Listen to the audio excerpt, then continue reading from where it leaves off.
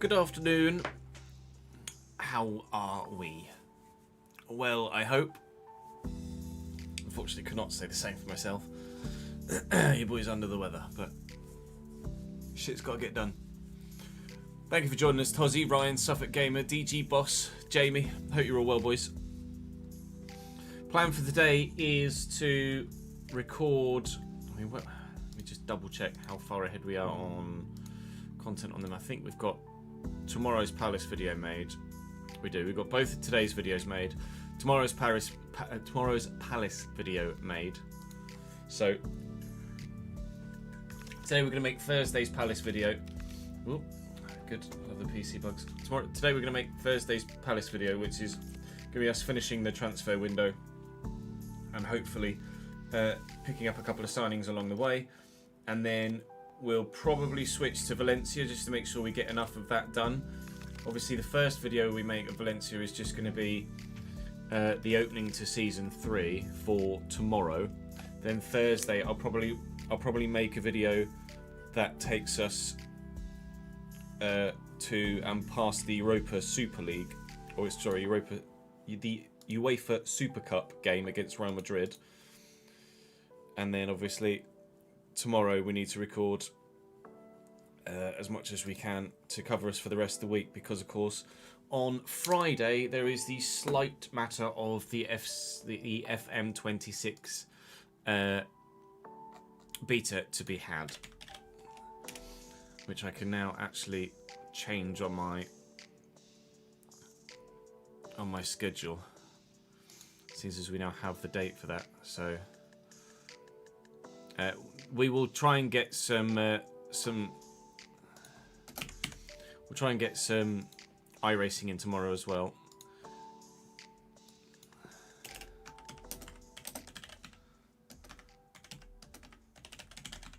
But we obviously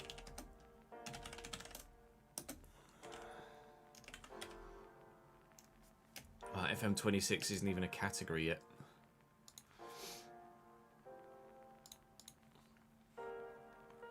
Yeah, we'll try and get some Vrooming in. We'll try and get some Vrooming in tomorrow if possible, but we need to make sure we got all the FC stuff done.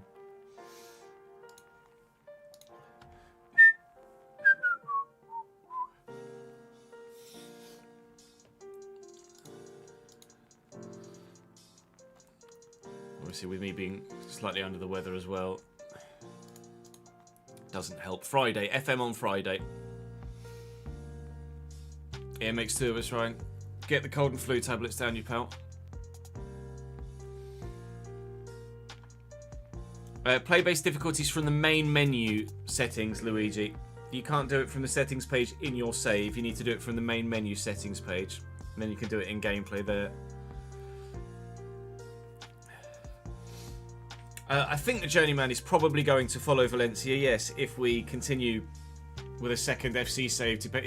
Basically, depends how well the FM content goes down. The FM content might just straight up replace the second FC save if it does really well, which hopefully it will. But if not, then yeah, we'll be doing Journeyman on FC.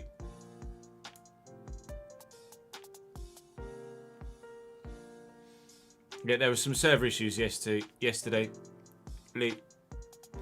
so that's why you might not have been able to get onto FC, and some weren't able to get onto Battlefield yesterday either. We don't really want to waste too much time here today. We want to get stuck straight into it if we can. So we're going to start by recording a Crystal Palace video. Now we are looking for a centre-back, having sold Chris Richards, or having been in the process of selling Chris Richards.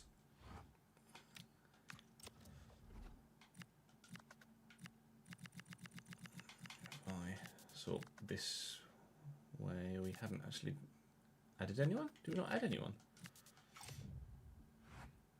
So Chris Richards is on his way to Manchester United. So we are looking, or going to look for, a centre-back to come in and start ahead of Maxence Lacroix.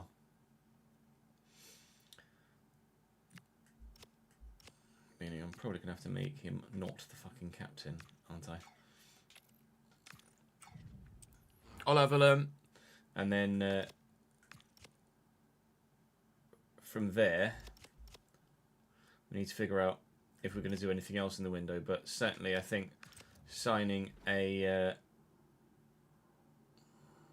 centre back is a must for us at present.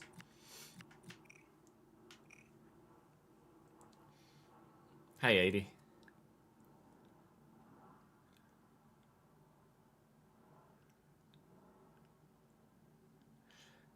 You do need to pre-order FM to get access to the beta, yes. I can get you on PC a 22 or 23% discount, I think it is. You can get it for under £40. Obviously, my discount is only on the PC version, but the beta is only on the PC version as well, so...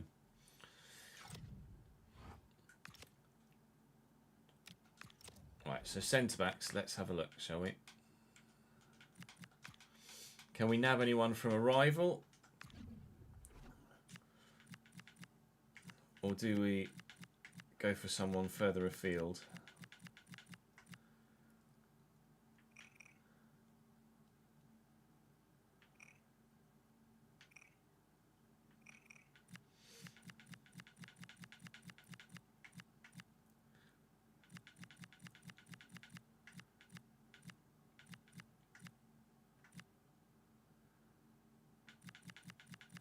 So I am not sure at this moment in time.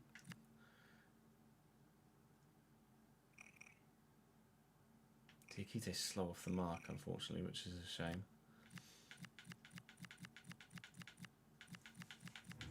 I'd love like an 83 or 84, maybe even an 85 rated player if we can find someone. Ezri Konsa might be a good shout, although he is older now. He's not going to grow anymore. Could maybe do with someone that grows. Konsa can be kind of a good backup option. Mancini, but he's peaked now at Chelsea. Milenkovic is still at Forest. He's very immobile though, isn't he? Could maybe do someone like De Ligt.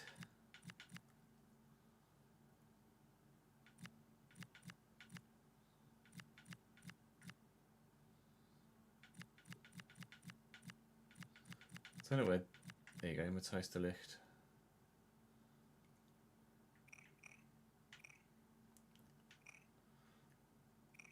He's just not very. His physicals just really aren't very good, are they? I'll add them to the shortlist.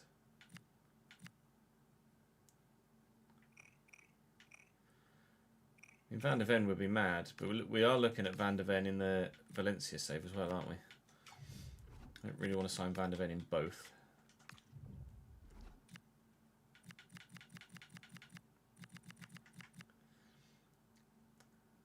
Leonardo Balerdi.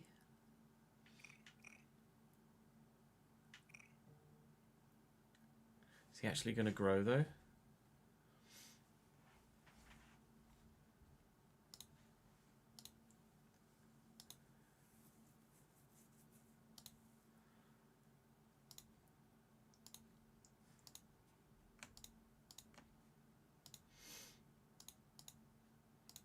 Don't know anything about Balerdi, to be honest. 89 ball control, long passing's good. He looks like a bit of a brute, really, doesn't he? I'd be really curious to know if he actually does have that sort of potential. Only 84, that's a shame.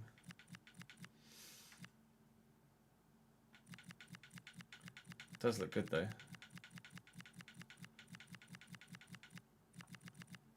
81, 80, 82, Medina.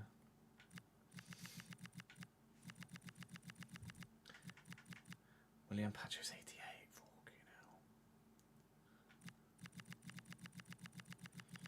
that's a bit good, that. There's not much in Ligue 1, is there?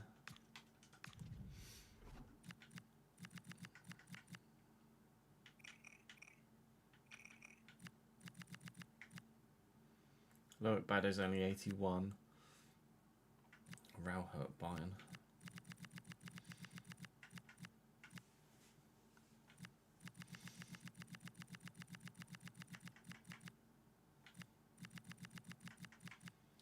Nkapie? Shouldn't he be at Arsenal, Nkapie? Or was it just a loan for him? Was it a loan with an option rather than a loan with a permanent?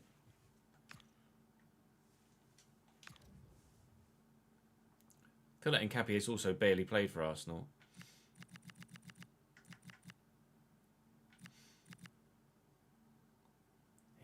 Nkapie here and Van de Ven to Valencia. Only loan with an option.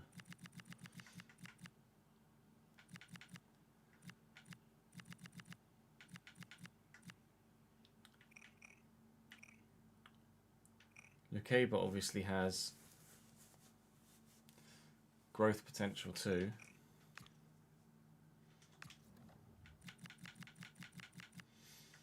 $87 Militao, Christ.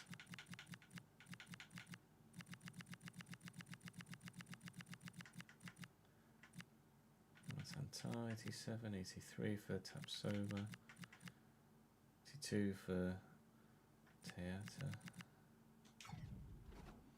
Oh, and Nkapie is injured at the minute, is he?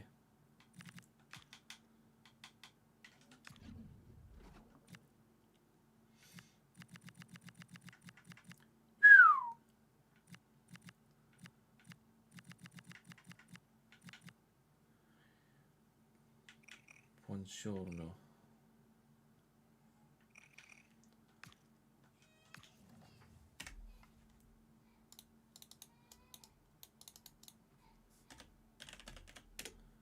$86, buongiorno.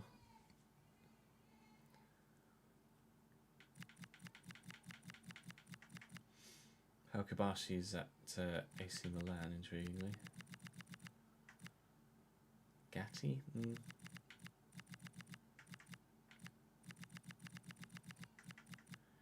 Kalulu. Kasunu.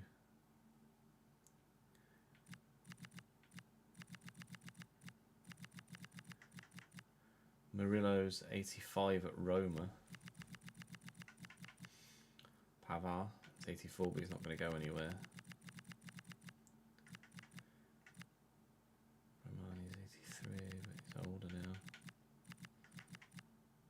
Solit.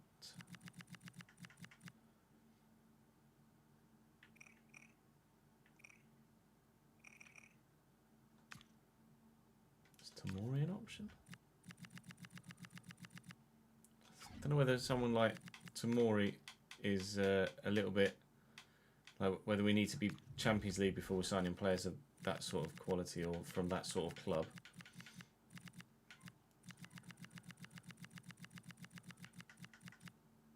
Years. Gaze at Barcelona, Jose Maria Jimenez, Hansko, Hausen.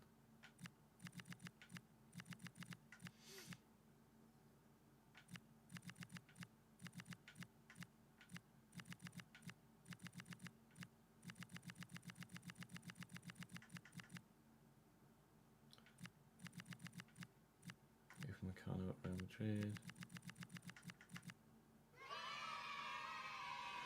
Daniel Vivian's just a bit phenomenal, really, isn't he? Could maybe do Daniel Vivian. That was probably as far as we could probably go. Thank you for the 70th month, Connor. I appreciate it, mate. You're more than welcome for the discount code on FM. Got 2 codes for 2 random games you got with it. Yeah, by all means. Cook Serve Delicious 2, and the other is a complete random game. Yeah, by all means.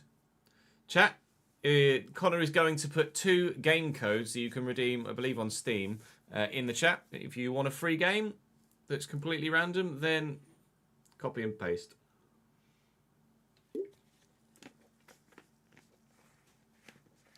Tomori's bad in real life, he's only good in FC. That's Cook Serve, is it? True. We could check the Portuguese league.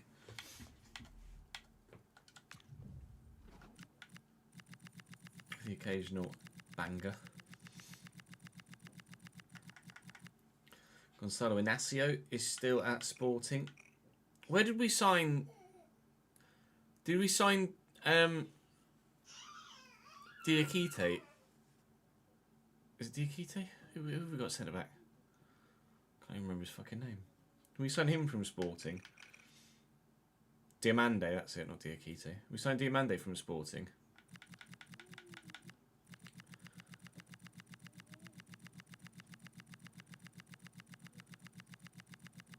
Silva's not here anymore. Diamande was from Sporting as well. Yeah. Is there anyone in Saudi League?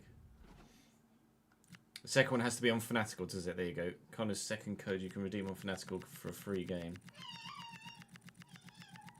Drew's very excited about getting a free game.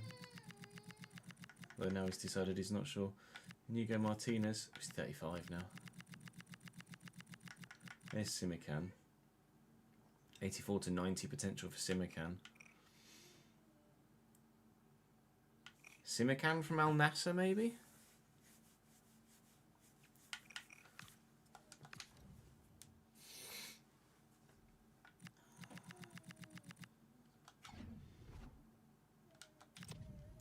Let's have a look and see where Bilbao are in their division.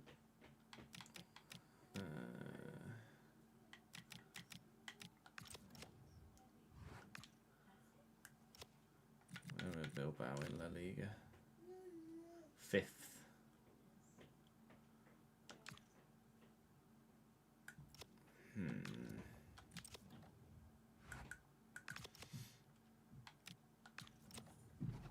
Branthwaite we used at Everton last year at launch, didn't we? So I'd be apprehensive about that.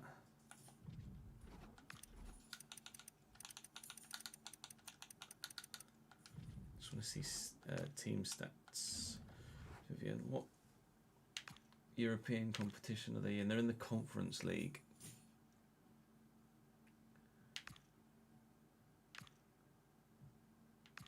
Oh, I like the idea of Vivian, to be honest.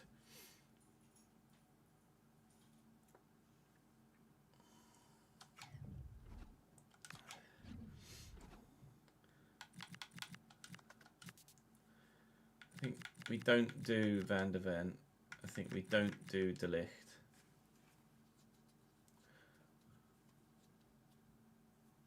We don't do Concert or Lukeba.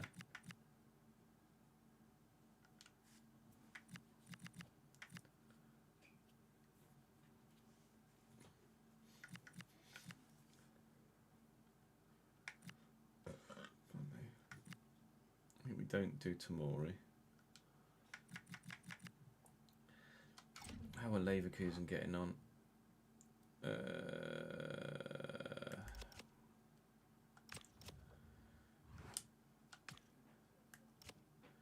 Leverkusen are going to be Champions League though, aren't they? Oh, Leverkusen are 6th.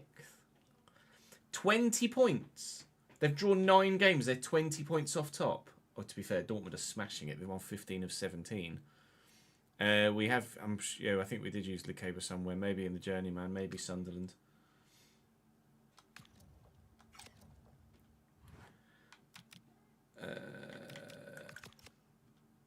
Let's have a look.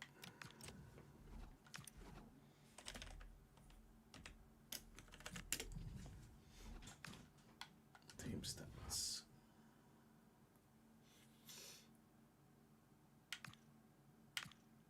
They're in the Europa League, Leverkusen. Same competition as us. I think it's Incapié or Vivian, because both clubs are not doing amazingly domestically. Andy, thank you very much for the raid, mate. That's really generous of you. Welcome across everyone that's come from Andy's stream. You join an unwell Chesnoid Gaming in our January transfer window. Appreciate it, mate. Hope you're well, pal. Luke and Ben, thank you for the follows, guys. Very good of you. Maybe you guys can help me make a decision here in the transfer window. We're looking to sign a new starting centre-back here at Crystal Palace. We can't really seem to make a decision between these 5 players. I think Balerdi's probably... Balerdi's got really good play styles with Anticipate, Aerial Fortress, Intercept. 89 ball control is pretty nuts. He's actually kind of a bit of a sleeper, really, isn't he? Simican is obviously Simican. Buongiorno is decent. Defensive awareness is very good. Interceptions of 89. Incapier's friggin' rapid. And can play multiple positions. 92 slide tackles, nuts. And then Vivian is just a brute. Vivian's just really good at everything, really.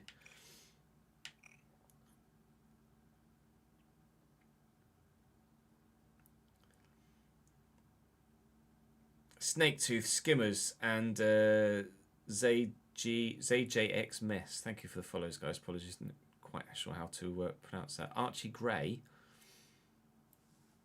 Oh, you signed Europe, Peterborough, and Archie Gray. Nkapie has gone back to Leverkusen in his career. Yeah, it's a loan with an option to buy in real life, I believe. I know Vivian is very, very, very good.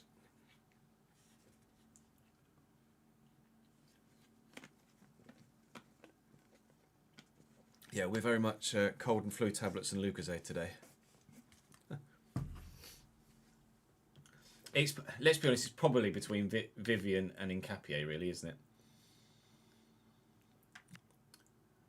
Athletic are 5th in La Liga and playing in the Conference League. Leverkusen are 6th in the Bundesliga and playing in the Europa League. Should probably check where Napoli are as well in case we go for Buongiorno, shouldn't I really? Let's have a quick look. We are tracking competitions. Napoli are 5th in Serie A as well, although only 5 points off top. Napoli probably the stronger of the options, actually. We'll see. I'm sure Napoli will be Champions League, actually. Alessandro Buongiorno. Just check his stats.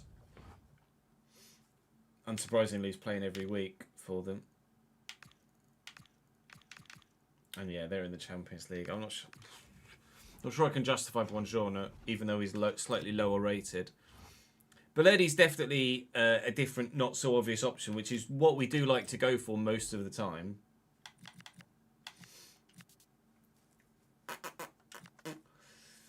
But we do have ambitions of qualifying for the Champions League, winning the Europa League, and winning the Carabao Cup, having now gone out of the FA Cup, unfortunately, to Brentford in the last one.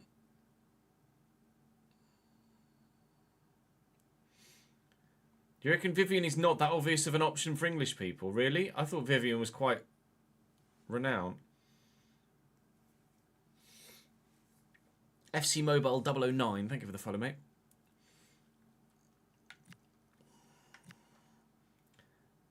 Even though Vivian is 86 rated, he's because of Nkapie's current level that he's playing at.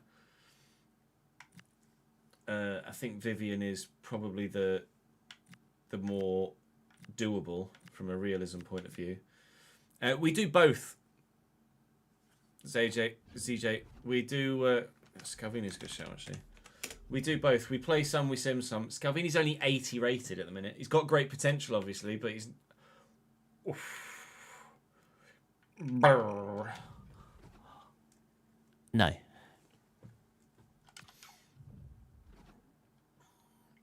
That's going to be a swift. I think we go for Vivian. We're not got any other plans to change anything else in the squad at the moment.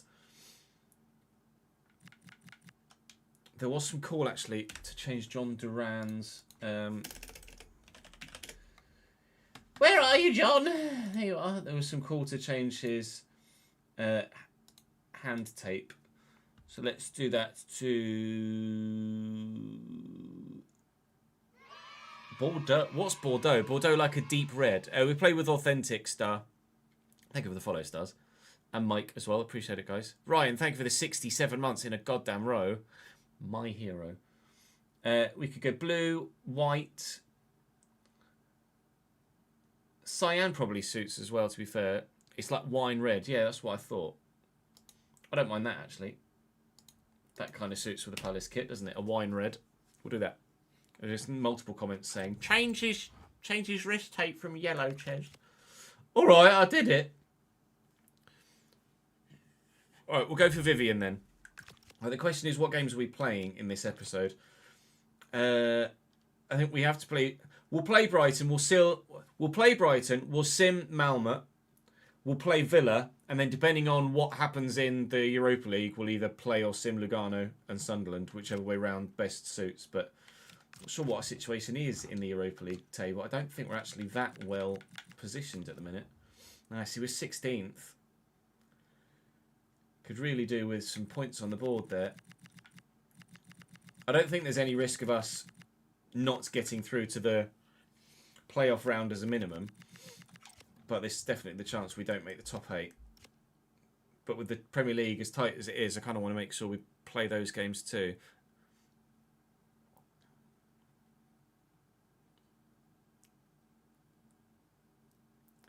The FN beta will carry over into full launch. Yes, Ryan. Anything you do on the beta will carry over on Football Manager. It's effectively just like the Ultimate Edition Early Access on FC, except it might be a little bit buggier and you get it 2 weeks early.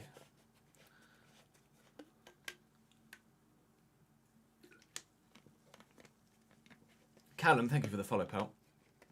Appreciate it, guys. Thank you for coming across from Andy's stream and sticking around and helping me out in the transfer window. Right, let's get into YouTube mode, shall we?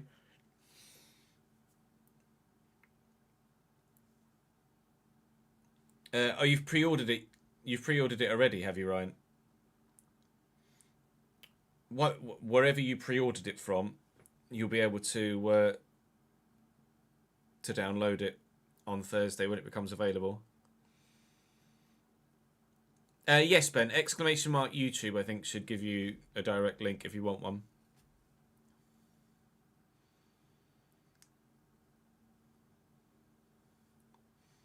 No worries, Warren. There you go. Tremendous. Tremendous. Anyone saying tremendous just reminds me of Joey Diaz for some reason. It's tremendous, Joe. Fucking tremendous. Right. Ready? YouTube mode. That's the first time I've dabbed in about 8 years.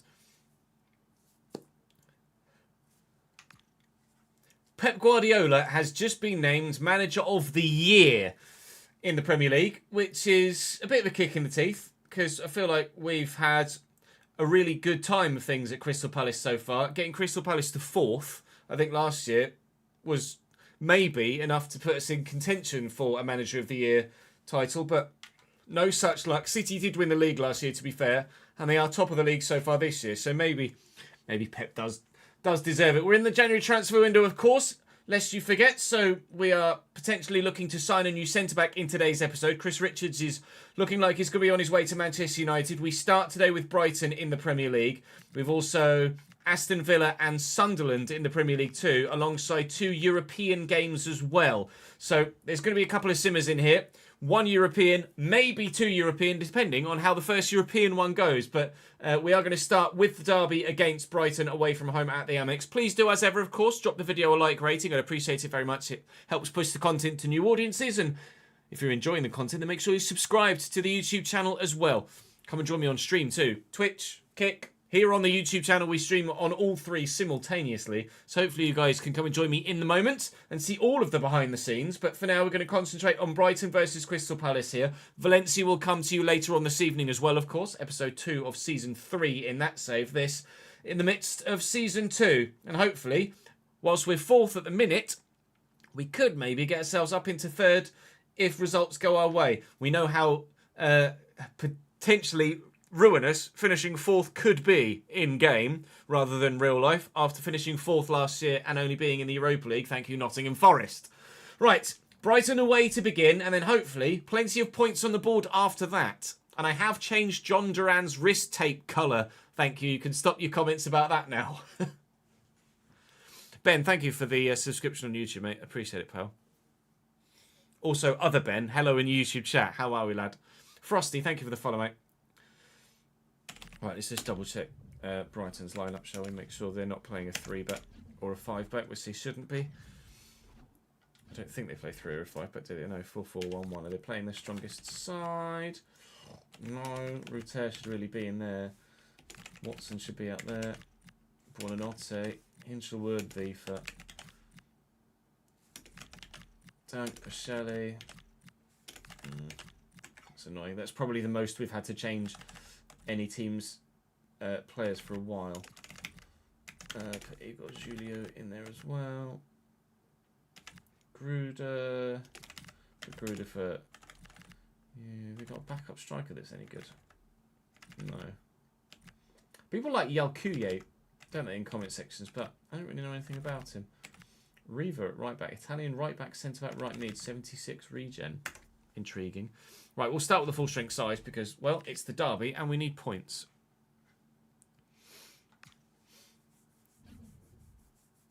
I could do Davidenki, but at the minute he doesn't need it, so...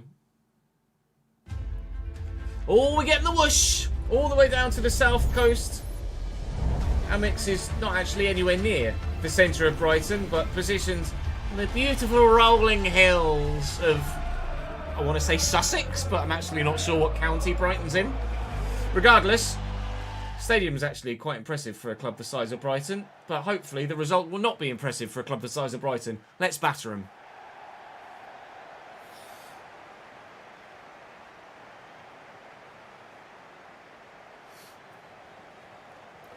Those that have just come across from Andy, I'm not watching the cutscenes for the sake of watching the cutscenes. For the YouTube video, we include the team lineup with the official graphics, official Premier League graphics. So I'm just chilling for a few seconds whilst that loads. Actually, what I can do is just quickly turn that off there, so then when we do get going, I can just jump straight in. Yeah, it's like Hull, isn't it? Hull, I'm sure Hull's ground was built just a bit outside of the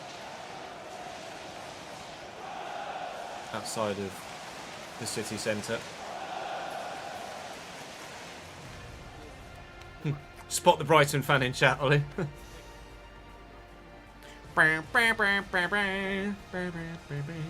Must be chilly. You can see all the players breathing.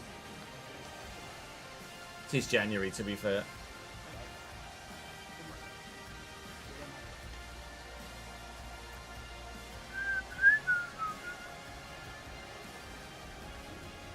Brighton and Hove Albion in their 4-2-3-1 line-up at home with Bart Verbruggen in goal for them.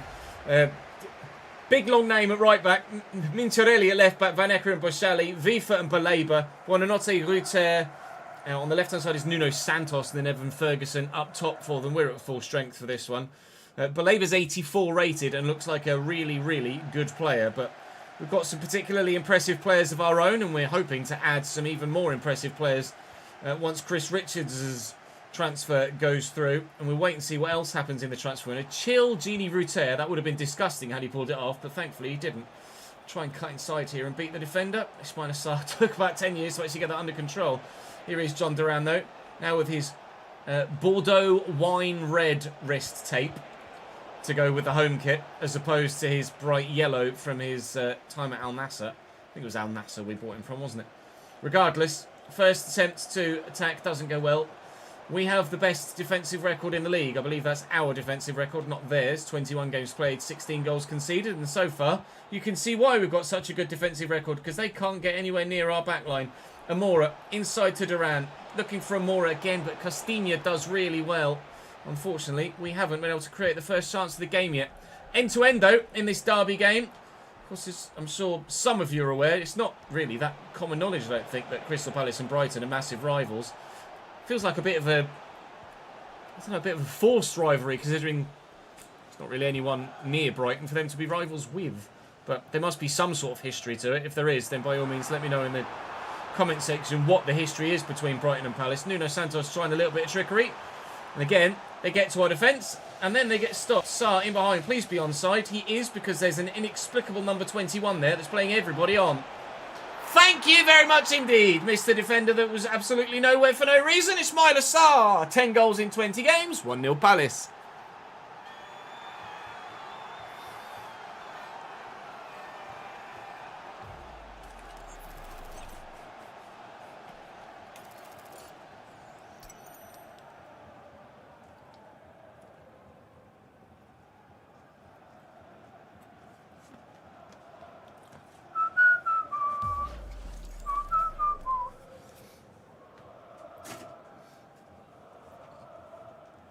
don't know who their number 21 was, but he was just inexplicably 15 yards deeper than the rest of his defensive line. There is a patch coming very soon to help with the AI intelligence defensively and offensively. So do be aware of that. It won't be like this, hopefully, for long.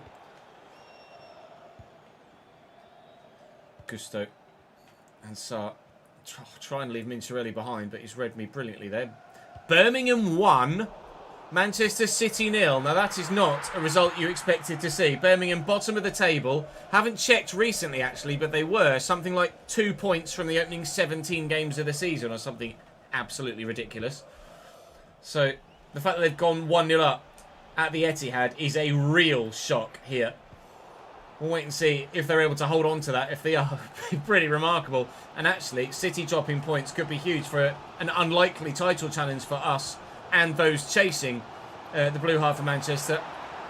If results continue to stay as they are. Here's Buonanotte in the box. He's got support, although he looks like he wants to go solo. And very nearly, he scores a great goal. How's that for a ping? Around the corner to Curtis Jones. John Duran on the run. Go on, lad, through the gap. Spin the defender. Oh, he's left him for dead. Sarr's there. He's running as fast as he can, but he's just not quite fast enough. It's to do with a manager. Also, he kept playing each other in crucial games, playoffs, etc. Okay.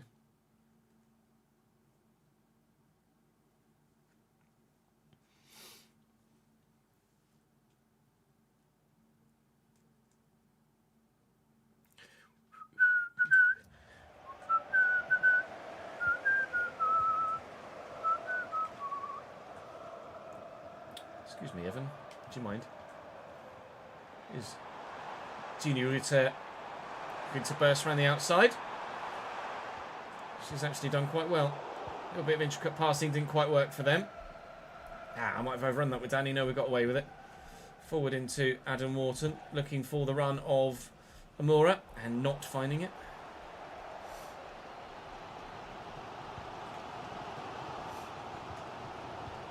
Oh, that's good. Ferguson's hold-up play is really good. His passing, not so much.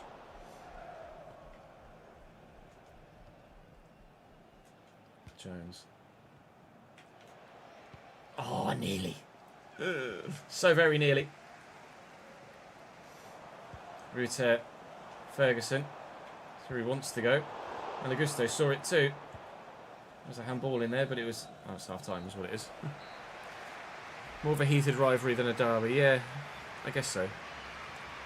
Luigi! Thank you very much for subscribing with your Prime Gaming, mate. That's very generous of you. Welcome to the gang, my man.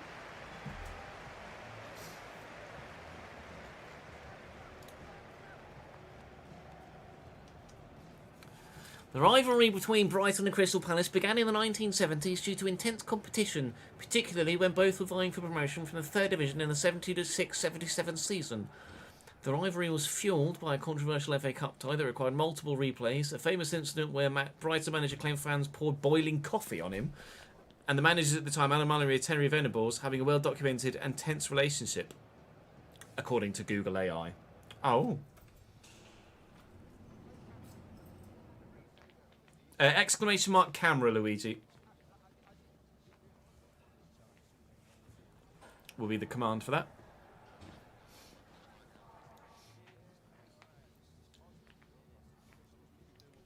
Then you change your nickname from the Dolphins to the Seagulls. To the... So you weren't always called the Seagulls. You used to be called the Dolphins. Brighton and Miami, not really that comparable. Apparently it's only one shot apiece in that first half. Felt a little bit more action-packed than that, quite frankly. But regardless, we will plough on and see if we can't maybe create a second chance on goal. Score a second goal. Wharton with the 1-2 with Amora. Be a great start if it happens now, wouldn't it?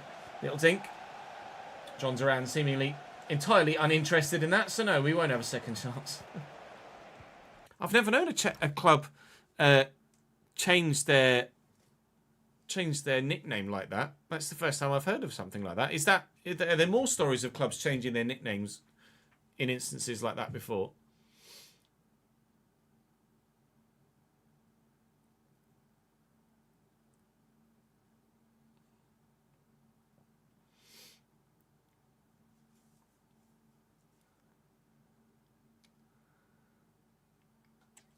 Never heard of that. Ferguson. A nice little return to Gini Rute's. Nuno Santos nearly caught him there. Was just trying to get in the way of anything that happened. Rute, that was on its way in. That's a big save and an important save from Dean Henderson. Certainly, as you're well aware, not the first one he's made for this football club since we started this save. We'll go 1, then we'll go 2, and hopefully Noura's onside. More often than not, he's not. Cuts inside. Duran first time. Both goalkeepers making saves at the beginning of this second half. Adam Wharton with the delivery. We're up. Van Ecke does well, though. Did have someone underneath that. Get this back on Wharton's left. And then look to deliver another ball. And that's really dangerous. Sarr can't get there. Can we keep it in and keep the play alive? We can. Jones, I'm actually going to get this all the way across here to Danny Slater. And then Danny Slater. Oh, that hit a hand? It did. Free kick. Good position. Come on, then. Rute going off for them. Now then, I don't know. We still don't have a free kick expert, do we? No. All right. Well, Ismaila, it's your turn, sir. Please do us a favour and give us a 2-0 lead. No.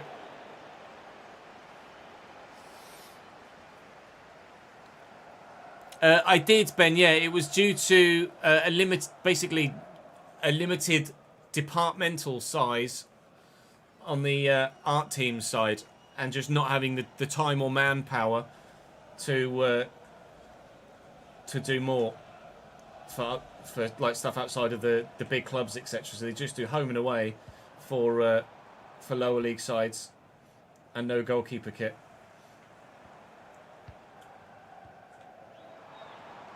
Nuno Santos into Mincherelli, and we're up.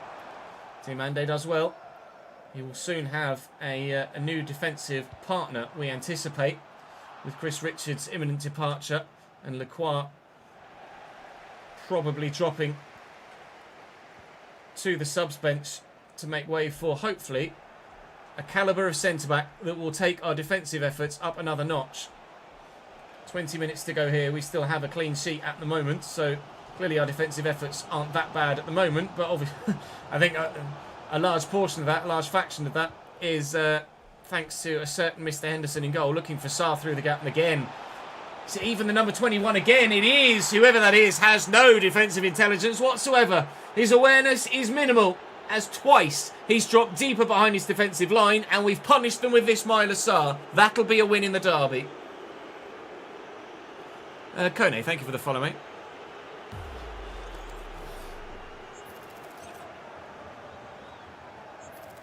Who is that? It's Boschali. Olivier Boschali.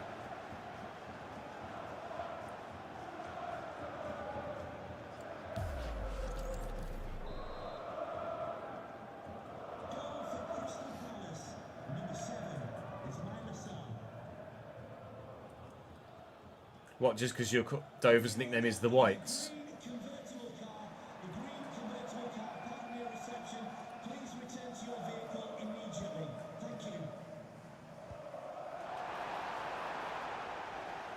Yeah, it's not particularly great for Dover fans to go to. Obviously, it's not intentional, but to go to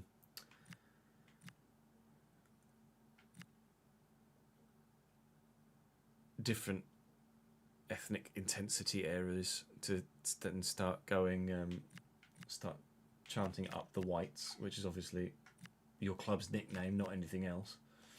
Do we make any other changes? I'll tell you what, let's take a more off for Abdiaz El-Zouli. He's been asking for some football.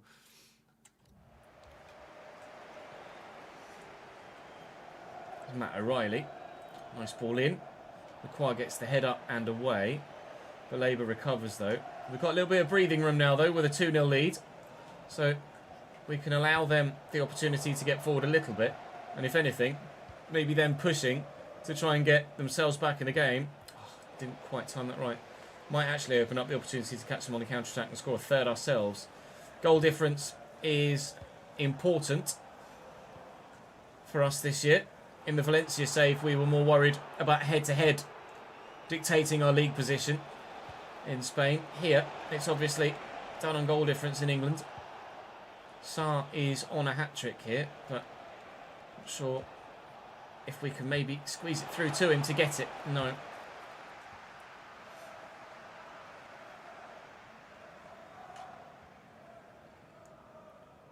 Labour and Nuno Santos. Nicely into O'Reilly. Alright, nicely into O'Reilly. Spins brilliantly and dinks it in. And away by Diamande. Oh, it's a lovely touch by Buonanotte. And here's Ferguson. Lequart doing everything he can to ensure that they don't get the chance. And he keeps his clean sheet, which he should do. Referee, please. Buonanotte. Yep. We have a 2-0 win away from home against the rivals, and we'll absolutely take that for not the first time in this save. Seagulls succumb to the power of the Eagles. We're very pleased about that.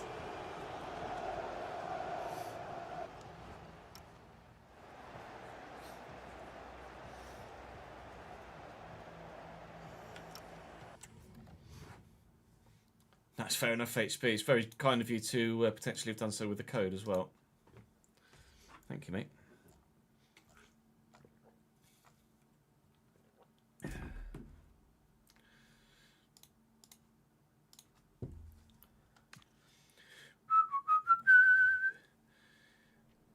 Chris Richards has decided he does want to go. Swapping Selhurst Park for Old Trafford. Squad football here or squad football there, choosing, well, I would imagine, a larger contract over probably more playing time here at Selhurst Park at Crystal Palace. But £14.5 million goes into the bank balance. A bank balance that is pretty sizable already, quite frankly, isn't it? Sold 11.89725. Going into the transfer budget, which obviously, as you might well imagine, is quite sizable. It was huge anyway. We now have a bug. We now have £199 million in the transfer budget. So, we need to replace him, and we have a number of names on our shortlist that we're looking to potentially sign. So we have Daniel Vivian of Athletic Bilbao, Piero Hincapié of Leverkusen. His loan spell at Arsenal ended, and they didn't trigger the option to buy. There's Alessandro Buongiorno at Napoli. Then a more left field option of Leonardo Balerdi at Marseille. And Mohamed Simakan lost in the wilderness of the Saudi Arabian desert. So we are probably going to start at the top of that list. Athletic Bilbao are currently 5th in La Liga and in the Conference League. And I'm pretty sure the draw of Europa League football, more than likely Champions League football next season, and Premier League football is going to be enough to draw Daniel Vivian away from Bilbao. So it's a real statement signing, but I feel like we're going to go and do this one. Their asking price is 91 million. What? Not paying that. I'll pay the 70 odd. I'd go up to about... I'd probably go up to close to 80, but I don't really want to be paying 90 odd. Really? He's valued at 59. I've offered you 65, and you're not even going to negotiate. You're just going to walk out. That's unexpected. Very unexpected. All right, Bilbao. Playing hardball, are we? Fine. We'll try again next week. We've got Europa League phase game against Malmö to get through then before we get that far. Riyadh is going to say, could I play? And to be fair, you actually can in this next one. This is going to be interesting. A couple of... captaincy for the Malmö fixture, of course. I see, no. Why are you telling me to change my captain? I'm sure Adam Wharton at 87 rated and the importance that he has in the club. So he's fine to captain this game away from home against Malmö. So we're 16th at the minute in the group phase. And obviously, we definitely know that we need to be finishing top 8 to guarantee our progression through to the next knockout phase. But I'm not Oh, Wolf is back from his loan spell and he has only grown a couple. That's intriguing. I'd forgotten that he was out on loan only until the January window. I'm not going to make any other changes other than that, actually. So let's just hopefully get a win here. 3-1. Timber, Ezozuli and Uche, the two players I put into the starting lineup, both score, which is great. Now that win might not take us into the top 8, but certainly should get us close to. We're now in the top 3 in the Premier League, still 7 points off top, but only a point off Newcastle in second. And in the Europa League now, we find ourselves 12th and 2 points off the top 8. So we could even win the game against Lugano and still not make the top 8. But crucially, we are definitely going to be in at least the playoff round. So we'll go and play Villa. I think we'll sim Lugano and then we'll play Sunderland on deadline day as well. But I am going to try and get Daniel Vivian in if I can before this game against Aston Villa. I think I should be able to approach him now. I might have to wait until post Villa, but we'll give it a go if it will let me. Please, can I have a go at getting Daniel Vivian again? Not yet. All right, fine. Let's go and play Villa instead then. I can't believe they just walked out. The code does include the beta. Yes, HP.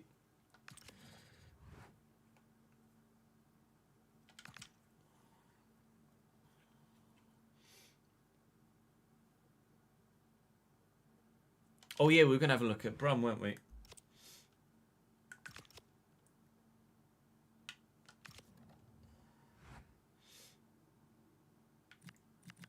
Birmingham City. 5 draws, 18 defeats in 23 games. They currently have 5 points.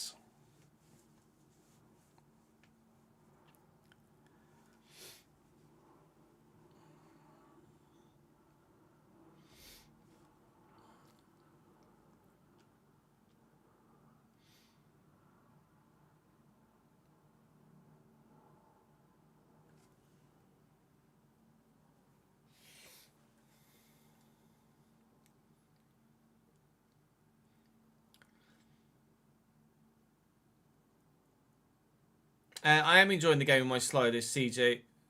Connor, yeah. There are tweaks coming to the gameplay over the next couple of weeks with a couple of patches. So hopefully that makes the game a little bit more difficult. Let's double check Villa's lineup. I have to take Ismail Assar out here as well. Oh, I forgot they've got Mateta. To be fair, I think they're playing their best side, aren't they? Baranachea can start ahead of... Morgan Rogers should probably start, shouldn't he? Let's put Morgan Rogers in for Guessant. I will put Anana in. Empty Collins, HB Consa, Pau Torres, Matty Cash, and Marco Bizot.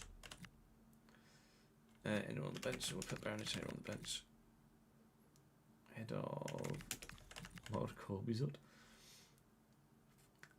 Should probably have a centre back on the bench as well, shouldn't they?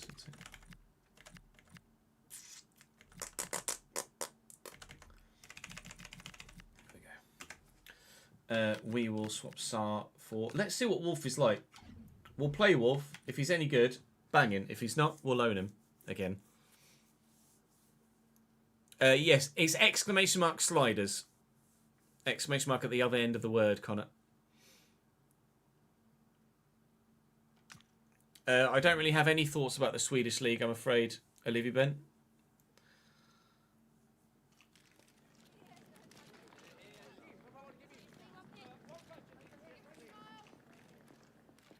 Can make 0708 Derby look like Prime Barca. What's the record? It's 11, isn't it? The record low. Oh, hang on. Change the slides.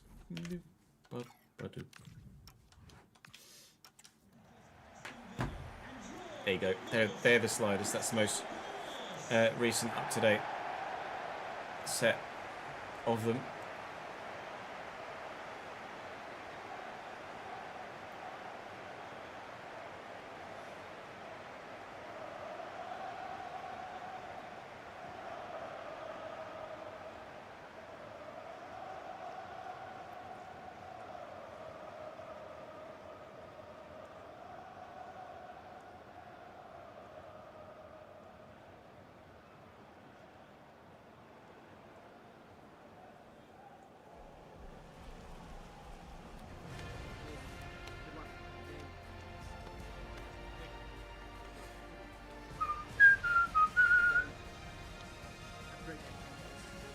obviously just waiting for the pre-match lineup graphics for the YouTube video. Yeah, 11 for Derby in 07-08.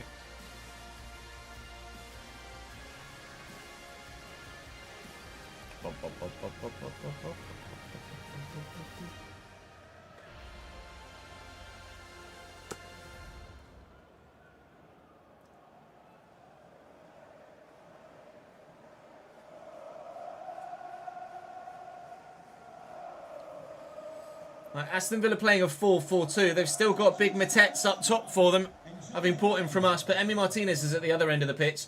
Backline looks relatively familiar apart from Ferland Mendy. The midfield looks relatively familiar apart from Alejandro Gamaldo. And the front two are relatively familiar other than Mateta. Although you are familiar with Mateta, obviously. Morgan Rogers is 86 rated.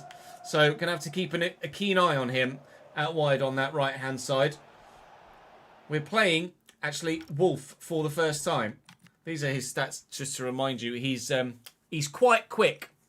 In fact, he's 98 acceleration, 94 sprint speed with the boosts that he's getting currently from coaches and morale and form, etc. Not really great in any other stat, although his finishing and dribbling are significantly boosted. 64 short passing.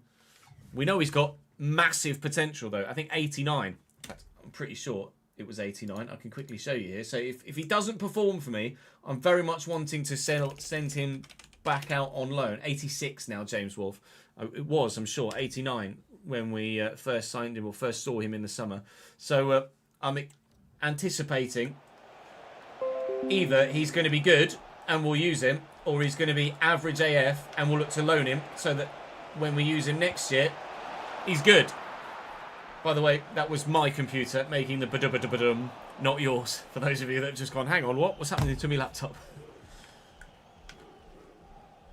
Well done, Yuri. Thank you, mate. Roger's still not got a star ahead, does he not? I've watched some of the Spencer video. I haven't gotten past the bit with him and Miles yet, though.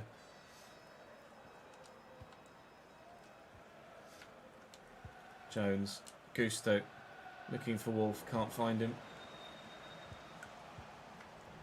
Straight at Curtis Jones. Pretty outrageous first touch from Curtis, really. Wolf's beyond the man. But he used the hand.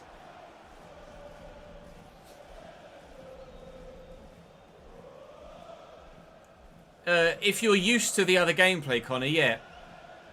But if you're used to them from previous sliders on previous games being a little slower, going from regular gameplay or competitive gameplay to authentic is going to make them feel super slow. But once you adjust to it and you're used to it, then it does feel a lot more realistic. A lot slower paced. Amora. Into Timber. Duran. Use Walton. Then look for Amora. Rogers intercepts quite nicely, actually, annoyingly.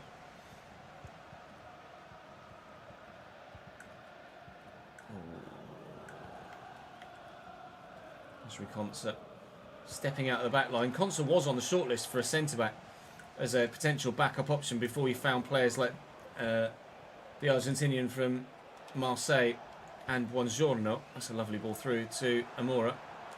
We'll just lay this across to John Duran. Come on, Mr. Amora, you are better than that, mate. Morgan Rogers can't keep that in. I'm sure his manager would be saying, come on, Morgan, you're better than that. Amora uses pace now. Look for Duran, who's going to be underneath this. And it's a good header. But Emi Martinez is right behind it. And stuck in slow motion. Stuck on the spot. Emi! Earth to Emi Martinez. Are you alright, mate? Are you okay? Are you okay? Emi, what are you doing, mate? Good. Emi Martinez is broken. Emi Martinez is genuinely broken. Okay, well, it will be 0-0 at half-time. What in the world? He just caught the header. And now he's like, meh. It'll be 0-0 at half-time, and hopefully when we come back from half-time, Emi Martinez has been unglued from the spot, because at the minute, he's bolted down. That's weird. Not seen that before. Thank you for the follow, Poogie. Pugilists.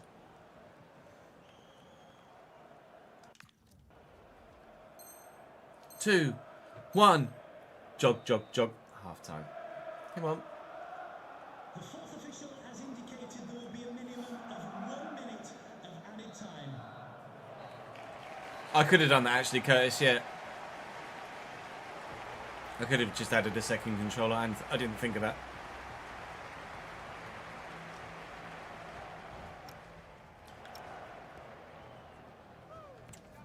What on earth is up with Wolf's stamina? He's not done anything. And he must have just been stuck in some sort of running animation whilst we were paused or something.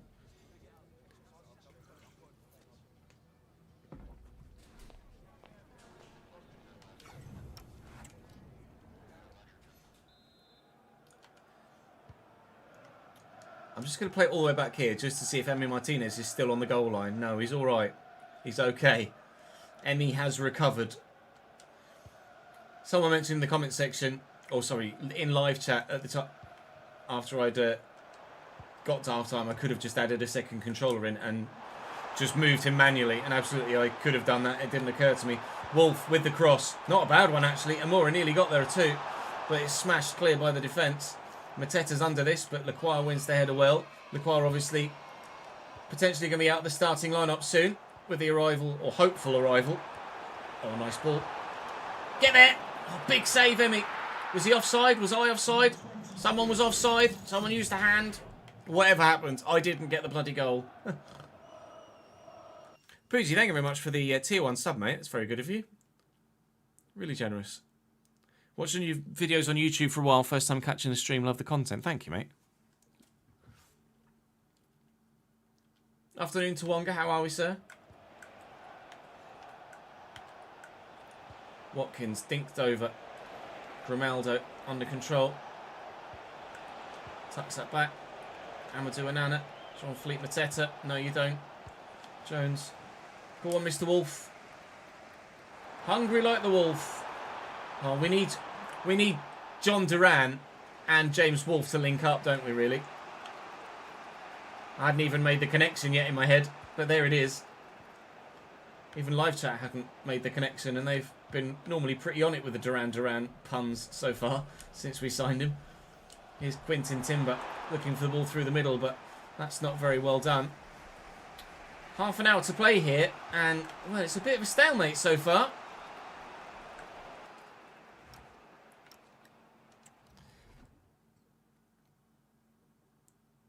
No, it's a Twitch app issue, Connor. If you just copy the link and paste it into your browser, it will work.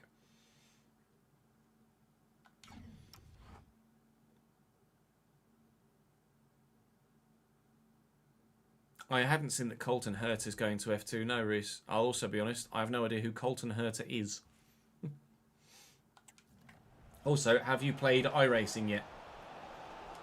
Gusto. Jones. Looking for the run of Wolf.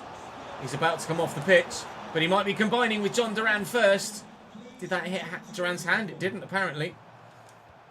Oh, no, no, no! Oh, I can't believe that's gone there. I wasn't supposed to go there. Oh, I was supposed to go to Wharton first time.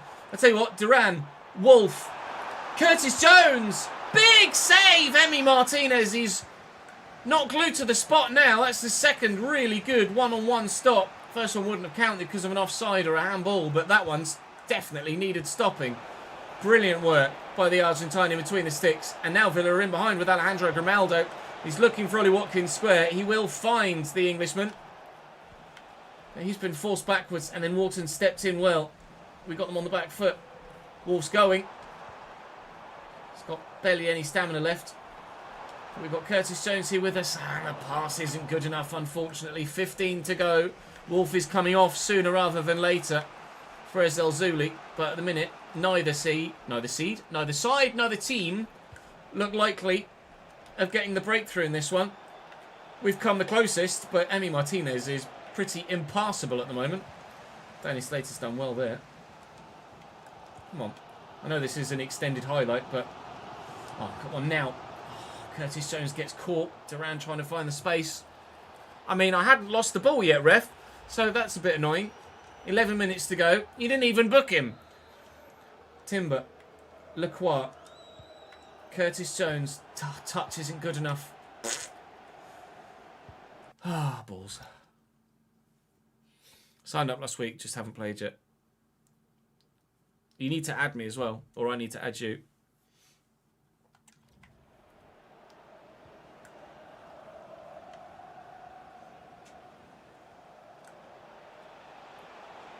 Grimaldo. Back to Baranachea. This ball round the corner to Alejandro Grimaldo again. Mateta back to Baranachea. We've won it back off him.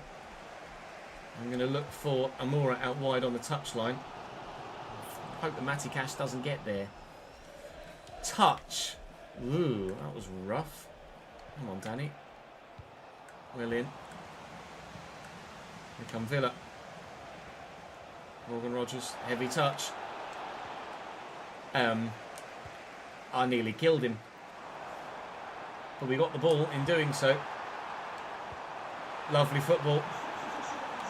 Going to need to look for someone in the middle. I'm not going to be able to just get around and score from there. And in fact, no one's going to get around anywhere and score. Emi Martinez is the sole reason why Aston Villa haven't lost that game.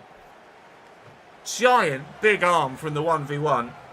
Unbelievable. It's a point only from a home game against the Villains. They are decent. They have a good side. But I feel like we should have won that one.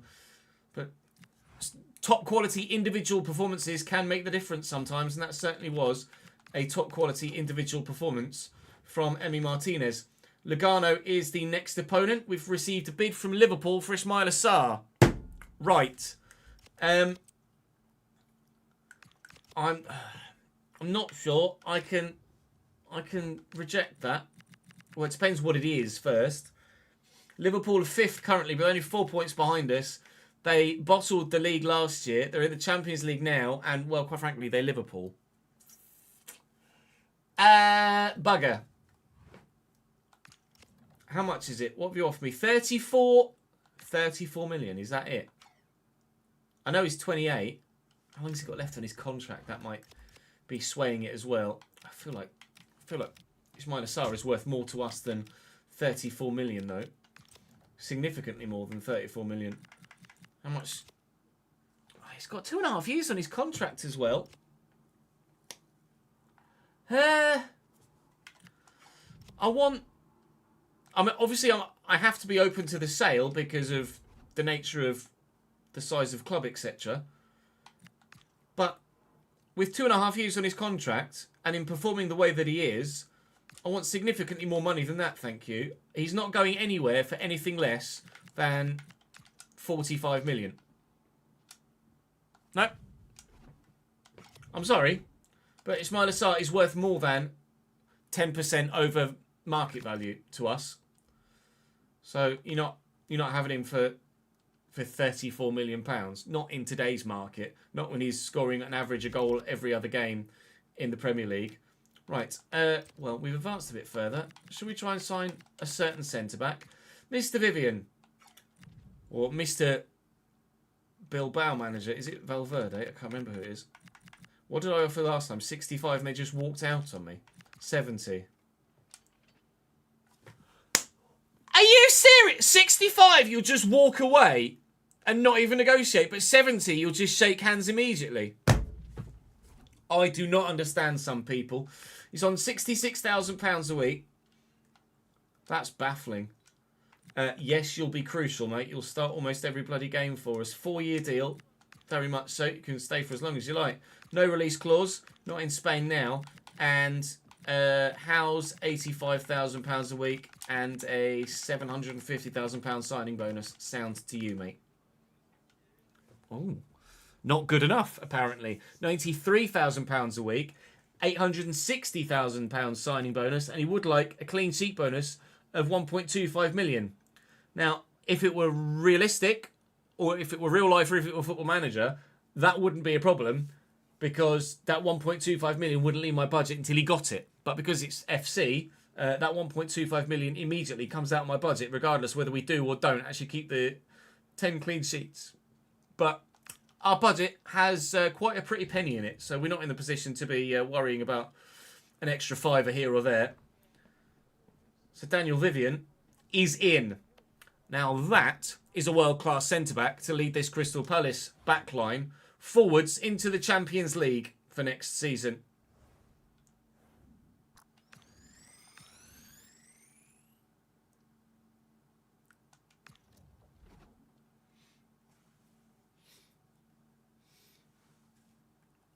You were going to add me when you were looking at the master schedules the other day, where there's quite a few Chris words and didn't know which one was me.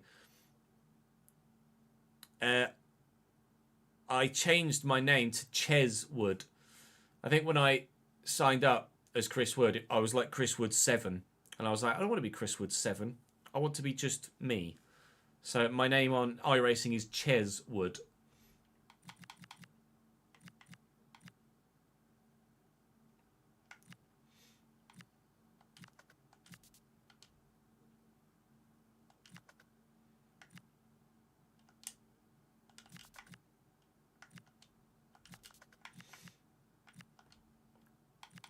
I presume you're Reece Musgrove and not Reece Musgrove 3 or something.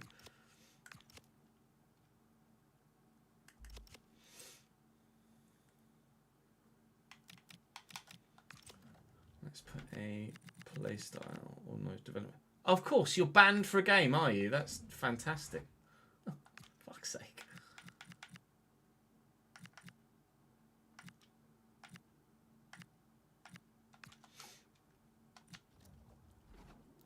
The one and only Reece Musgrove. Afternoon, Daniel.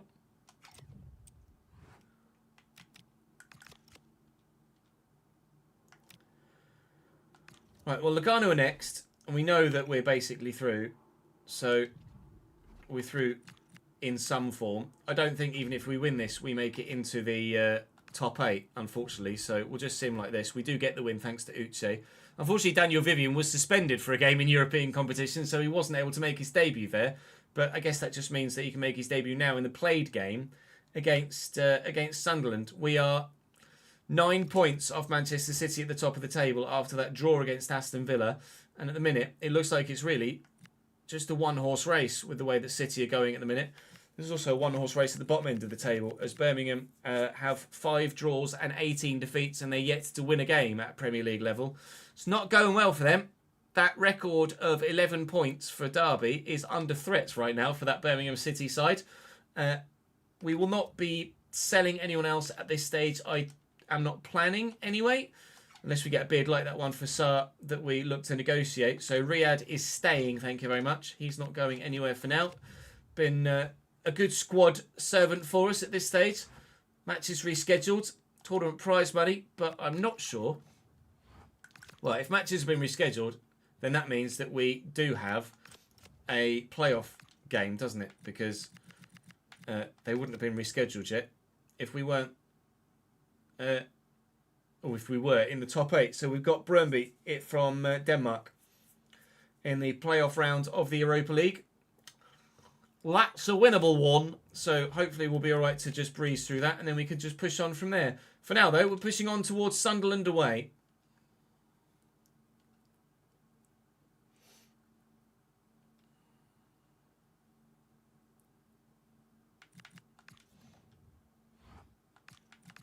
I wouldn't even know what Reese's EA name is, to be honest. That's...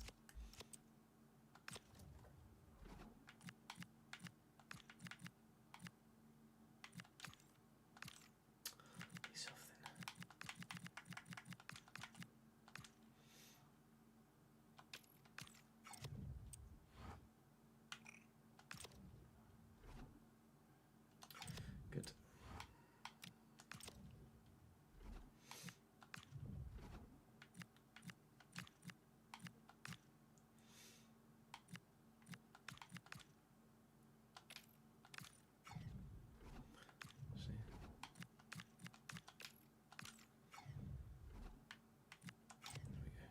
I'm just going to have a quick toilet break, chat, and then we will play this game against the Black Cats. I shall be back in uno momento. BRB.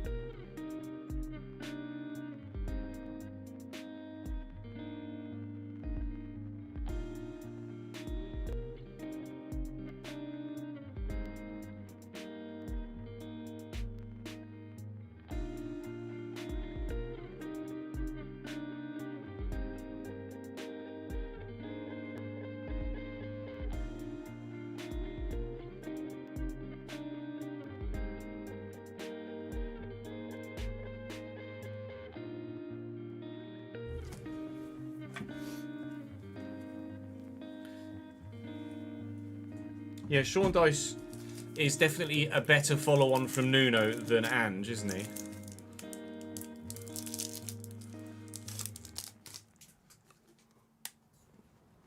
For sure.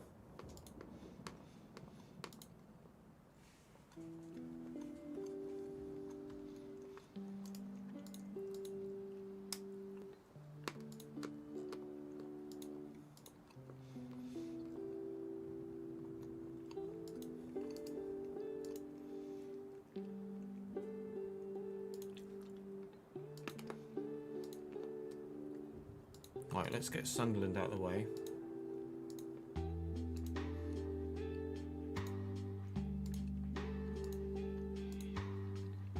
We can probably switch to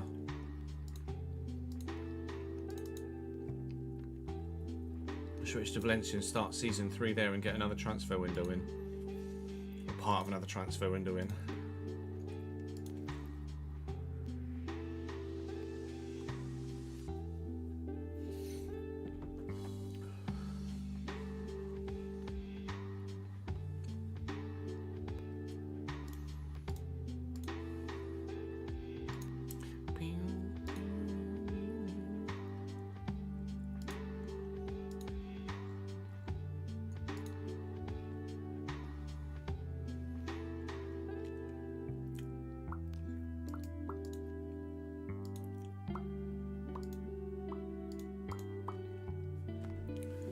Huge win for Melbourne against Buriram in the AFC Champions League. Oh, you met Dyche a few times working at Forest. How so?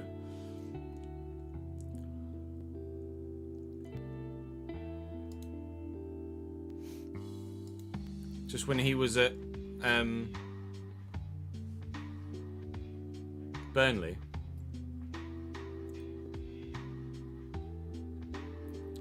Yeah, it's definitely, given the nature of the past few months, it's definitely brave to go to Forest. In terms, if you care about your reputation, but at the same time, maybe it's what's the worst that could happen? Get sacked and make some money, and everyone blames the owner, not you. Potentially, that could well be the thing.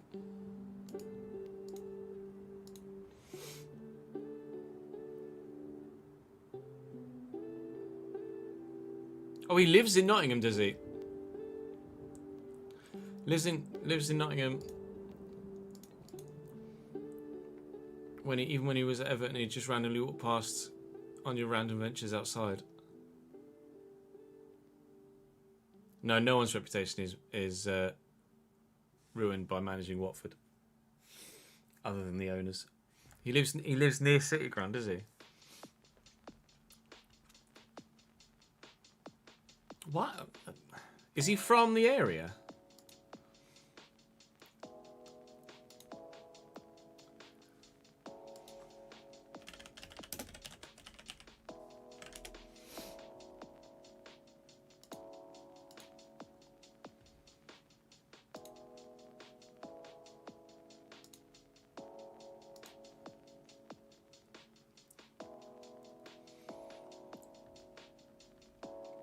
Yeah, literally, Ryan. That's, as far as I can understand, would be the only reason to go to a club like that in this scenario that they're in at the minute. Thank you, Ads.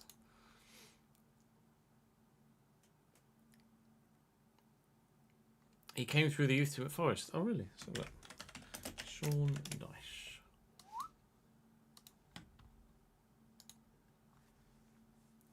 He's from Kettering. Born in Kettering.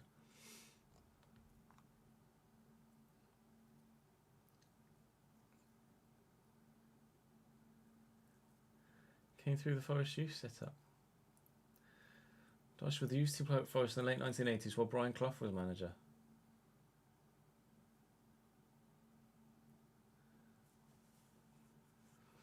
Grew from 5'8" to 6 foot. And put on 2 stone as well. Injured his leg early in his career, which Dyche claims held him back. Was left with a permanent bend in his leg.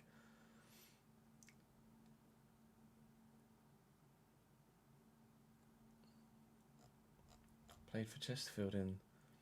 What, the third division then? Third division and that fourth division is still just League 2. That's League 2 level. Second division then is League 1. First division is the Championship. So to be fair, Sean Dyche had a really decent playing career before he became a manager.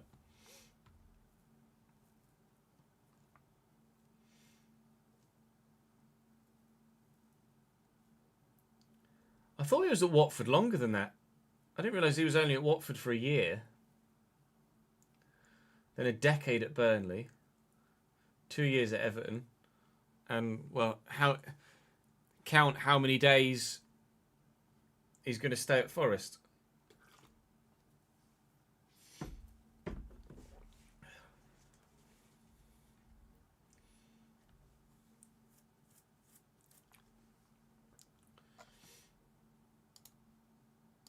So far, he's managed one.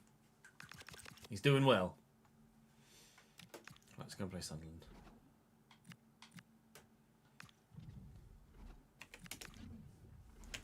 They won't be playing a 3 or 5 back, will they? They might have a 5 back. No, 4-1, 4-1. Robbie, Adingra, Siddiqui, Diarra, Chakatalbi, Gilley, Alderete, Ballard, Reynoldo, Roofs. I mean, that is, even at this stage of the save, the exact same starting lineup. Have they even made any signings? Borja Mayoral.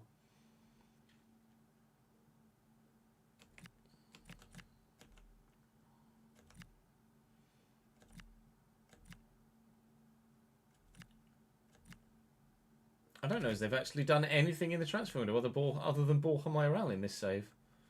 That's weird. Vivian can get a start. Weston McKennie wanted to play, so I'm quite happy to play Weston McKennie for a game. Let's play Wolf again. Why not? True, Trey Hugh, they might have sold a few players, but in terms of incomings. Exclamation mark sliders. There you go, the bot will respond.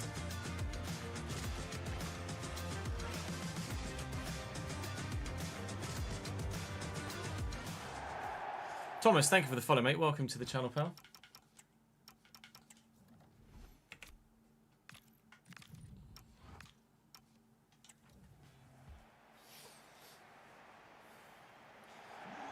Roberto Mancini was rumoured for Forest. Where is Mancini at the minute? Inter.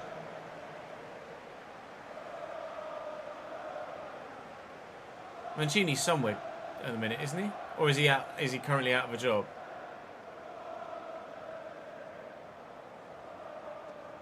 Oh, is he in Saudi? He's currently out of a job. Who's Inter manager then? Could have sworn Mancini was at Inter.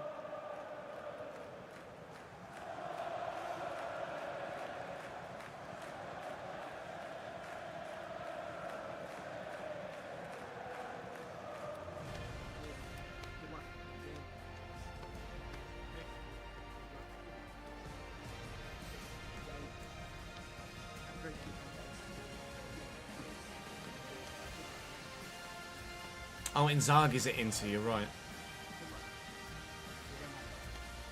Oh, it's Christian Kivu now, is it? Sunderland side looks basically exactly the same as Sunderland side did on match day 1, season 1. Robin Roofs in goal, Nordi Mukiele, Alderete, Ballard, and Mandava, Reynildo. Chaka holding with Talbi, Diarra, Siddiqui, and Adingra, and Brian Brobby up top. Regis Lebris still manager as well.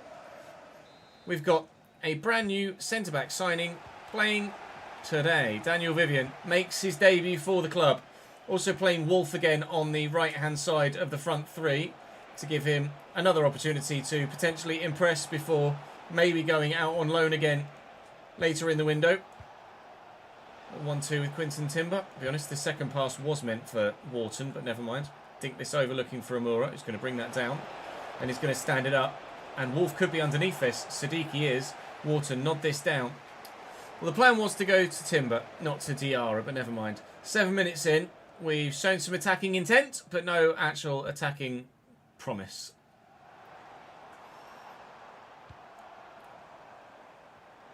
Here's a Dingra. I thought the ref was going to give a foul there. Well up, Duran. Oh no, that's dead. Yeah, Wolf is going to go out on loan. His passing's just not good enough.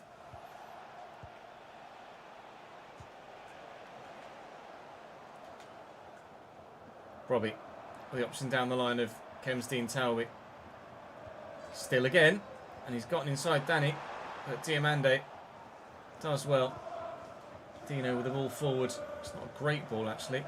Siddiqui will try and find a teammate here. Here's Adingra. One way then the other. Adingra still. Adingra still. And Henderson with the save. All right. Calm down, boys. Sunderland having a couple of efforts in the opening 20 minutes. They need to calm themselves. I need to get better too at the same time. Timber forward. Wharton's there. Go on then, Amora. Go, go, go, go, go, go, go, go, go, go, go, go. Oh, how's that for a header? Kenny's up. Never mind.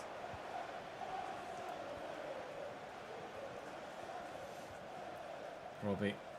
Talby. Diamande. That was always going to go one way, wasn't it, when it came to a physical encounter. Lovely spin by Amora. All right. Talby arrived.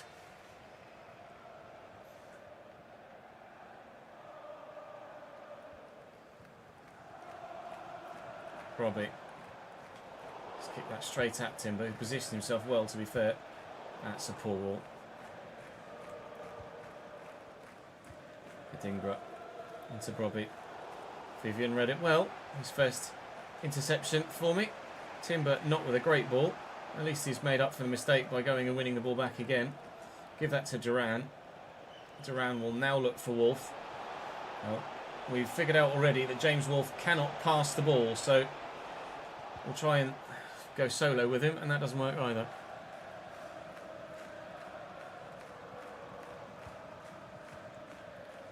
That worked. Robbie. Timber comes across. Can get my feet sorted quickly enough there with McKennie, and Siddiqui comes away with it. Robbie. Timber steps in. McKennie can't get his feet sorted again quickly enough. Robbie does well. Well, Sunderland are annoying to play against at the minute because they're actually winning the ball back off me really well every time that I try and get forward. I'm always going to be onside if I can play it quickly enough, but I can't play it accurately enough. 40th minute, and, well, I've not done anything in this game offensively yet. Sunderland have had a couple of chances, and Dino's been drawn into a couple of saves, but it's been a bit of a frustrating one from our point of view. And they cannot seem to do much against my former team. Chaka. Lovely ball to Talby. He rode the challenge there, and actually that might have been a foul. Wolf can't quite get there first. Is there going to be one more chance before half-time? I hope not. I hope so. There isn't. No, Miguel. Nice one, Daniel. How much did you have to pay?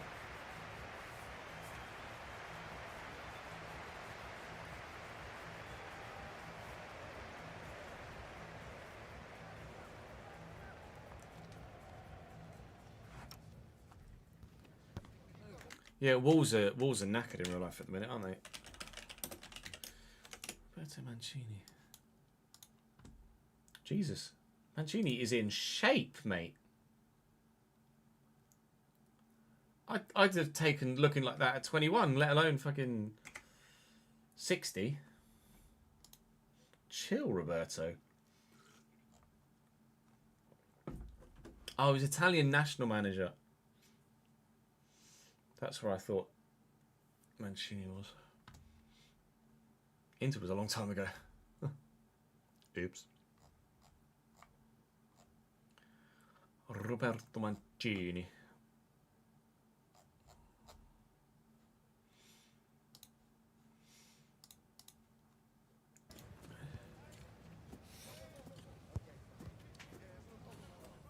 $72.5 plus Richards, fair enough. Yeah, free agent at the minute.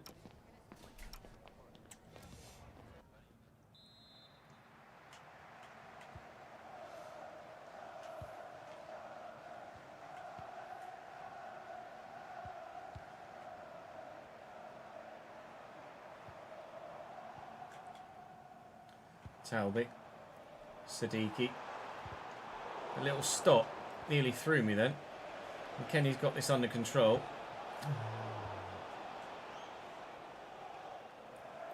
Dingra looking to force his way down the right. Malagusto has done really well there. And then I've just overrun it whilst I was looking to see where John Duran was. And now they might be looking to exploit that space. Thankfully, we've been able to recover our shape. And Malagusto steps in again. Get this out to Wolf. We'll get to it first. And does get away from the fullback. Looking for the run of John Duran. Alderete. It wasn't convincing, but it was effective enough. Yeah, I think I'm going to take Wolf off. He might be 71 rated now. He's grown well, but his passing stats just aren't. They're not there. They're not good enough. So he's not the one, unfortunately, for us at the moment. We will look to send him out on loan on deadline day if we can. I think this game is actually being played on deadline day itself. So we'll drop from this fixture straight into the final 10 hours of deadline day, which weirdly probably started before kickoff. But such is the way that the game is programmed. John Duran will look to lift this over the top. Oh, gosh, John Duran can't pass it either, can he? Bloody hell.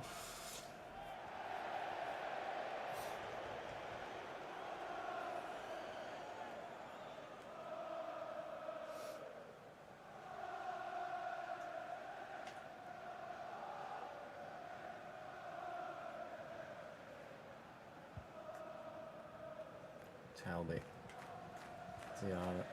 Talby again. Slater's in well. Good ball. Amora just needs to time this right.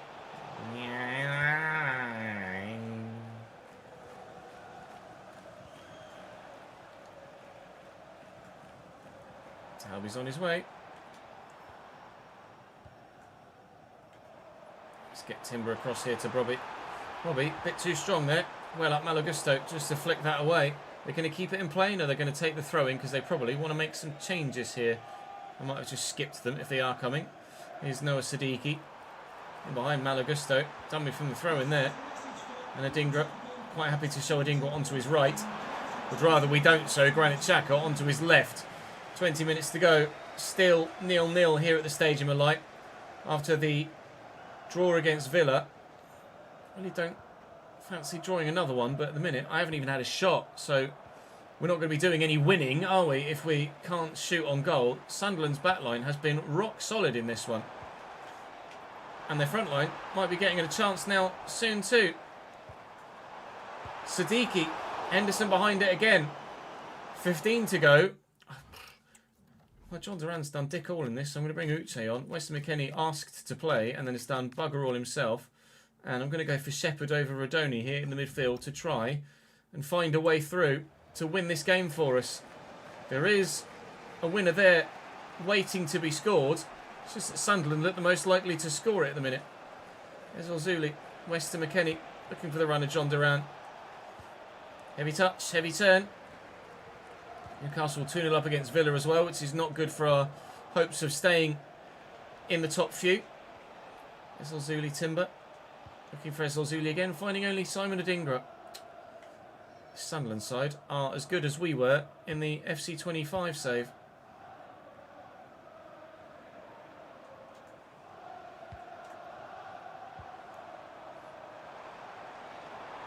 Siddiqui down the line. Adingra's knackered. Ronaldo chop either way has worked some space though, and he'll earn the corner. And the Sunderland fans feel like they can win this. Triple chains for me. Might be too little, too late though with only 5 minutes to go. Are they going to take this shot? They are indeed. Xhaka to Habib Diarra. Diarra going one way, then the other. I don't know what Diamande's doing out there. He should be in the middle really, but Xhaka is delivering it into the middle now. Shepherd has only headed it back towards him, but Diamande gets to that one. Uche can't get to that. Granit Xhaka, brilliant footwork. No, I got a little bit worried there that he might have found the space for a shot. Gusto forward and away. Ezil Zuli across, finding Shepherd. Not really anywhere to go on that left-hand side at the minute, though. Timber looking for Shepherd again, and I've just thrown it away. Well, it's going to be a frustrating draw against Aston Villa, followed by an equally annoying draw against Sunderland as well. 2 points from certainly 2 games we would have expected at least 4 from. But Sunderland deserve a win from this. They've been that good. I don't deserve anything. I've been really poor in this fixture. Particularly disappointing. At least we got a win in the game against Brighton. But to follow that up with 2-0 nils is really not good enough, quite frankly. If we do have ambitions of being in the Champions League next year via a league finish, then we have to be better than that. Because those sorts of results are not top 4 worthy. I'm not sure where we are in the league now. We might have dropped out of the top 4 with that. We are still 4th, but we're clinging on by 2 points ahead of Liverpool. 6 points clear of Arsenal, so we've got a bit of a gap there. But 8 draws so far this season just isn't good enough, quite frankly. Our defensive record is obviously very solid. Not that much better than Spurs' actually, but still very solid. And we're not necessarily scoring a bucket of goals compared to everybody else. But we need to be scoring more than we have done there. Because, stupid bloody bug. I only want to go across 1, not 7. Screw you. A 0-0 draw against Villa, followed by a 0-0 draw against Sunderland. Not good enough, really. With Manchester United twice and Liverpool coming up in the next month as well. It's not necessarily going to get any easier for us at this particular moment in time. So we do need to improve if we can. Actually, let me add James Wolfe to the loan list, because we are looking to... are going to look to get him some more loan football if we can. He's in poor form, unfortunately, so I'm not sure whether we'll actually see any interest. Conor Bradley might be on his way to Leipzig, apparently. No massive deals through so far on deadline day. Honorat has just joined West Ham, but that's not necessarily a massive signing, is it, quite frankly? Bradley has left Liverpool now to go to Leipzig. I'd be curious to know who Liverpool are playing at right back, because they don't... 2-year loan to Brentford suits me. Suits him and all. I thought Liverpool was starting Conor Bradley at right back, so unless they've signed someone, I think they might be lacking in the fullback area at the moment. Now Valencia have bid for Wolf as well. I mean, maybe Spain might be better suited for him, where it is more pass heavy, and obviously we noted that it was his passing that was lacking from his gameplay, so he'd probably benefit more from a loan spell to Spain than he would do to Brentford. So hopefully he picks the Spaniards. A bid for Shepherd from Swansea, which we are going to reject. Shepherd is certainly getting enough first-team football with us to get him some good growth, hopefully, for the remainder of the season. Wolf rumoured to be going to Brentford, but he's not accepted any deal yet, he says, as he accepts a deal. Now, is that little graphic on deadline day giving us a spoiler as to where he's going? The answer is going to be yes, he's going to Brentford. I wish he'd gone to Valencia, actually. I should have turned down Brentford. Not that you turn down a bid like that. You just want him to... You want him to go out on loan. I couldn't guarantee that I was going to get another one, really, could I, on deadline day? So that's that deal gone through. Really quiet deadline day in terms of big deals. Kusiasara has actually been let go by Bayern now to Monaco for just £2.2 million. Lukaba's now moved. Well, there you go. Lukaba was potentially on our shortlist. We signed Vivian instead, and then they've gone and signed, as if Chelsea want Malo Gusto back. Then Bilbao have gone and signed Lukaba as their backup. Or as their replacement, sorry.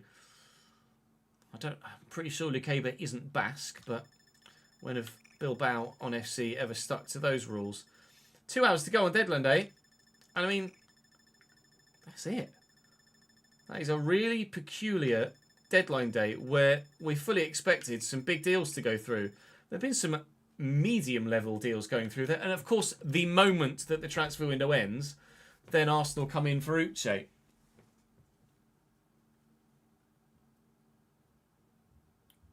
I don't know, actually. We paid 17.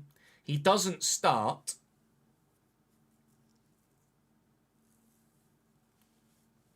I'll think about that one. I'm not gonna advance anywhere. I'm gonna wait and see what my live chat reckon to that one after I've finished recording this episode, because I'm not sure about that one. That might be a potential opportunity to sign a significantly better striker for next season if we get Champions League football. We'll wait and see. But for now, let's give you a transfer window roundup for everything that happened in that particular window. And then I can go and give you the Patreon update as well. So Vivian was actually the biggest deal in all of January at 70 million, which is a real surprise. Simikan has moved. He's gone to Spurs. He hadn't actually found a club to go to when we had him on the shortlist. So the 3 biggest deals this window were all centre-backs. Diaw's moved to Liverpool from Como. That's a big one. Conor Bradley has gone to Leipzig, as we saw. I really don't know who Liverpool are playing at right-back now, to be completely honest. What a dead window. Alex Meret at 31.1 million is like the 5th or 6th biggest deal of the whole window. Sergi Cardona's gone to Brentford. Ben White has gone to Leverkusen. That's an intriguing one from Arsenal. Gustavo Sarr's gone to Borussia Mönchengladbach. I don't know anything about him. Somerville to Club Bruges. Wow. What a dead window! Hadj Moussa from Feyenoord to Monaco is a top 10 deal for 24.5 million. What a really strange window. We've not had one be that quiet in a very, very long time. Well, I'm going to go and make sure that my spreadsheet is up to date with regards to all of the Patreon players, and then I shall come back to you.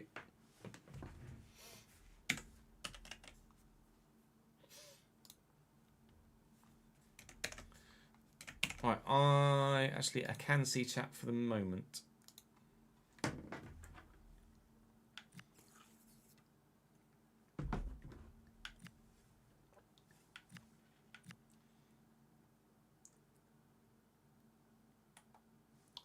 Nathan to Spurs is a new one.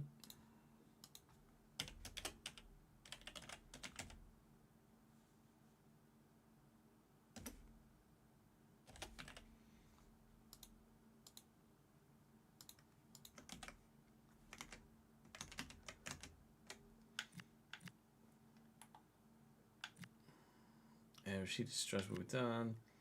Thomas Nuss to Fulham is a new one.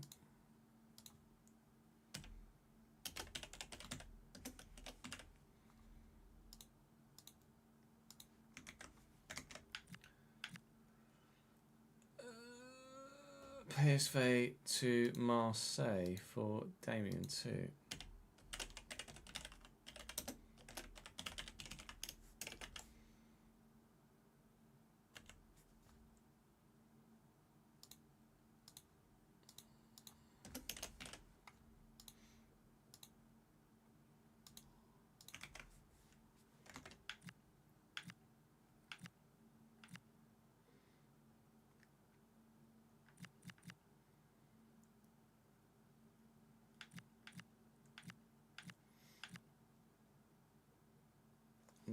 Nick to Marseille is also a new one.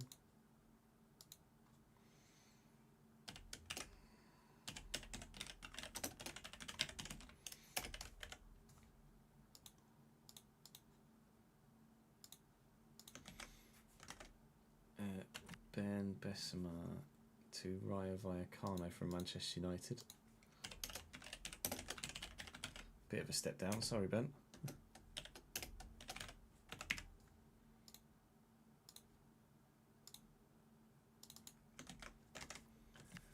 Dallas. Where's Dallas? Dallas is what Blackpool for Celta Vigo.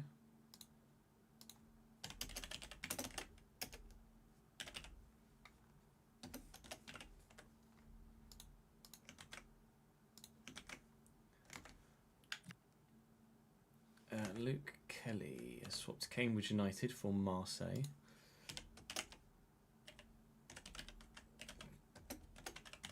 Marseille signing quite a few players in January that are highly potential. Mons, United, free agent, Diaz, free agent, Brannan, Jordan, Crew, Sociedad for Daniel swaps Manchester United for Real Sociedad.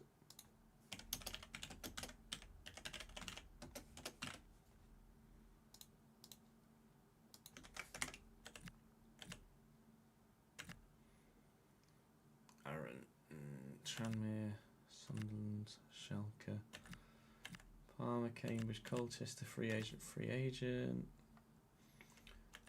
Udinese,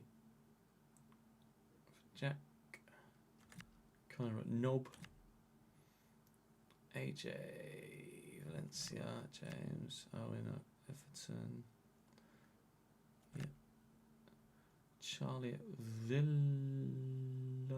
yeah. Elliot Stewart, Elliot sorts Lorient for Strasbourg.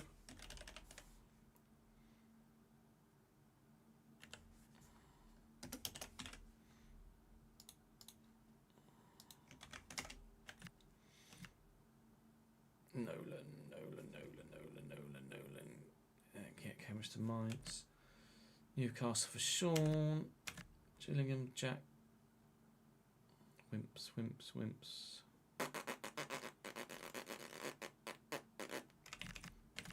Yeah, Wimps swapped Huddersfield for Real Betis.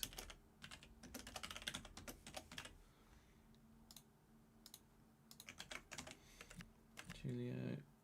Matt Mosley. Chelsea to Bournemouth.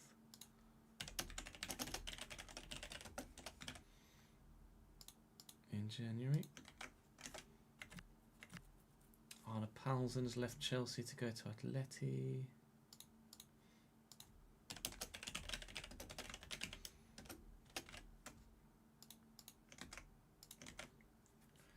Yellow at Breda, still at Breda. Sebastian Anderson, Betis. Millie at St. Pauli. Brandon at Borneo. Nick has swapped Schalke for Union Berlin.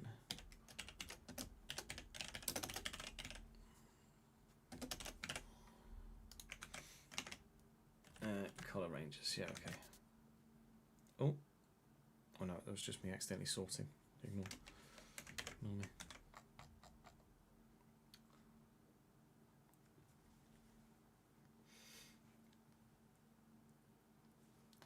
So there have been some transfers in that January window. In fact, a handful actually. Nathan Johnson swapped Brentford for Tottenham. We've seen Thomas Nuss at right back go from PSV to Fulham. Marseille have been very busy. They've signed Damien Reimakers at centre back. Ben has swapped Manchester United for Vallecano. They signed Marseille signed free agent Nick at centre back as well. They also picked up Luke from Cambridge at left back. Dallas has swapped Blackpool for Celta Vigo in January.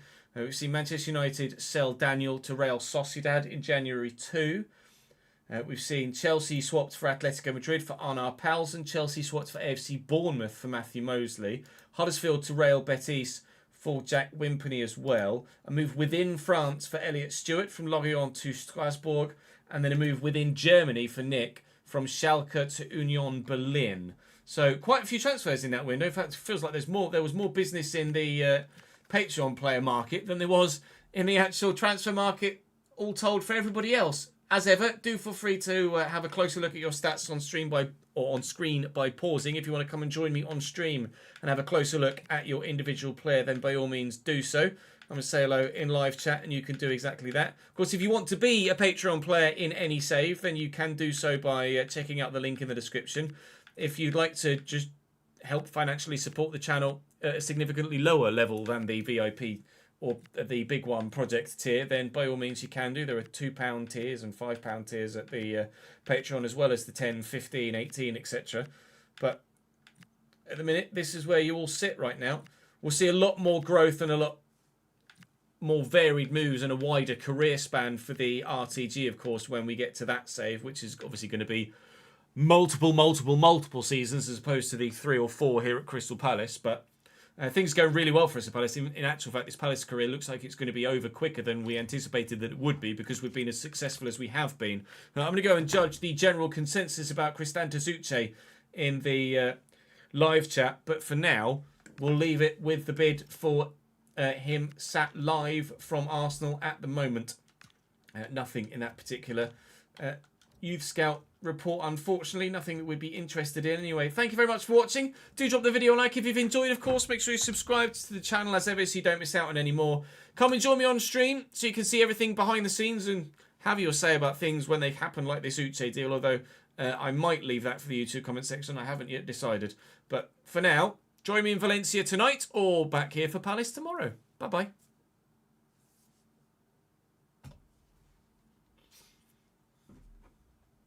Right, let me save that.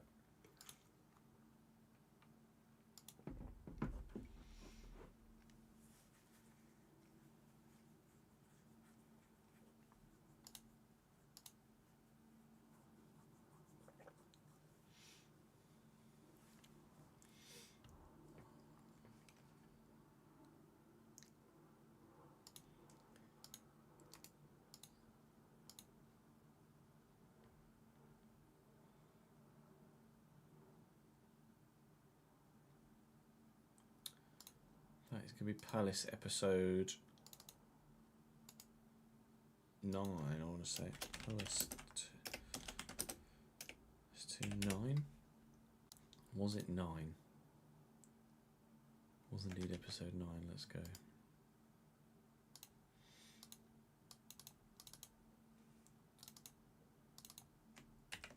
I can't believe that was the biggest deal of the whole bloody window, that Vivian 70 mil.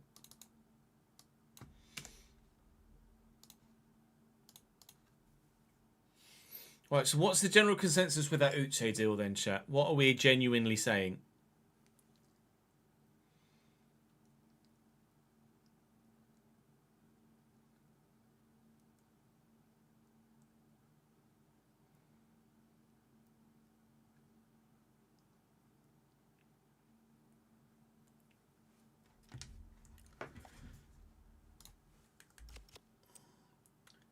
Currently, so far this season, Uche has 11 goals.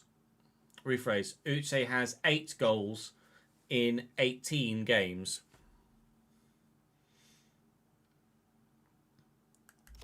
He's valued at 47.5.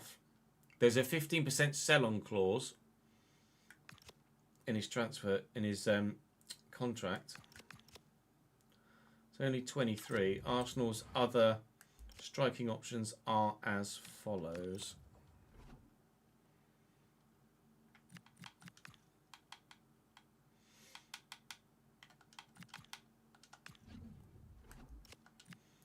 Gyökeres at 88, Havertz and Gabi Jesus.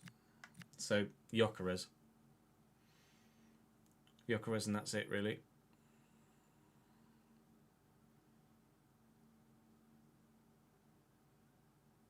Feels like a bit of a cult hero for the save. Really? Do you think so?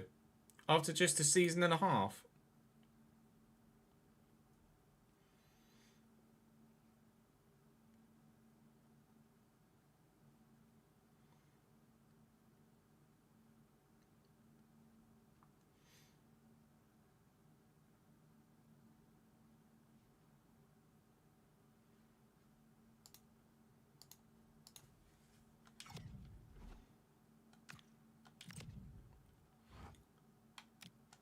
The bid is 57.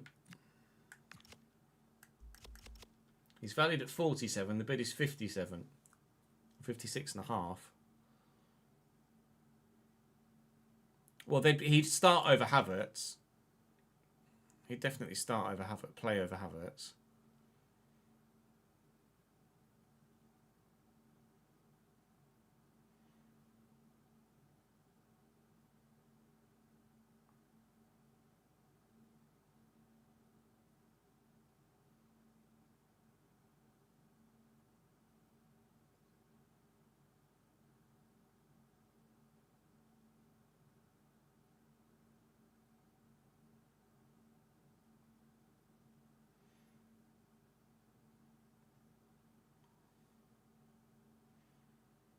If I could get 70 plus, I'd surely be a bit silly to say no to that.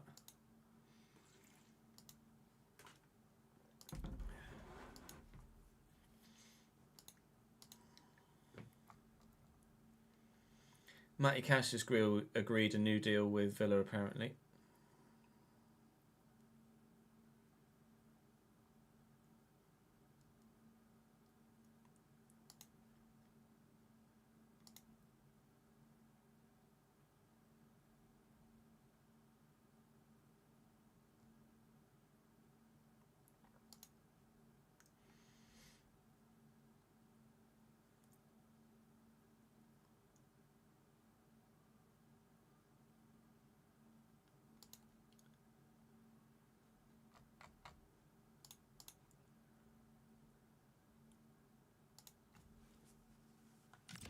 Replacement wise, it would depend what European football we have. If we have Champions League, then we could probably look significantly better than we currently are.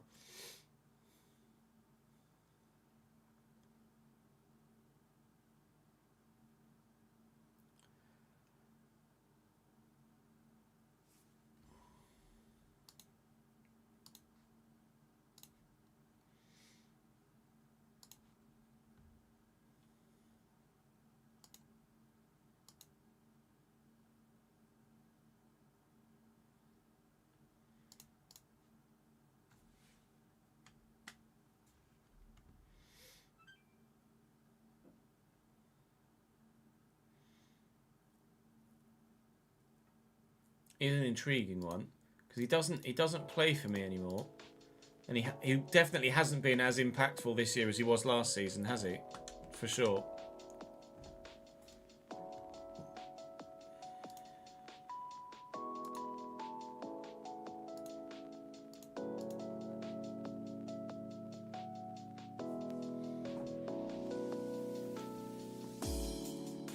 The poll's not particularly been that one-sided either.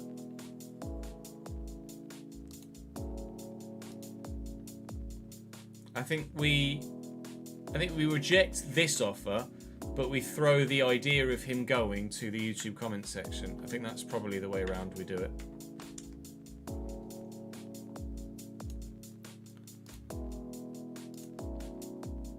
So we contemplate the sale, but we don't specifically accept this bid.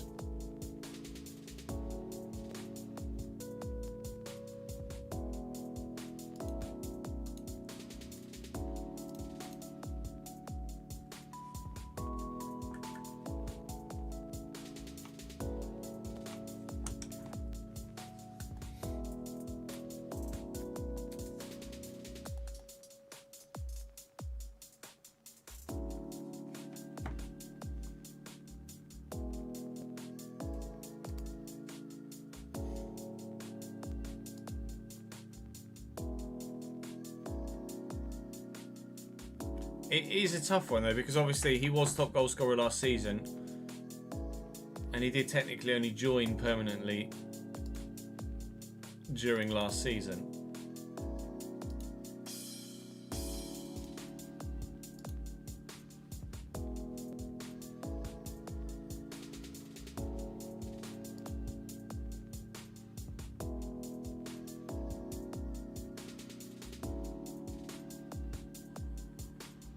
I wouldn't want to buy Havertz though, Kieran.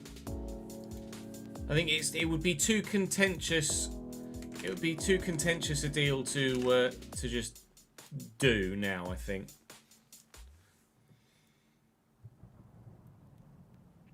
But potentially we could look to do something in the summer. Duran has. See what their goal scoring comparison is between him and Duran.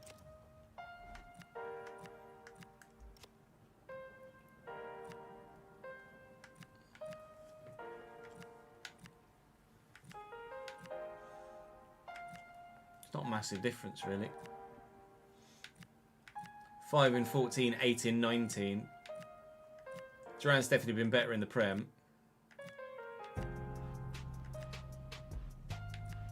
8 in 18 or 10 in 23.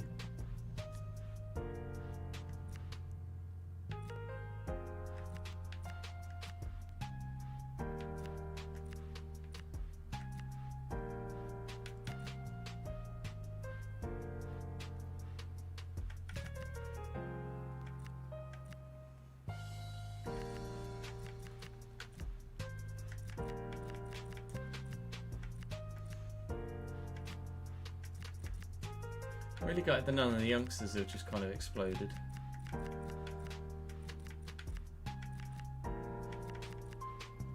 Just kind of hoping the youngsters would bang on loan.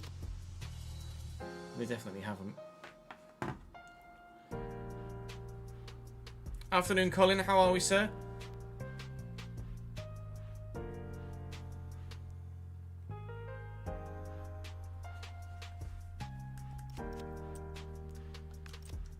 Puche definitely can play centre mid, yeah. That's where he plays for Getafe, I believe.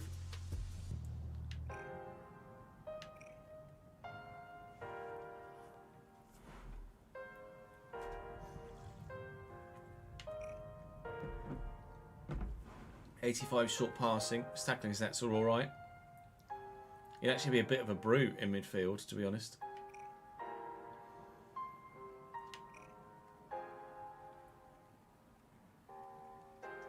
Yeah, decent, thank you, Colin Powell. Bit under the weather, but getting there. Yeah, I'm torn about that one. Elise back for right wing feels a little bit too much at the minute. Similarly, Ezzy. I'm not sure we could do that yet.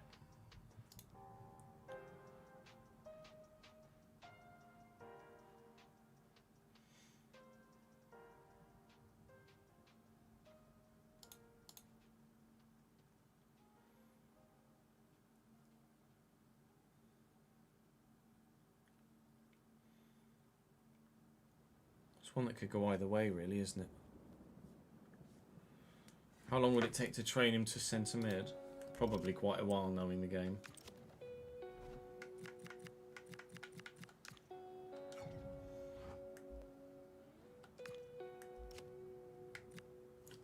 Two years. 83 weeks to camp. 97 weeks to centre mid.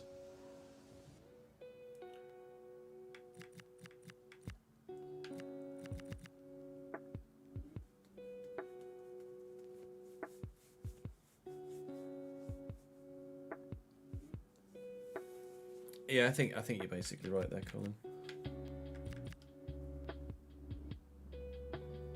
I think the time to change position is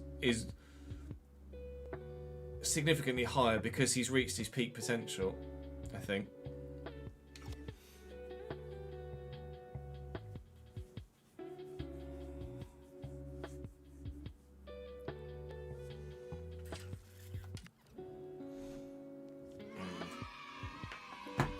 Kieran, hello mate. Thank you for that's 5 years in a row and 75 months total. All well, thank you, mate. How are you, pal?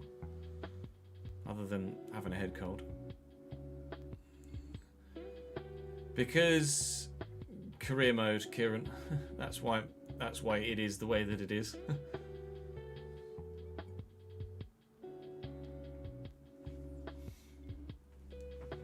Alright, I'm just going to go for a quick toilet break and then we will probably switch to Valencia, I think, for the short term because we've got transfer window to do there too, summer transfer window. So I'll be back in a couple of minutes. BRB.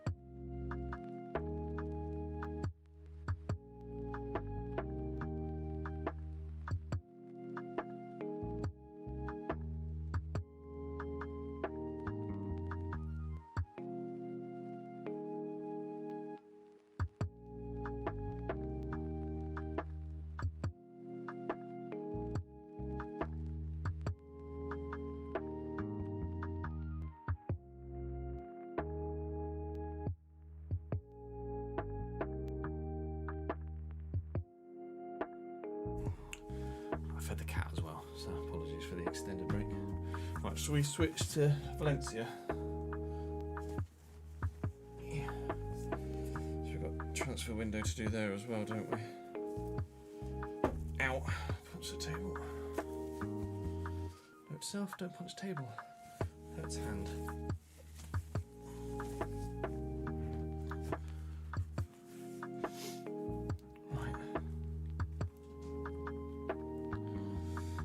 What we're doing? I'm turning this one off.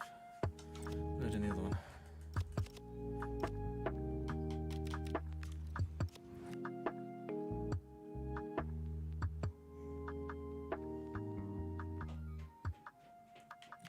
Oh no, that's just the autosave, isn't it?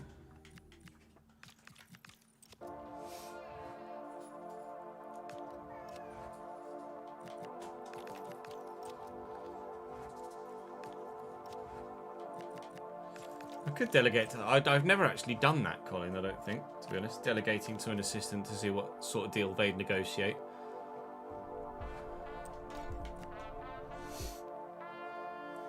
Right, let me just quickly load... Where's my mouse? There it is. Load that.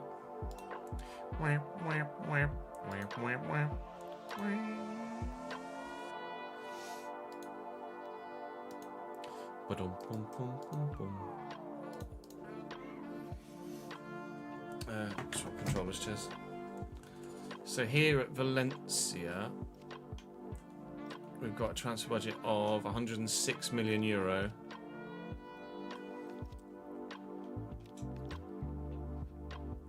We're looking for a centre back and a right back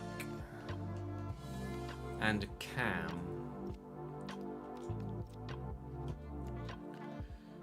We were probably going to do Ferran Torres, Van de Ven.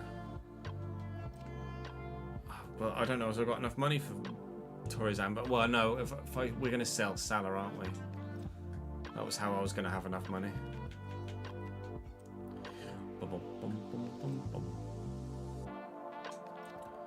So we want a new cam. Want a centre back, want a new right back.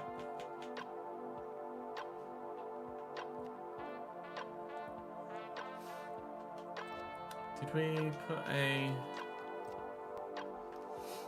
thingy on Abate? He's loan listed, did I? Yeah, target for his waist down, isn't it?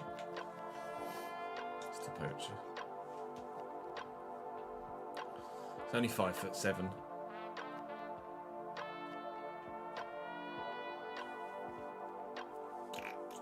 We might be looking for a striker as well. Selling a Greenwich too. Mora might be a shout. He's not that big though, is he? Is it Rodrigo Mora?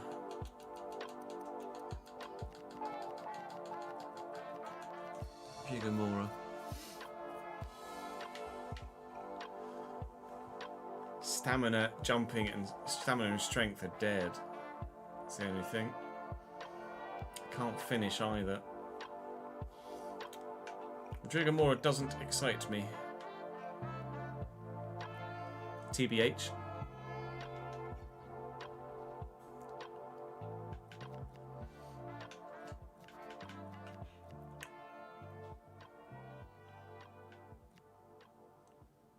Could do Porro, Van de Ven.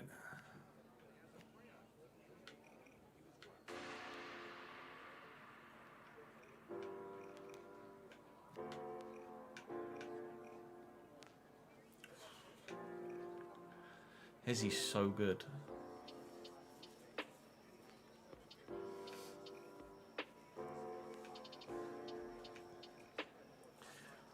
We got... Oh yeah, Gibbs White was the cam we were going to look at, wasn't it, Tozzy? I forgot about that.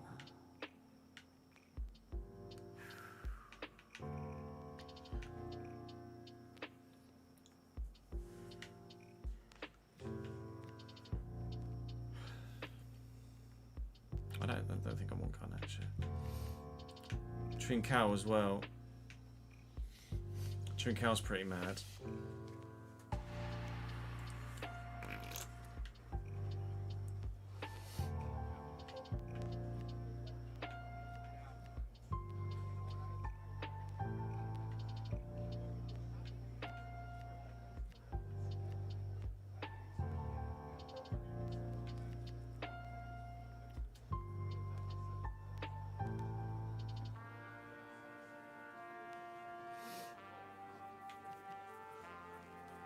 Diego Lopez is just too expensive. Plus Liverpool just won the Premier League. Pretty sure in this save.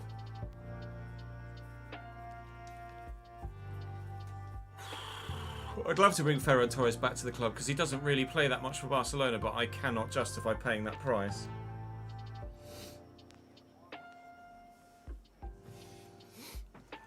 This is Valencia now, Kieran.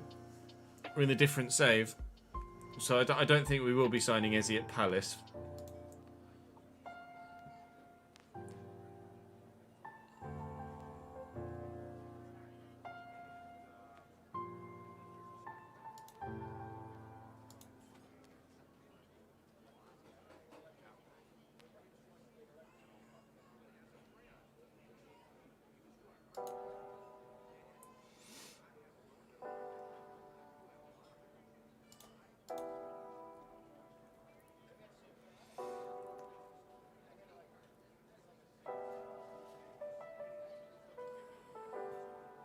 Can confirm, Connor, yes. I was also offered the same opportunity, but elected not to make any content on an alpha.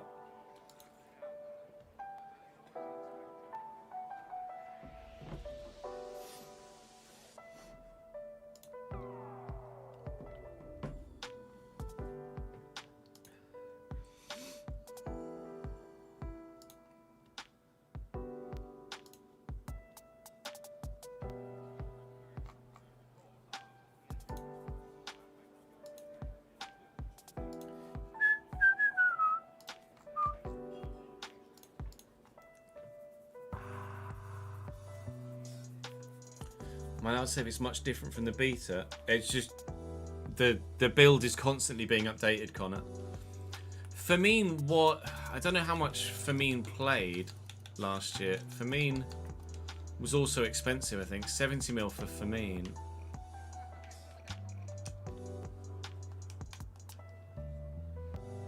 We did actually have, didn't we, an old save file we kept an old save file to see how much each player was playing last season. Let's see how much football Firmine played last year.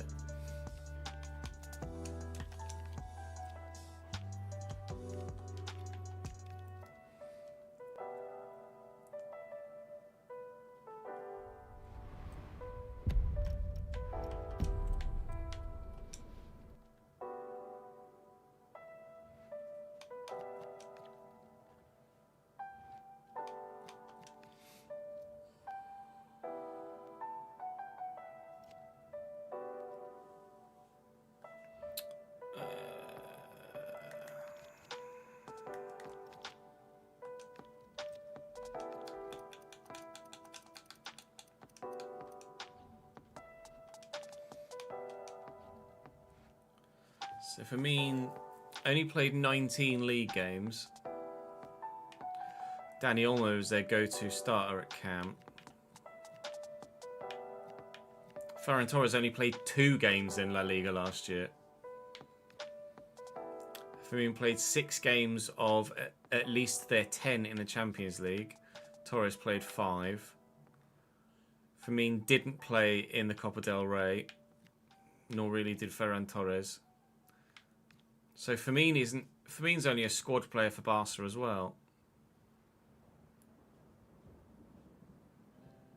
I haven't him as no.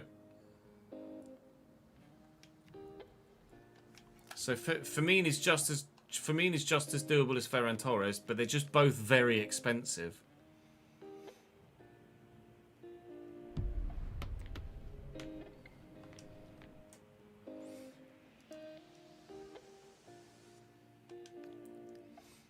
I know Ferran is a Valencia youngster, which is why he was on the shortlist in the first place.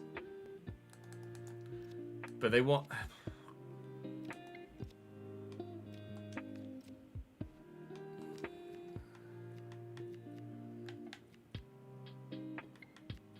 They're both valued about the same, but they want like 100 million for...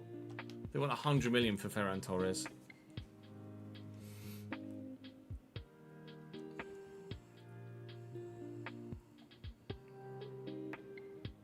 Yeah, when we finish Palace and move to the RTG Hammers, we're going to be doing a lot of gameplay testing in between saves. Trincao and Gibbs White are just two such left field options that I feel like they're worth a go for 45 million. Like, and Morgan Gibbs White could be available even cheaper because his contract's running out.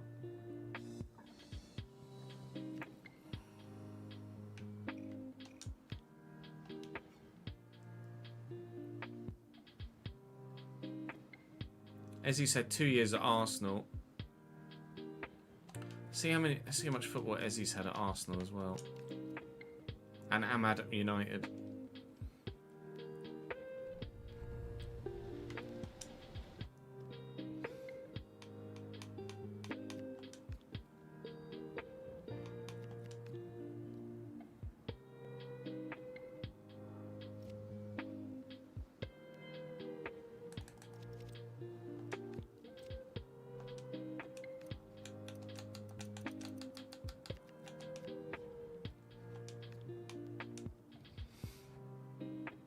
As he's not playing in the Premier League,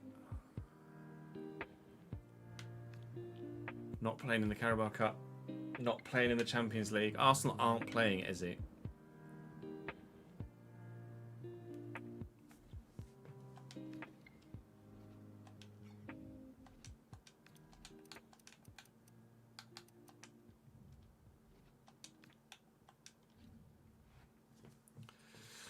Man United aren't playing Diallo either.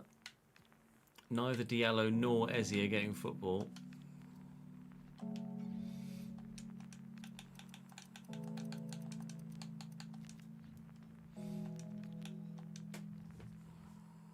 Gibbs White's playing every week for Forest. But it's Forest.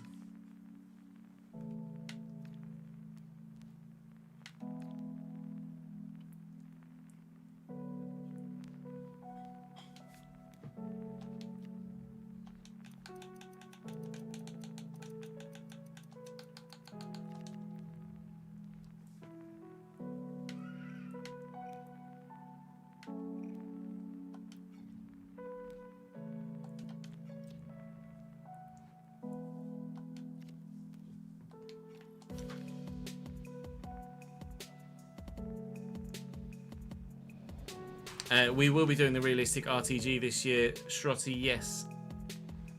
Thank you for the support from Germany, my man. Thank you, schön.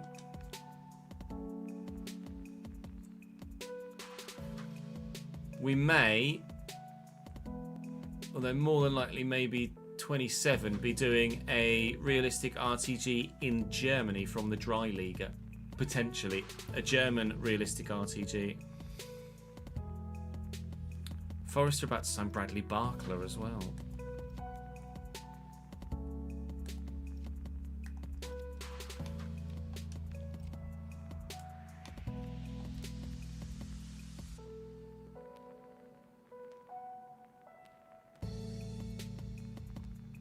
Uzun in this save. I don't think Jan Uzun actually grows that well, does he, at the minute? It's going to be with an updated squad list that he grows really well, I think. Or next year on 27, sorry.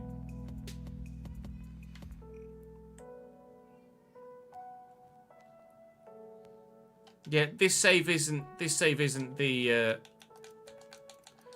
isn't a stickler for realism though. Brayley, not this one. Fratesi Inter.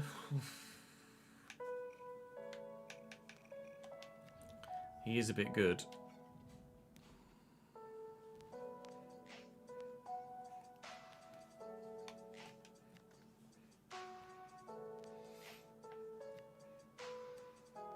We could do a double swoop, Rico Lewis and Gibbs White. A Chaibi I used recently in a save last year.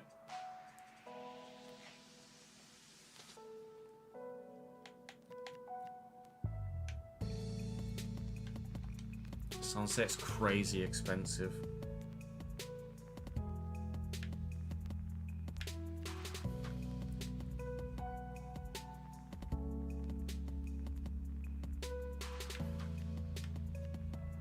Really intrigued by Eze though.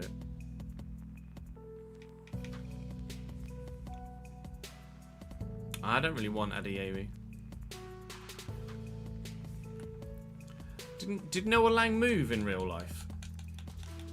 I feel like Noah Lang got a move, didn't he? Yeah, Napoli. Unless that's an in-save move. But he's peaked at 81.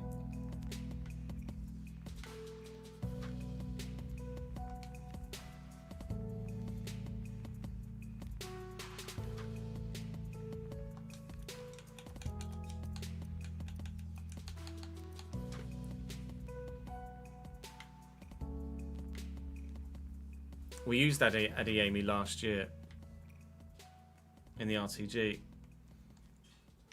He just wasn't great.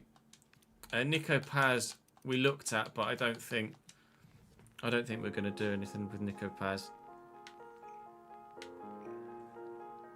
He's fully expected to become a Real Madrid player, isn't he? So.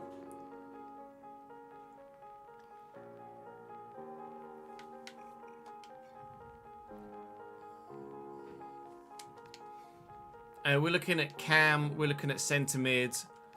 We're looking at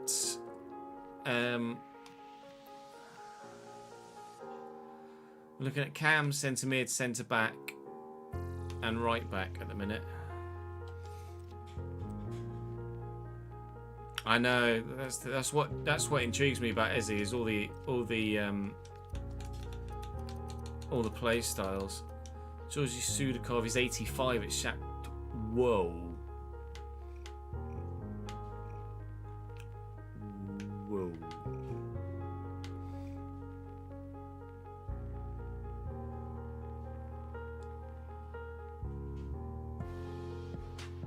If you copy the link, Martin, it's a Twitch app issue. If you copy the link and paste it into your browser, then you will be able to see the stats, see the thingies.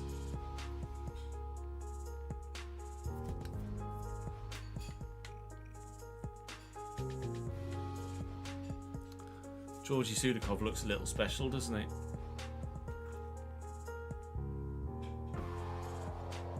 I think Georgi Sudakov might be a Javi Guerra replacement.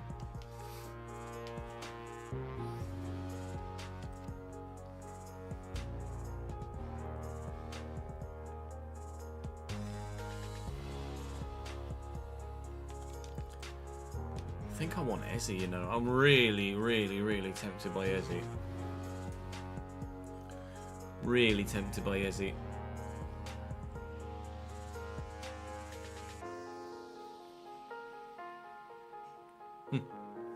That bloke. That Hungarian.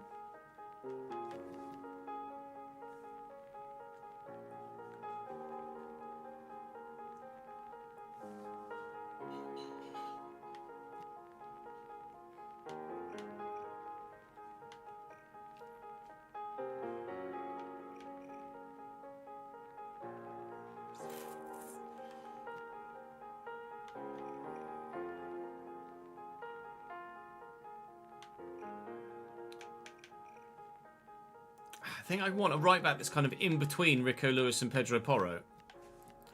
What other right backs could we have? You got Grimsby to the Prem. Nice one, Kai.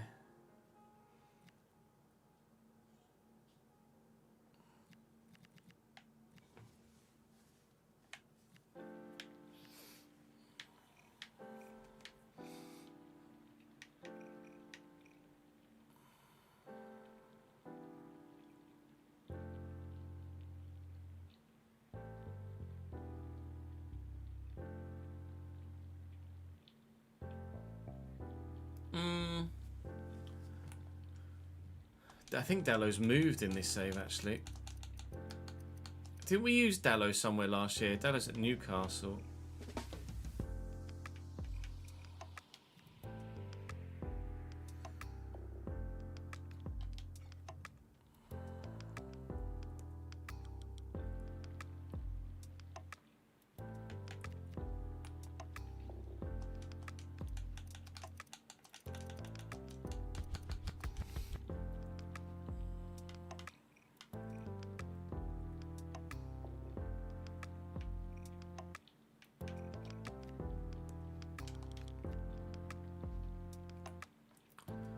Right back, such a difficult position. Gaze, I think it's at Betis or Fiorentina.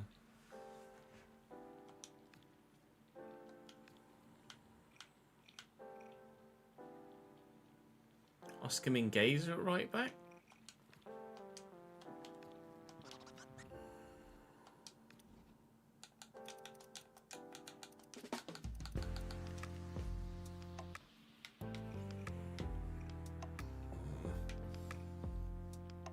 Clearly he's more of a centre-back, isn't he? I'm not sure I can justify Juventus either.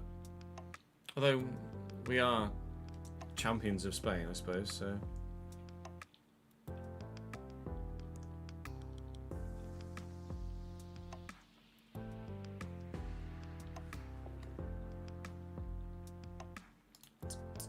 What sort of career updates would you be looking for?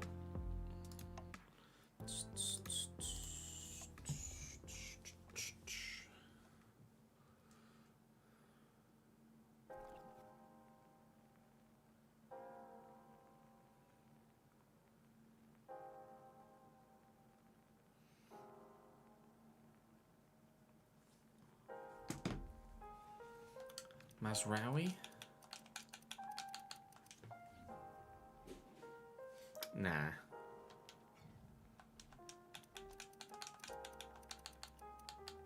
Dest is not a bad shot, I don't think. He's at Bayern in this save, though. That's annoying. I think Reece James has moved in this save, hasn't he?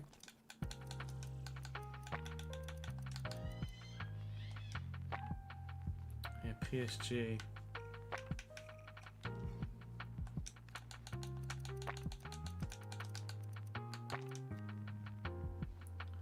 $90?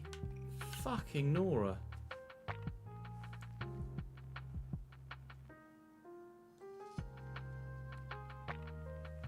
What? Bioma we've already got, Jack.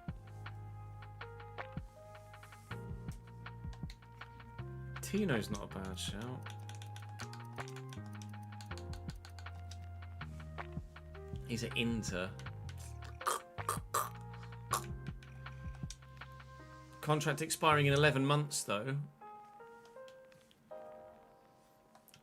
Tino Livramento in the last year of his contract.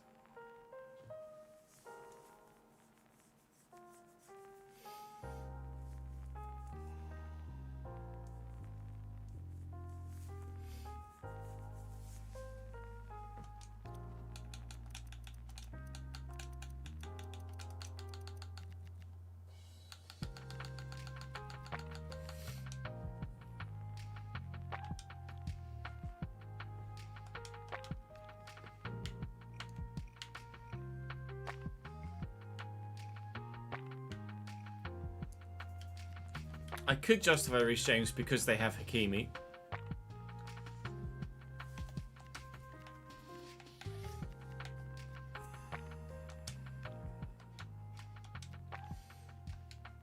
Tino's in the last year of his deal. Mingueza's Spanish.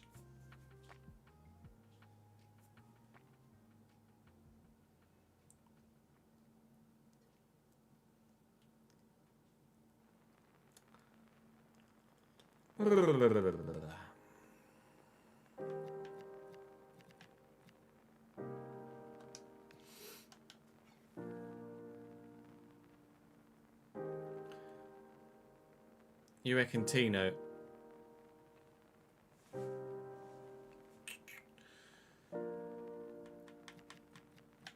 Just take Porro out and Al Hilali and Rico Lewis. Centre back. Do I do Van der Ven? Do I get someone different?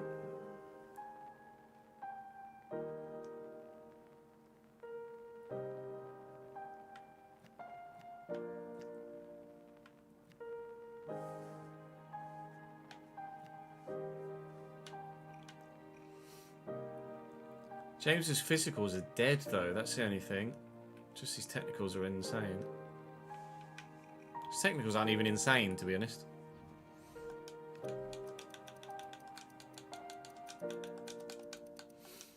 Eduardo Quaresma.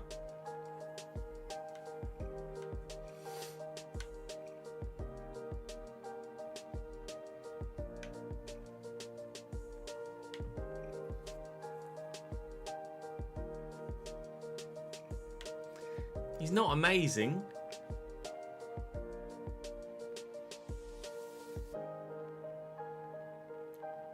Alright, Tino it is for right back then.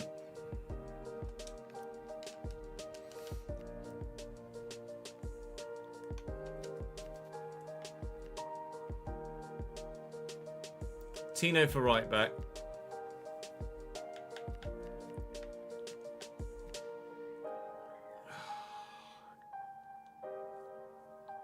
It annoys me that Gibbs White doesn't look like Gibbs White though, that's the only thing.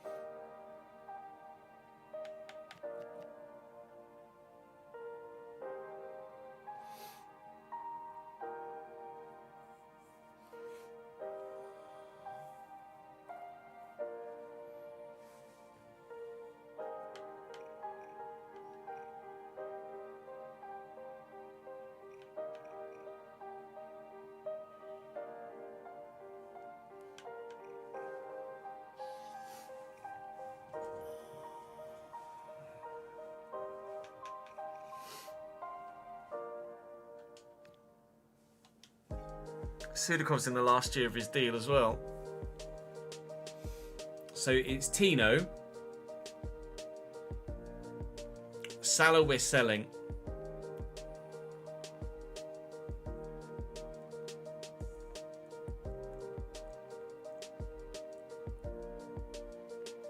I don't think I'm going to be anywhere near being able to bring Gibbs White in the RTG really.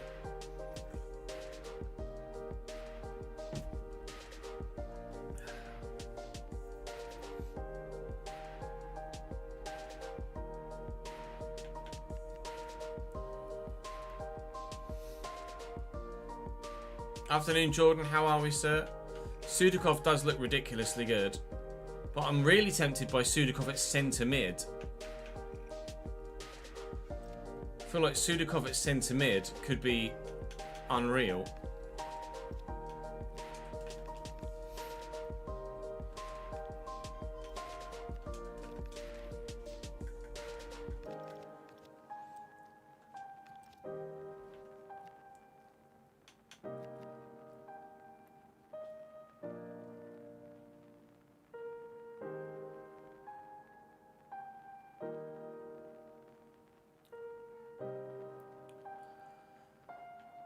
Tino.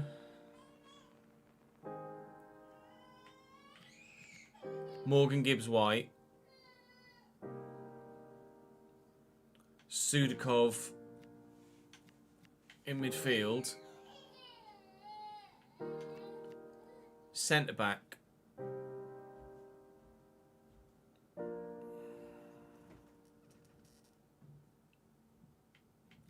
I still need a centre back. So I'm going to sell Capete and Orozco Chiquete.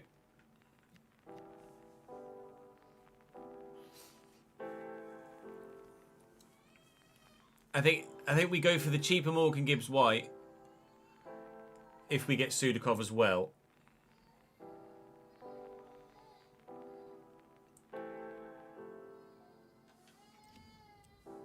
But I don't know what to do at centre back then. Van der Ven is on the list, but he's expensive. And I'll probably get shouted at by the comment section if I sign Van der Ven. Probably get shouted by the comment section for anything, really. But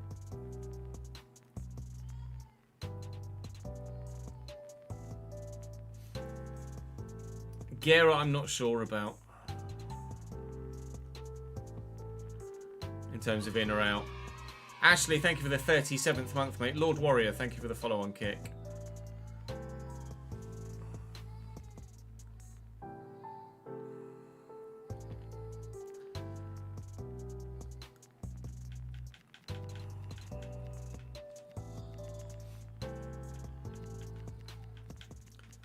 Centre back.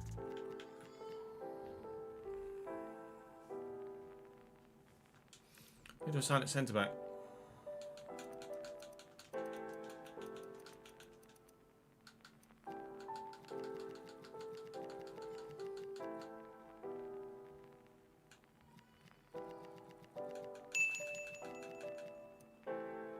Vivian, lol. Thank you for the 50 bits, Ashley. In your opinion, the next thing you'd like changed in difficulty level of professional, maybe does that F1? Yeah, no, I mean that would be sick, but I don't think that's really possible for FC. Oh, it's Inacio, isn't it? Yeah, sorry. Gonzalo, it's Gonzalo. That's where I got the G from. It's Gonzalo Inacio. Oh, he's at Arsenal.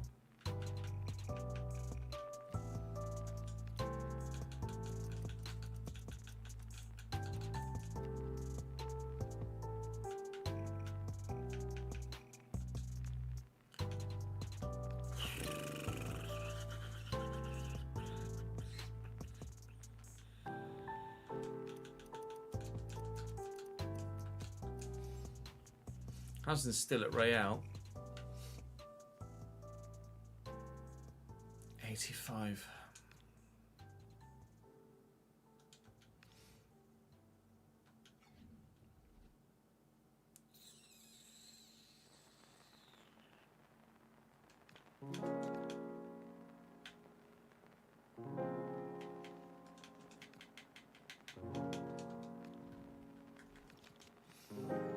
Aguado, Alaba, Asensio. Well, Asensio has great potential still. Whoa!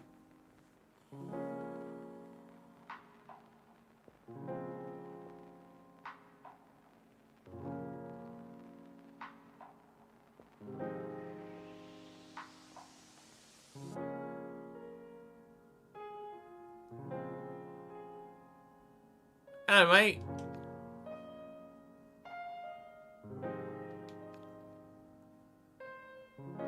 Fucking hell. And they've got Lecoq. So they've got two. They've got two Upamecano pre-gens. How have they got Lecoq last season, and this season they've got Busquets. He's on £690,000 a week.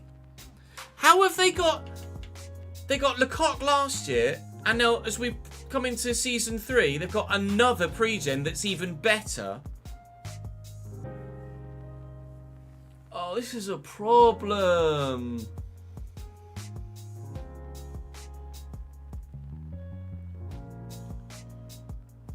Can we clip that, please?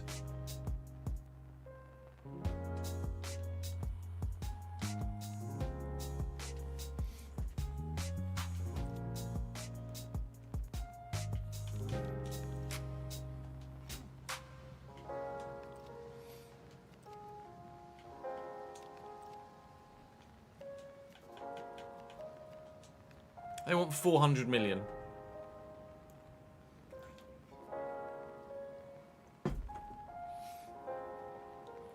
If he's a pre-gen of the pre-gen, then that's fucking ridiculous. I'm signing Housen then. In that case, I'm signing Housen. If I can afford him.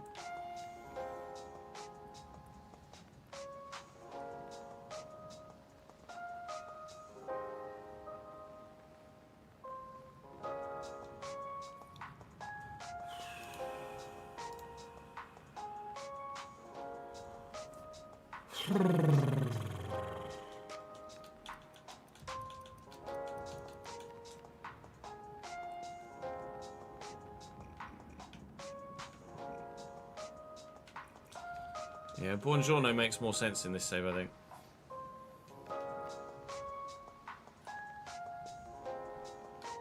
Was the Wirtz pre-gen in this save or in the other one?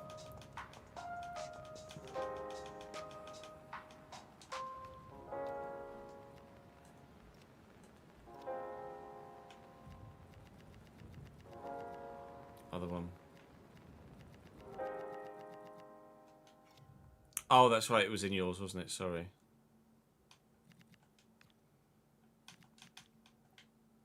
I wonder if they've got a Jude pre-gen.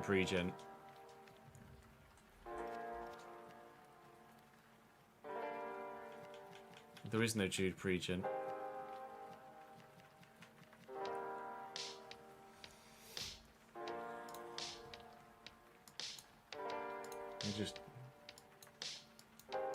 They got Lecoq last to season 3, they've got another pre-gen that's even better.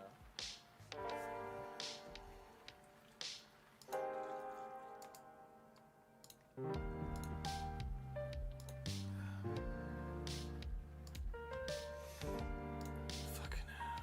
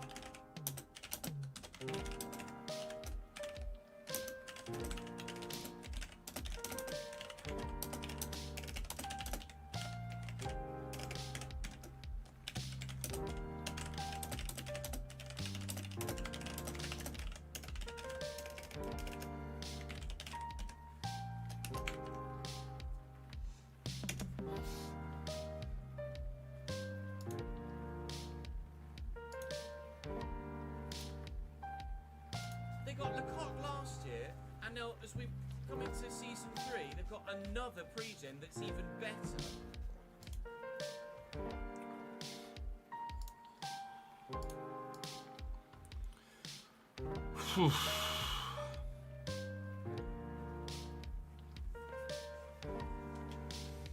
I can't.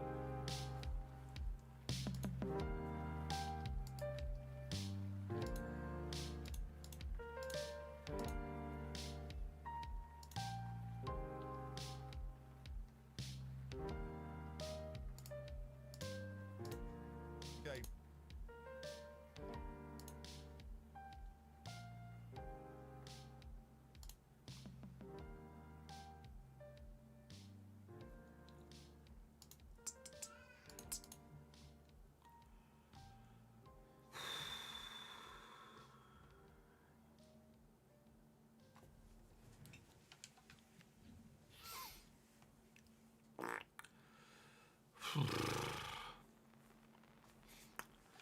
Maybe Buongiorno then for centre back. Buongiorno or Housen, depending on how much money we have left. So we're going to go Gibbs White, Sudakov, Tino, and a centre back. Decision made.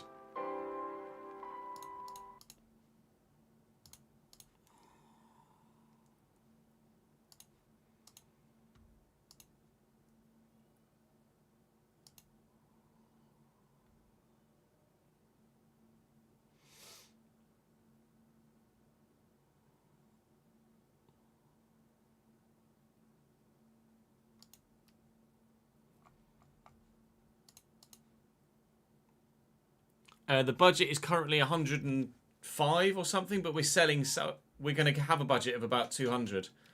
By the time we've sold Salah and a couple of others, we'll have a budget of about 200.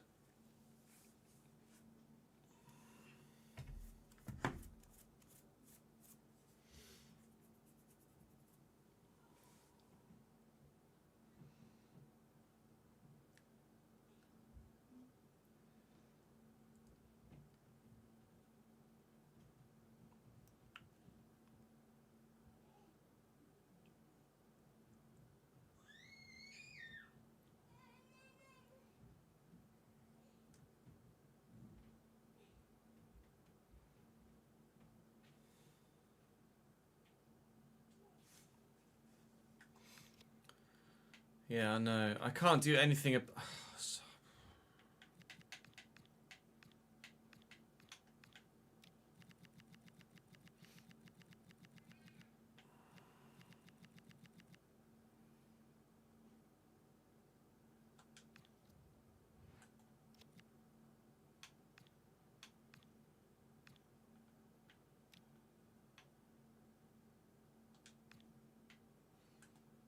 All he can change is his kit. I can't change anything about him.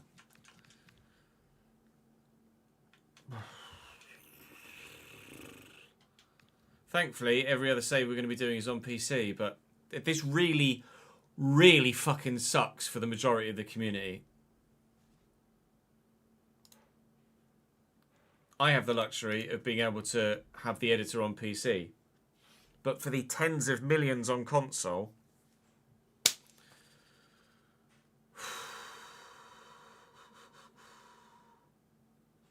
Last year was bad enough, but that takes the biscuit.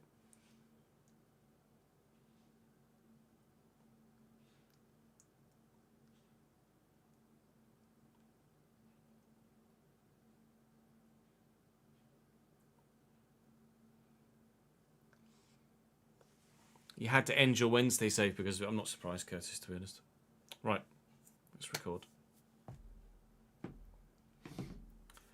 Welcome to Season 3 of Valencia. This will be the final season of this save and we are going to go for broke.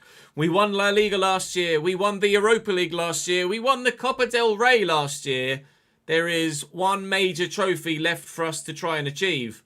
And this season, we go for it. We've obviously gotten a sizable budget from our successes last year, currently sitting at 106 million. But as you'll probably be able to tell from the title of the episode, or I think I'm going to title the episode this way, we're going to sell Salah, which I know a lot of you will be pleased about. So selling Salah, basically to help fund our Champions League title attempt. So we're looking to replace Cam. We're going to sell Correa and we're looking to replace at right back. I'm looking for an upgrade at centre back. And if funds stretch, we will go for a centre mid as well. We have offered Javi Guerra a new contract, so he has extended at the club, but I am probably open to a Javi Guerra sale if the right bid comes in. We've got Capete on the transfer list, Puado on the transfer list, Iosi on the transfer list, and Chiquete as well. So we may well be potentially in for a striker too if finances stretch, if scenarios allow. So at present, we're going to head towards the European Super Cup against Real Madrid, which we'll obviously lose because we've lost against Real Madrid every time we've played them in this save so far. But hopefully Season 3 will be different for us. I'll show you the names on my shortlist at the moment. I've got some unread messages here. Oh, this is just people responding to the fact that I've put them where I've put them. Now we've got the money side of it sorted. Yeah, you're a bit of a greedy boy, aren't you, Mr. Javi Guerra? A bid for Correa, a bid for Luis Muntianu. Now, he was obviously an unbelievable goal scorer for us last year, but at 80 rated at 25 years of age, I don't know what his potential might well be this year. I could actually tell by having a look in here. So you can't tell from your own squad hub. But if I have a look at Luis Muntianu here, it tells me this potential is 80 to 85. So he might not grow. But I think it's probably clear from the quality that he showed last year that he's almost certainly going to grow. Another good tell is his development plan. And it says that he will grow by at least one within the next 20 weeks. So there is growth from Muntianu to come. And he is next level. And I don't think selling him now is the right thing to do. I think Muntianu is going to stay for the time being because, well, he's just an absolute goal-getter, isn't he? My shortlist looks like this. Right back, I'm looking at Mingueza or Tino Livramento or Reece James, who's currently at PSG and back up to Hakimi. He's also in the last year of his contract, I think, Reece James. Tino Livramento is in the last year of his contract into one of the two. Mingueza is obviously the Spanish option. Livramento moved season 1, so he's been at Inter for 2 years, so he's open to the move. At centre-back, we're looking at maybe Van der Ven, but more likely Hausen or Buongiorno. At Real Madrid, you remember they had a pre-gen of Upamecano when we started season 2. Well, now they have a pre-gen of the pre-gen. So they've got Lecoq, who's 88 rated, and they now have a 96 rated player at Real Madrid as well. His name is Busquets. I shall show you him here. He's appeared... Jimmy Busquets has appeared as we've begun this third season. And he's on 700 grand a week and he's valued at 250 million. And they are his stats. 99 stand tackle, 99 slide. Yeah, so Dean Howson isn't getting a look in with those two French pre-gens and Upamecano and Virgil van Dijk. An 85 rated Dean Howson is getting no football. So if I've got the money, I'll go for him. If we don't have the money, it will probably be Buongiorno. In the cam position, we're actually going to look for Morgan Gibbs-White, who's in the last year of his contract at Forest and has been very good for Forest. And I like the idea of giving him the opportunity to play at the top end of European football. Eze is very appealing as well. Arsenal are not playing him. Ahmad is not getting football at Manchester United either. Trincão's just good. I am thinking also about Georgi Sudakov in midfield. He too is in the last year of his contract. And whilst at Cam he is obviously going to be unreal, he does have half-decent defensive stats as well. So if Javi Guerra goes, or even if Javi Guerra doesn't go, Georgi Sudakov could be an option. Ferran Torres is obviously top, and doesn't play for Barcelona. He got 2 games in La Liga last year. 2. They also have Firmine, who's an option as well, potentially at Cam. He didn't get much football at Barcelona last year. Dani Olmo's their option at Cam. And then I got Diego Lopez on the shortlist because he's Diego Lopez, but Liverpool won the Premier League last year and he's also all of my budget. So Diego Lopez is not coming back to Valencia. I'm afraid. I apologise. It's not possible. So Real Sociedad have offered me 5 million quid plus John Pacheco. So that's going to be an absolute no. Montiano I will reject for now. I think we want to keep... I'm almost certain we want to keep Montiano. At the minute, every other striker on my shortlist, every other striker at the club is on the transfer list. I'm going to negotiate this. I would like to sell Correa to improve at right back, but I do not want John Pacheco.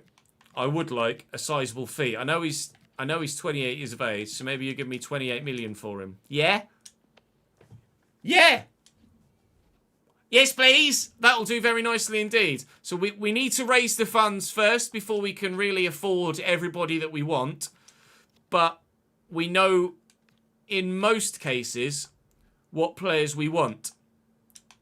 And then it's a case of just seeing how far money stretches. 15 for a Greenwich. They'll pay 15 for a Greenwich. We've started well with the sales. We just need to see if the incomings will have a similar level of success. Now, Marseille are intrigued in a Greenwich as well. Obviously, we're open to the sale. I'll try and get a little bit more. Maybe they'll say yes to that. No, they're not willing to go above what they've already offered. And if they don't come close to the 15 million we got previously, then we'll just say no goodbye. That's a no goodbye. Why would I accept a bid lower than one that we've already had accepted from Celta Vigo? Yes, it's to a direct league rival, but no, I don't think it would really affect our ability to get the win against that team. Oscar Dominguez wants a new contract. Good luck, mate, is all I can say. We do need to... there's been a bid for Reece James, intriguingly. Well, Reece James was a player that was on our shortlist but wasn't the go-to at right-back. If there is a bid for Tino Livramento that goes in, then maybe... intriguingly, it's Inter that are going for him. Well, let's get Tino Livramento now to ensure that Reece James goes to Inter. I mean, that's a no-brainer. Weird that Inter... I mean, they're letting Tino Livramento's contract run out. So, they're going for Reece James instead. 49.6 is more than I would like to pay, considering the nature of my current transfer budget. We know we want to sell Salah. We know we can get a decent fee for Salah. I'll certainly take Tino Livramento for £45 million, though. 45 million euro, even. This would certainly be an upgrade in the position, and absolutely would be the quality we'd be looking for to give us the chance to challenge for the Champions League this year. Wage-wise, you can have €65,000 a week. He's currently on 42.5, so he should just accept that, and indeed he does. Tino Livramento is signing numero uno in this transfer window, but let's be honest, we're going to be doing more than that, aren't we? Please do drop the video a like, by the way, if you're enjoying this save and looking forward to this final season at Valencia. Not yet sure what's going to replace this save. It depends how well the Football Manager content goes down. FM will be coming to you very soon indeed. I'll be live streaming it all day Friday. And then depending on how well the FM content does in video format, depends on whether we replace Valencia with another FC save and have FM content, or whether FM content just does well enough to be the go-to 6 PM slot. We shall just have to wait and see what happens with your guys' reception of that content. But that's a time will tell thing. For now, though, we've already got Tino, and hopefully, maybe I should have potentially waited until this happened, but it has now happened, so it doesn't matter. Tata Thierry.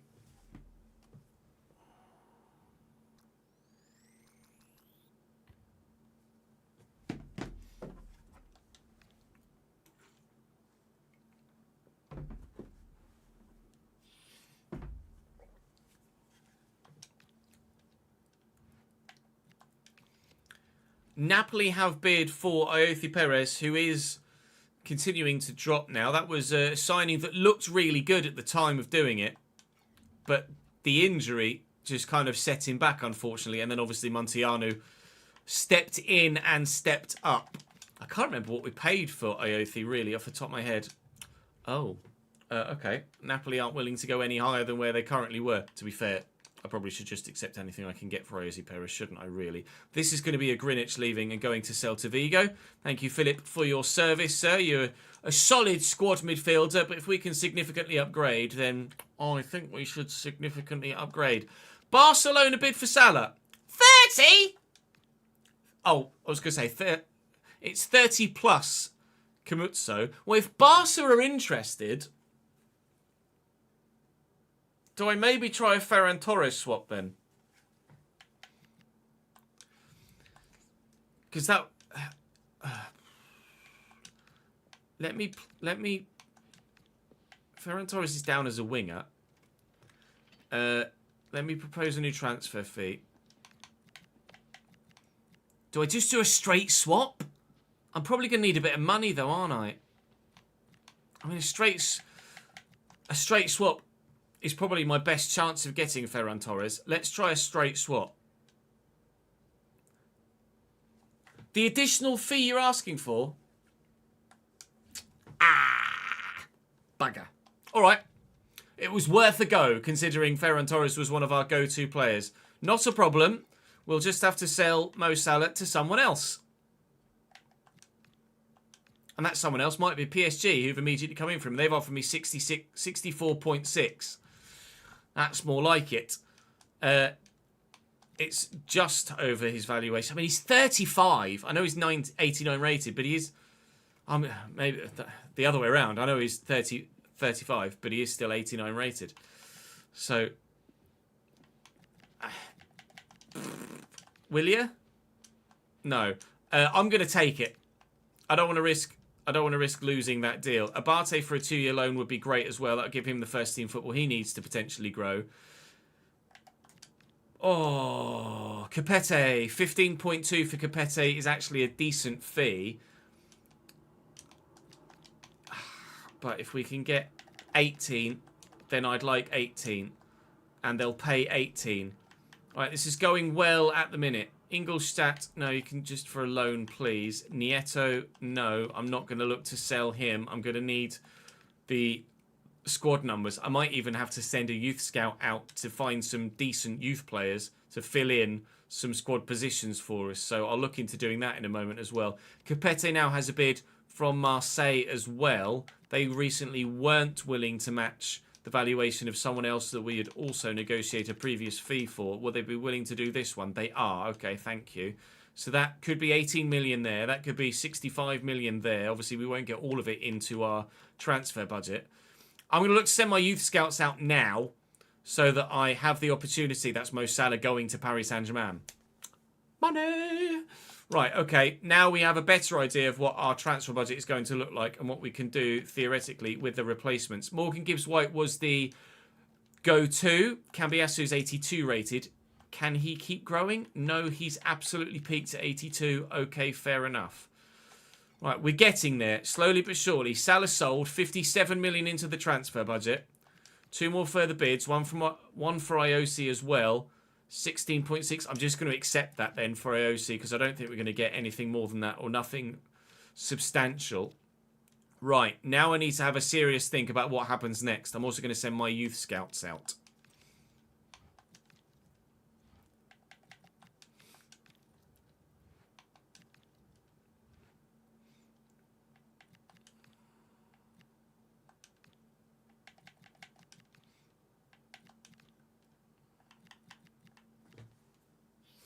Find me a striker, please.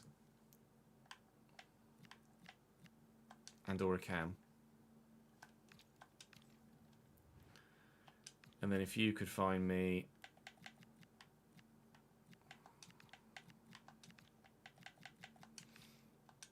Oh yeah, fucking stupid game.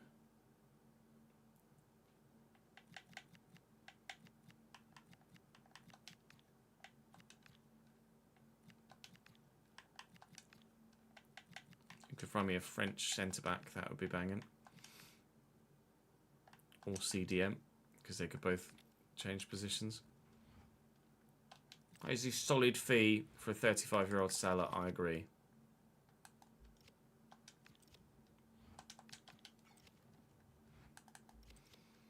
So let's clean up the transfer hub now then.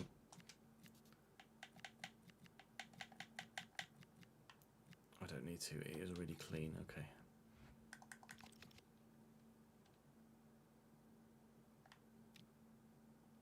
Hey Ben.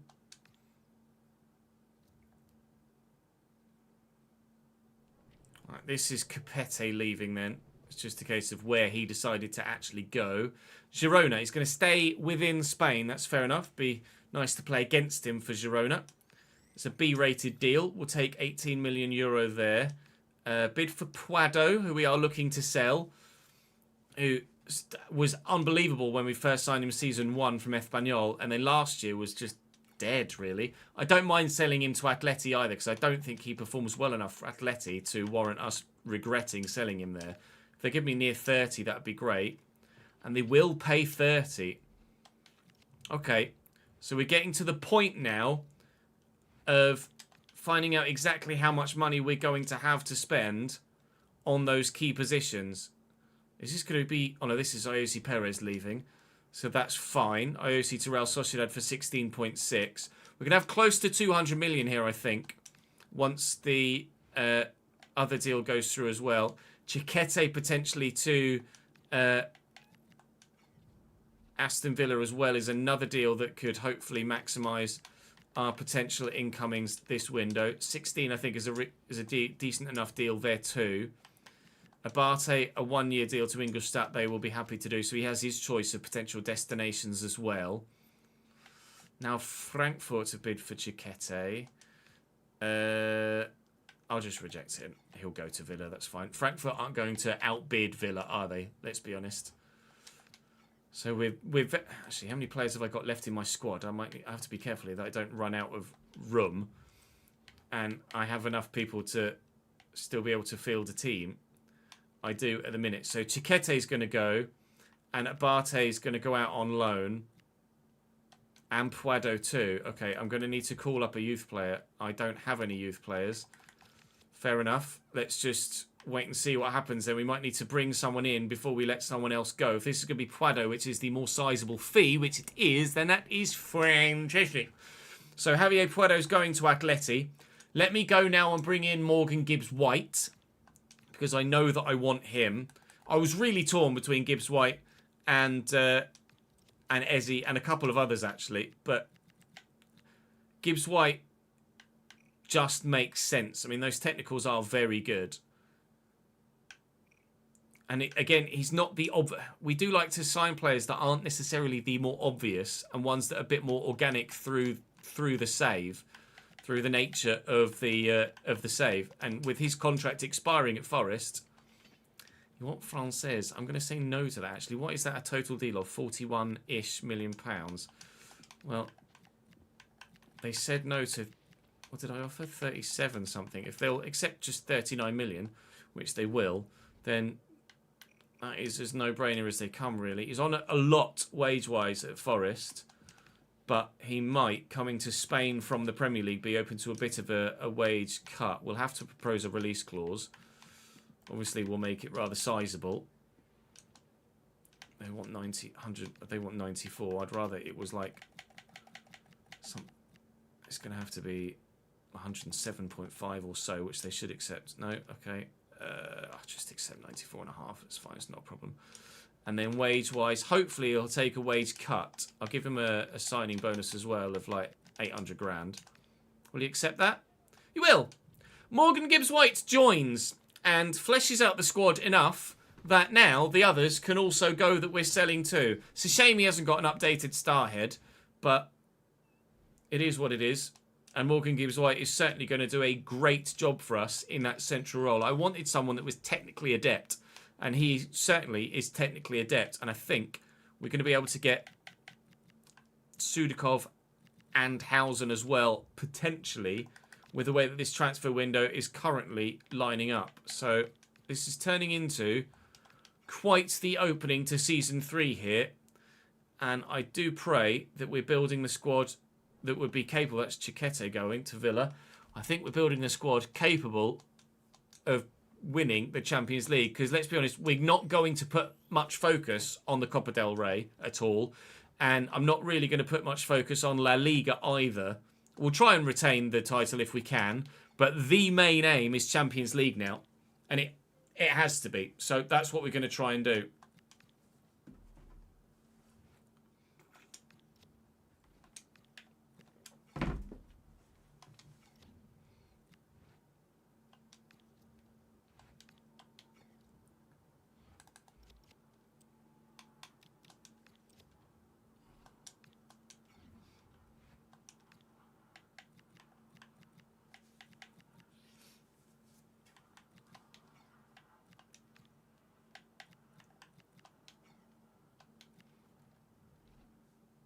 We play some, we tactical view others, Pyron, or we auto sim some others. Tino, you need a development plan, don't you, sir? Fullback.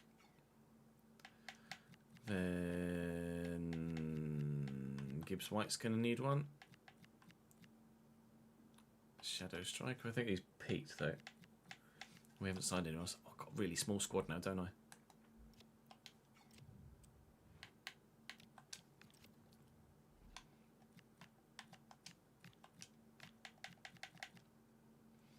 Really small squad.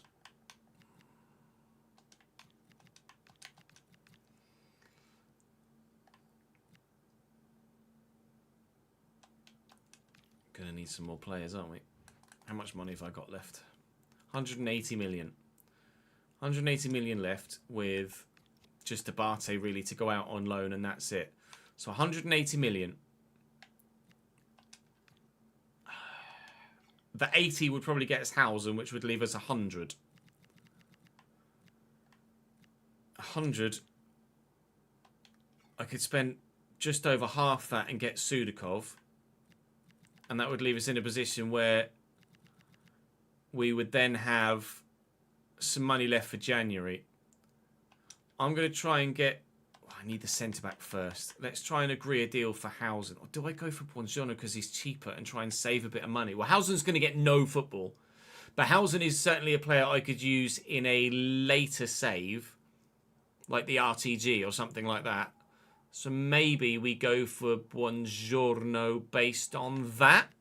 Maybe Dean Hausen is like a target centre-back for the RTG with Cambridge. The fact that we still have other potential dealings we want or might potentially be looking to do. I'm going to say no to Hausen, even though he's going to get bugger all football. 72.9. Can I have him for 60? I don't really want to go much higher than 62 or 3, really.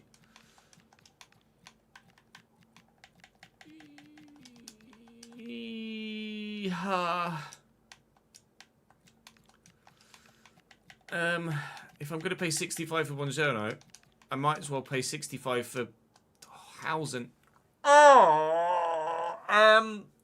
I'll accept this for now because we haven't confirmed that. Oh my god, I could loan Dean Hausen. Because of the quality of those pre-gens, they'll actually let me loan an 85 rated Dean Hausen. Done. Done. Done. That saves some money, doesn't it? Let's wait and see if Dean Hausen accepts the loan deal. Oh, okay. This squad could get significantly better then. That is going to be Abate going out on loan. If we were able to loan in Hausen, that's literally saved us tens upon tens upon tens of millions in buying a centre-back. Holy moly. Holy moly indeed. Yeah, I know. Hang on. Just hold your horses a second, mate. Just waiting on something. No, you're not having a contract, mate. Go on. Go on. Well, this, I guess, is the benefit of those double pre-gens, is that then I'm able to loan in someone that's 85 rated, which is ridiculous. Dean Hausen, welcome to Valencia for a year, pal. Boah! Jimbo, thank you for the follow, mate.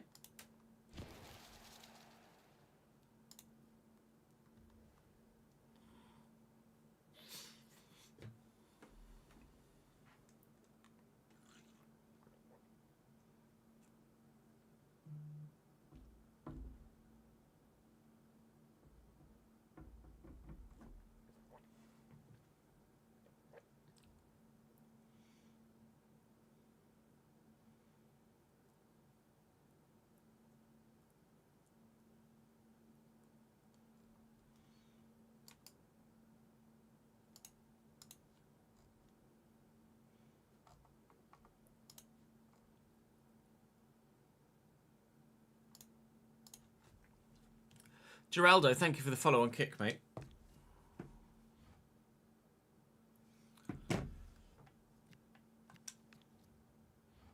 Hausen in, meaning, unfortunately, buongiorno, we are going to say no. So I'm not going to be a dick and just let it time out.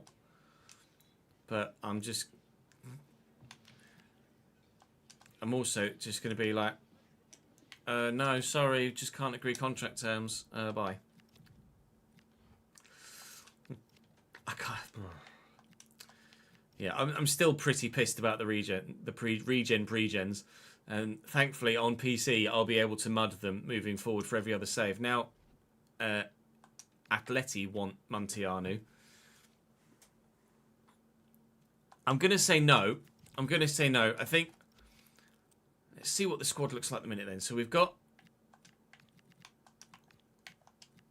Hausen and Boyomo, Livramento, Cambiasso. At this stage, I do need another striker, regardless of whether they're first team or second team. And I need a winger too. So I need a striker, potentially a starting striker, although Montianu obviously deserves the first team spot. We're fine at centre-back. We're fine in centre-mid, probably. I am currently scouting for more youth players as well. I basically need a striker and a winger to fill out the squad. We don't really want to have like two first team players in every position, like we have done in other saves previously, because I do feel like that's probably a bit overkill right now. So how much money have I got in my budget left now? 175 million euro. I would be silly not to bring in Sudakov for about 60. He's in his last year of his contract. I'll offer them 55, and they might even just say yes to that. No, they want the 70. I mean, that still leaves me over 100 left in my budget, and they'll accept 60.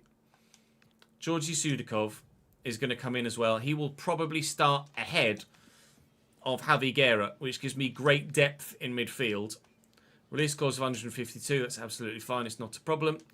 And then you can have like £65,000 a week and a £1 million signing on fee. Is that all right? That's all right. Georgi Sudakov joins from Shakhtar Donetsk, and we have ourselves another fantastic new signing for the club. Now we need to figure out what we're going to do elsewhere. Maybe we go and play that. I'm going to take Firmino off. Ferran Torres is still. I mean, Ferran Torres to come in and lead the line. Is that something we could do? Is that something that makes sense? Ferran Torres to come in and play at striker. Maybe play at striker or winger. I don't know. I'm really torn as to what to do on the Ferran Torres front. So at the minute, I have 111 million euro left. And so much has happened in this window. I might just call it here for now and wait and see what you guys say in the comments section. Because I have absolutely no what we do, but what to do.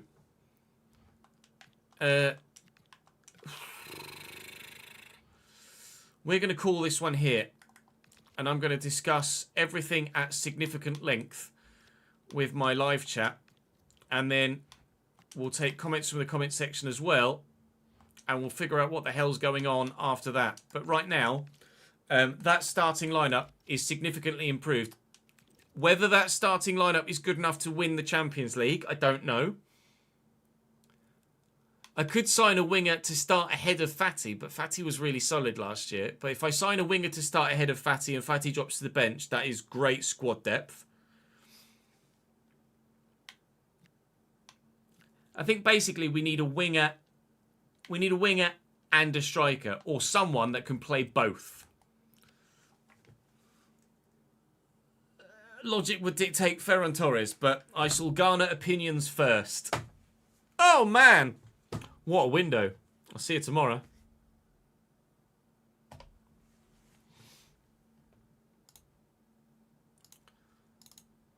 Let me save that let me save that video. Valencia S31.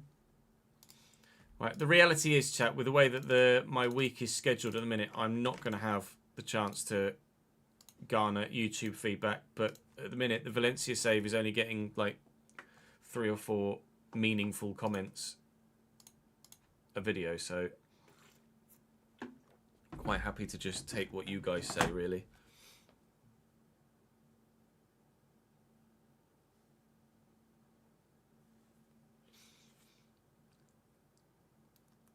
Suits don't have to be expensive, Doc. I don't know what it's like where you are, but you don't have to spend a lot of money on a suit at all. Yeah, effectively live chat could be the YouTube comment section here. Sign kudos. I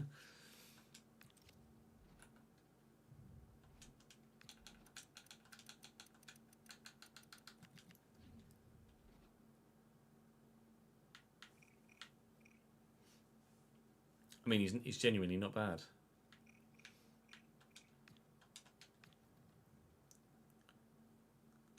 No, I'm still angry about Salah. Pitchforks at the ready.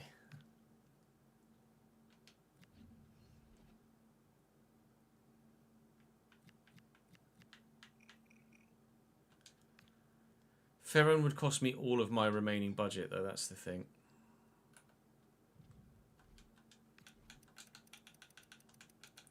I think they sold Endrick. Endrick's at Bournemouth.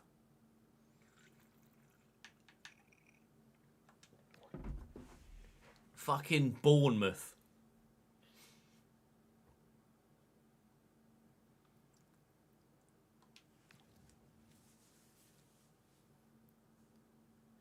Oh, yeah, 350 quid to get you a banging suit, Doc.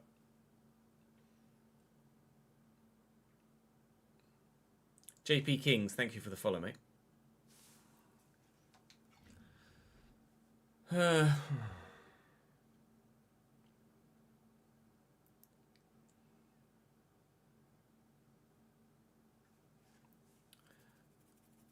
Then don't spend that much.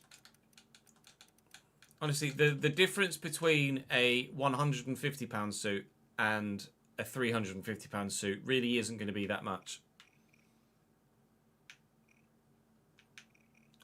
Solis is still at Bruges. That would be great. Interest shown by Crystal Palace, intriguingly.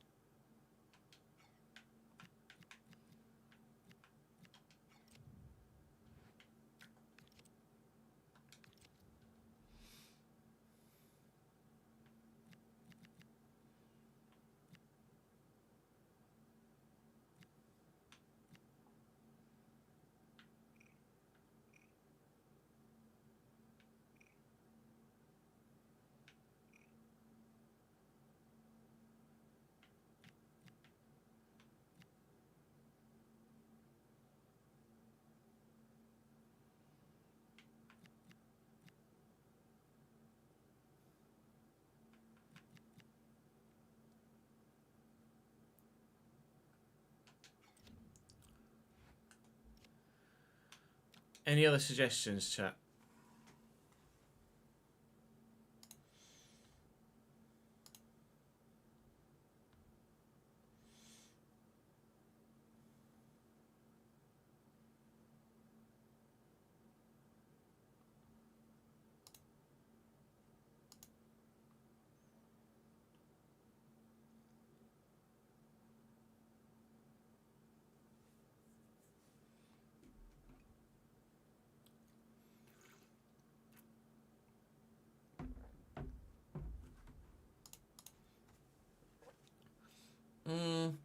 Cuba, I'm not sure. I don't know as I specifically want a striker winger combo, but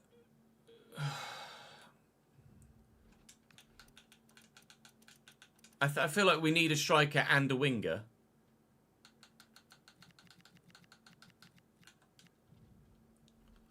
So striker winger combo probably makes sense.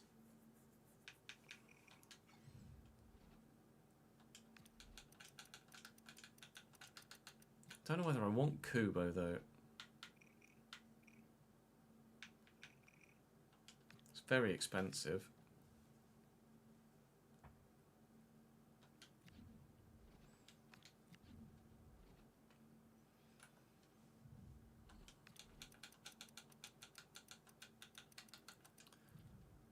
How far is Atleti?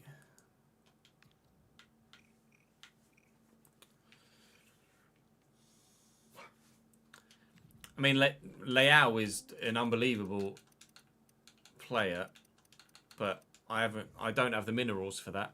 What? 54 million? I might have the minerals for that.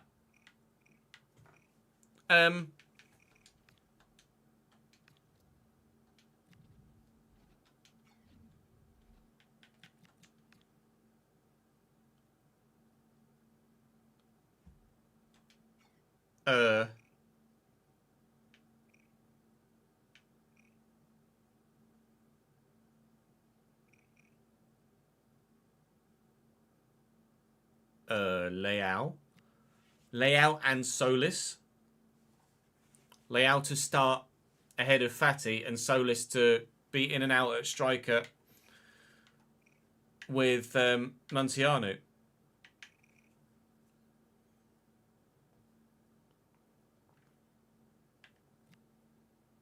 If I can get Leao and Solis, that would be just ridiculous. I don't think I will be able to get them both.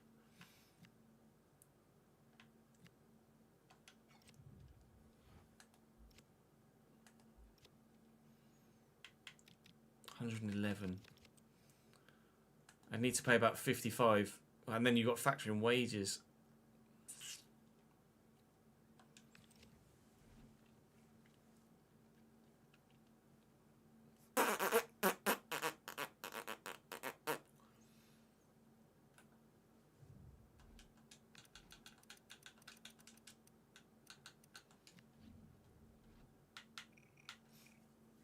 Olabash just isn't good enough, I don't think.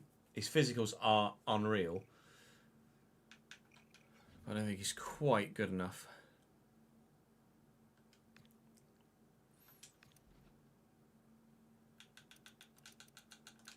I don't think Havertz is my kind of player, really.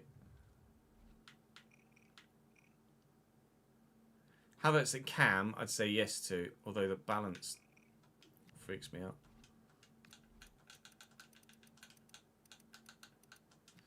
Christian Pulisic.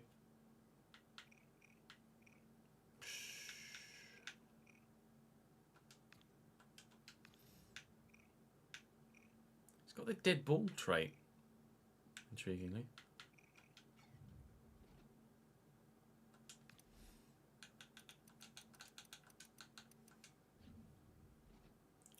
Tell is 83.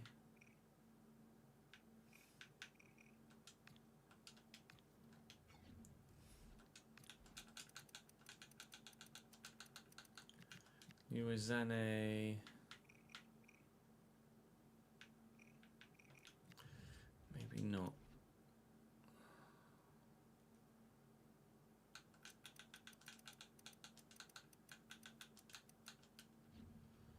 Grover, no.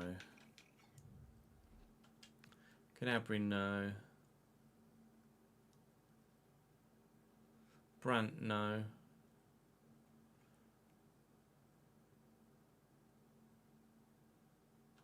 Stassin? Lucas Stassin.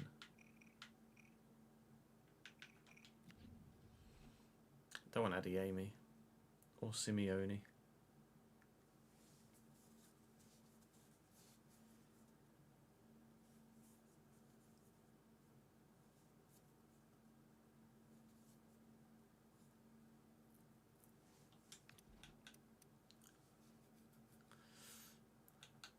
I don't think Brennan Johnson is that.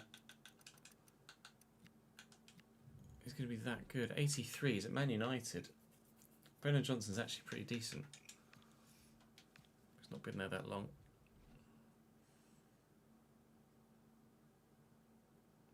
Chelsea might have an army of wingers.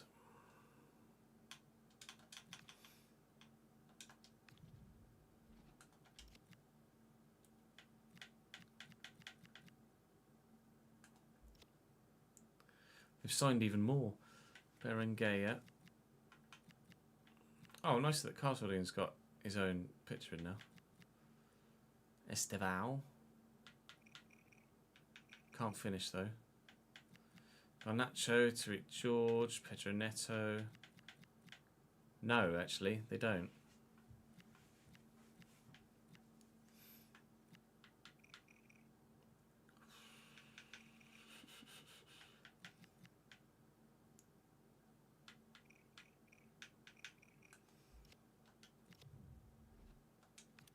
I don't think Enciso's that good, is he? 79 at Strasbourg, no.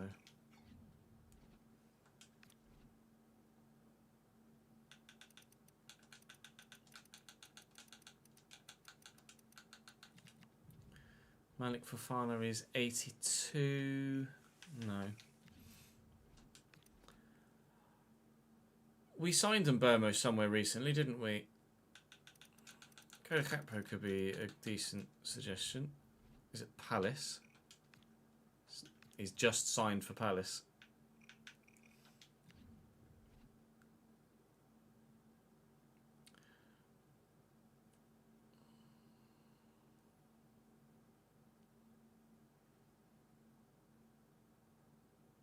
Yeah, Rodrigo's unrealistic.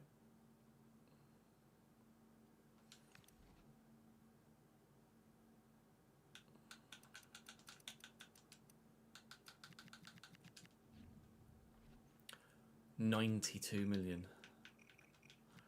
Yeah.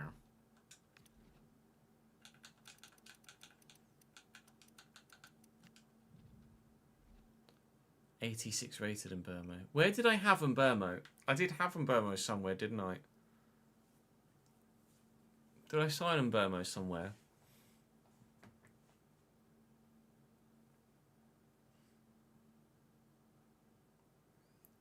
Was it at Man United at launch last year when... No, it wouldn't have been no. Where did I... I'm sure I used Burmo in a save. Was it that short-term save? I didn't think it was at United.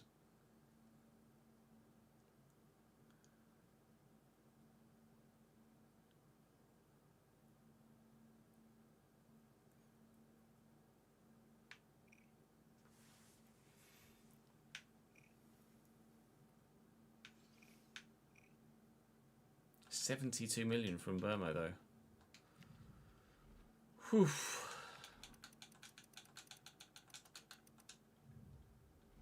Noose is still at Leipzig.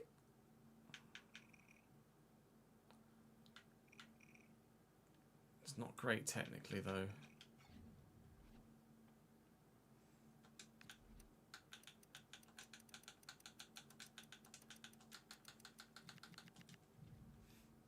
Barry's still at Everton. Not the one.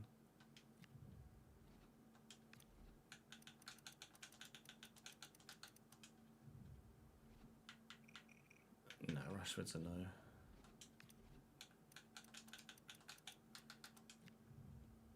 Panda at Leipzig.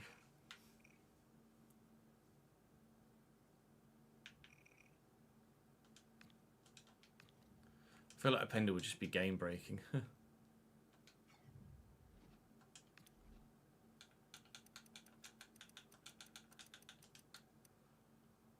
Who are you on about, ads?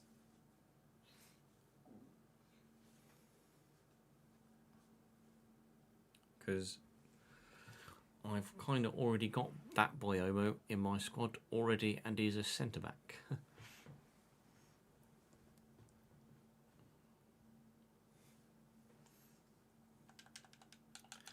feel like Duranville never grows. Everyone always goes, "You're doing Duranville," and it's just really quick and nothing else.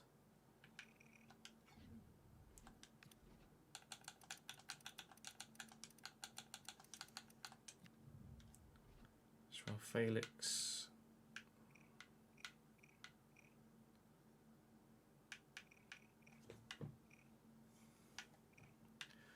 Joao Felix will be a good squad player. I can't deny that.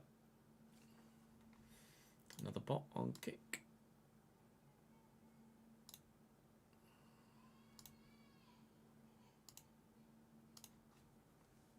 Oh, Bahoya.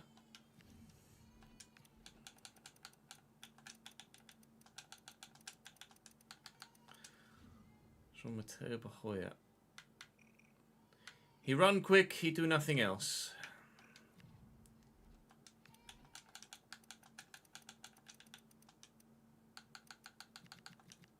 Bologna? He's at Monaco now.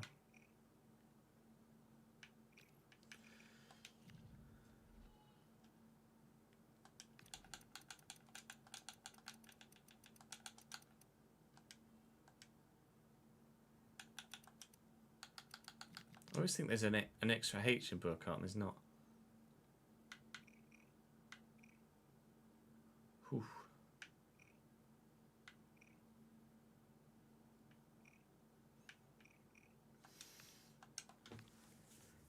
He's an option. Actually, he was moved in this save, didn't he? No. Was it Palace we were looking at? It might be Palace. Yeah, I don't want Addy Amy.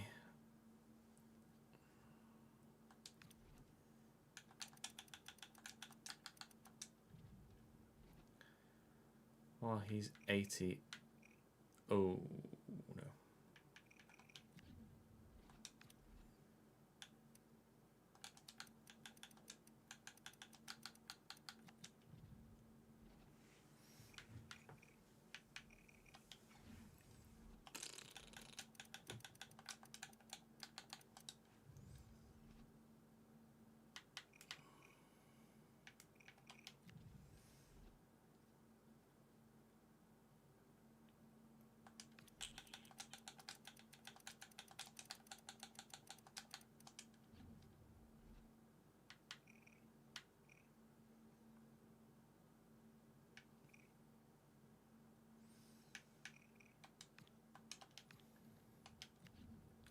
Yeah, it's layout and, isn't it, I think?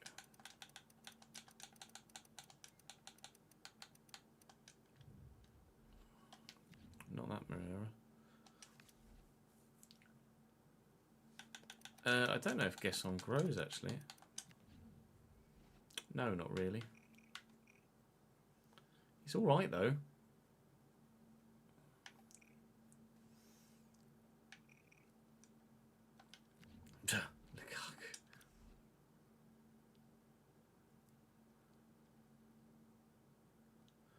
I don't want Sancho.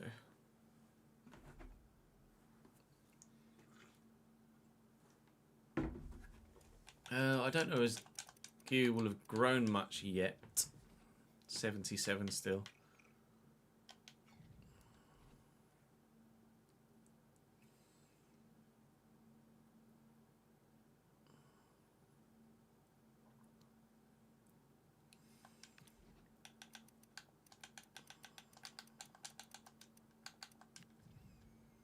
Juve, right? Yeah.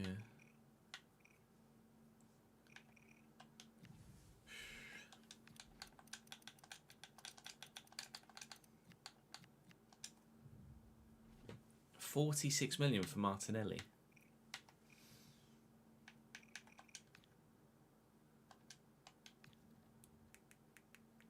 That actually intrigues me.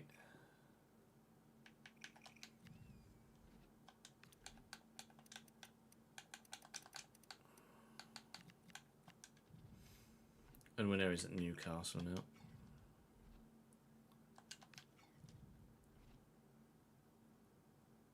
See you, Daniel.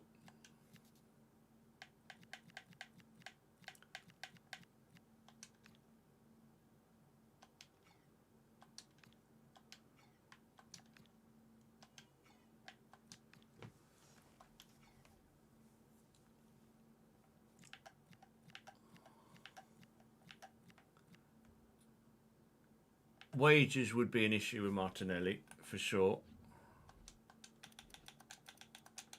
What annoys me about Anthony Gordon is that he doesn't look like Anthony Gordon in game. Is he Inter in this save as well? Fucking hell. Can't afford him.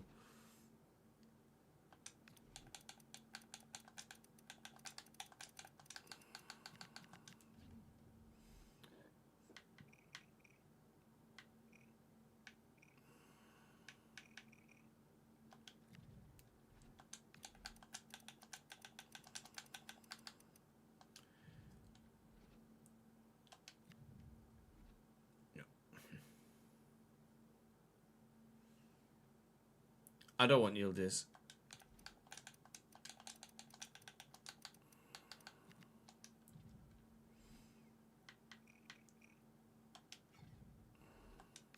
Oh no, for Farrett Shelley it's going to be way too expensive.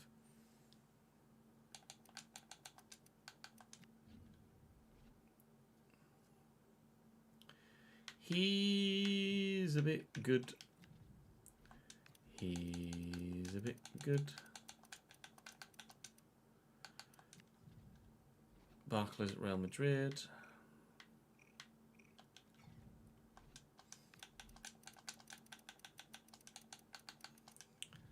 Desiree Doué's 89 rated. Whoa.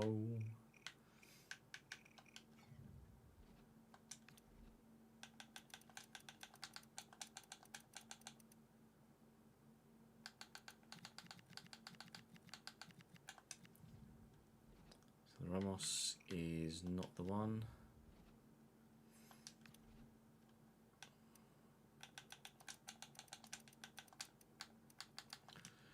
Heung-min Son is...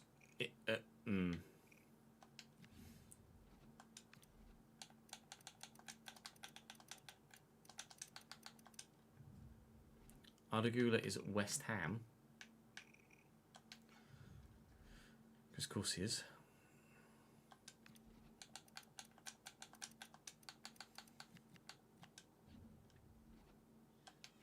Oh.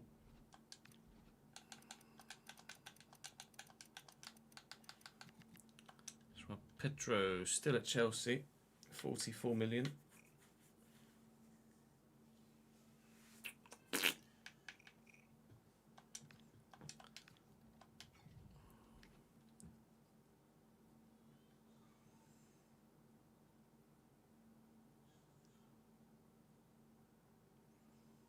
Derek George was 77 rated.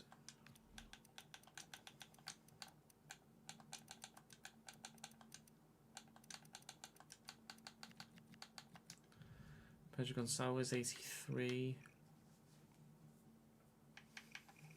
Nah. Mix. Jack.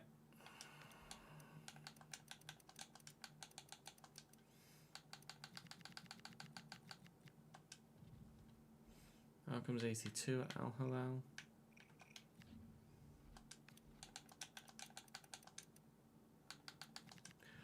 Oh, Harry! He can't move, but he bangs him in. Harry Kane, Harry Kane. Can't move, but he bangs him in. Harry Kane, Harry Kane.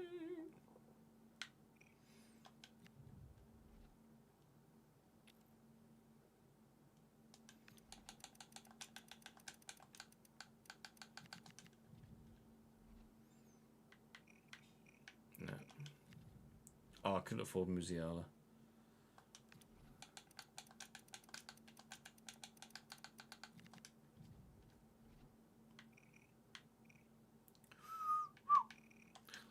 No.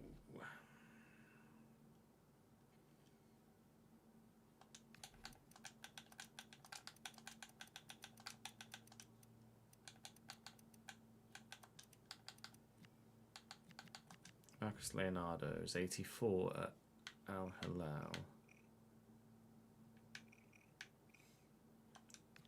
Expensive though, approached by Juve already.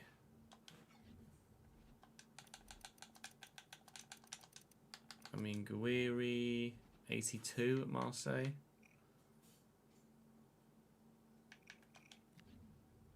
Gordon's too expensive.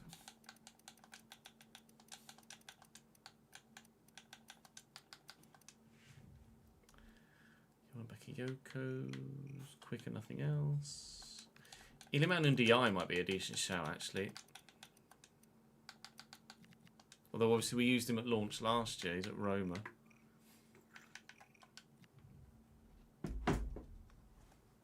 I don't want Lautaro.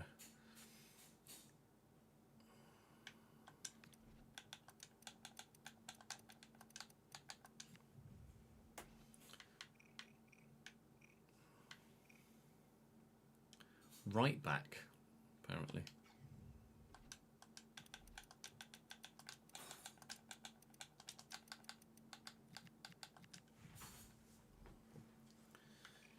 Quick and nothing else. Yeah, Noosa was not great, actually.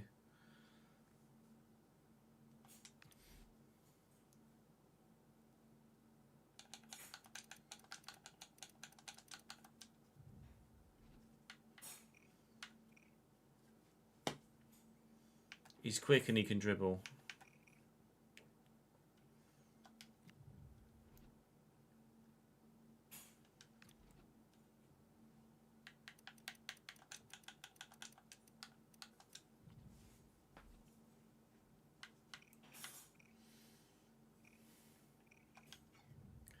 We looked at Bahoya.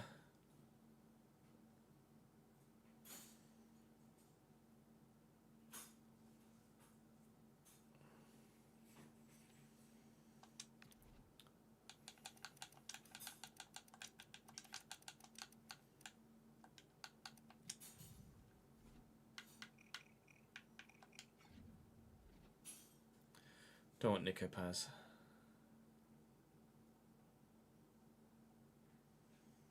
Yeah, feel better soon. Ryan. Marcus Thuram is at Barcelona in this save.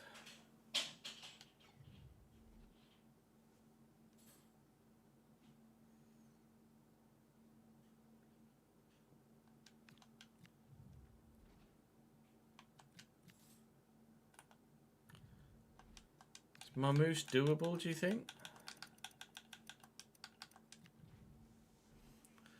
55 million.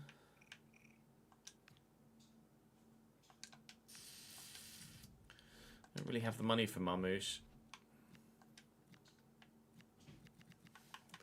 I could do Liao and Kudus.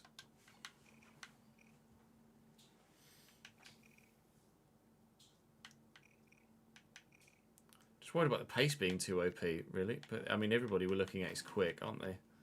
Apart from Solus. Ideally, I'd do Solus and Liao, but I can't do both.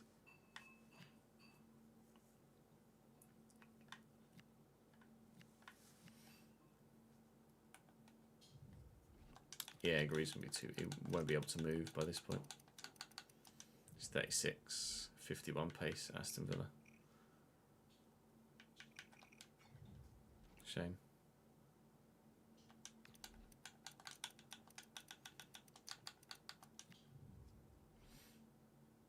£105 million.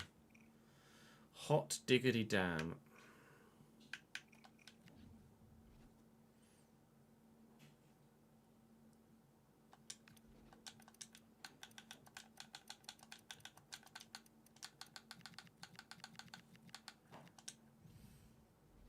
Yeah, 120.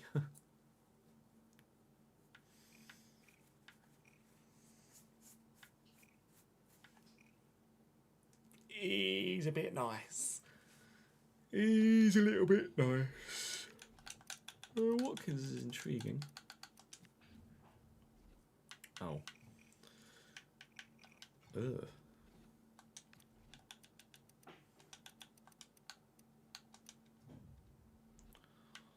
Logic. Just.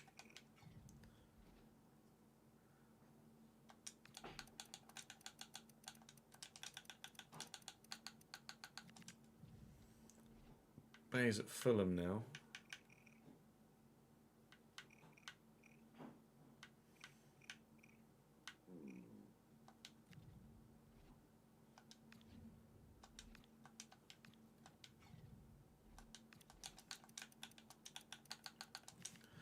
Check on Madder, still at Atleti, 52 million.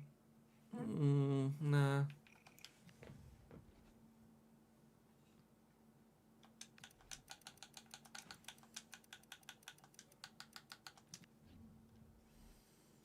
Simeone's now at Forest.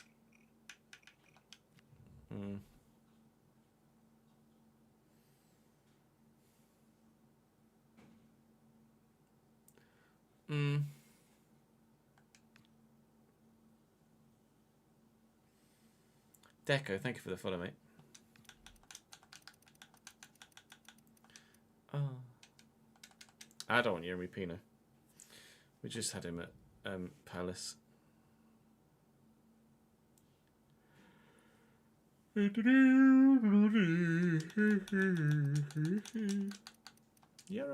Oh, Yeremy! Sign Yeremy! Yeremy!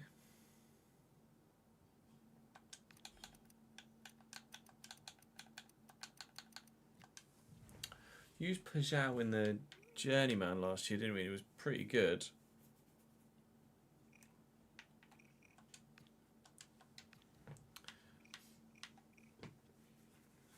I like the idea of Pajau.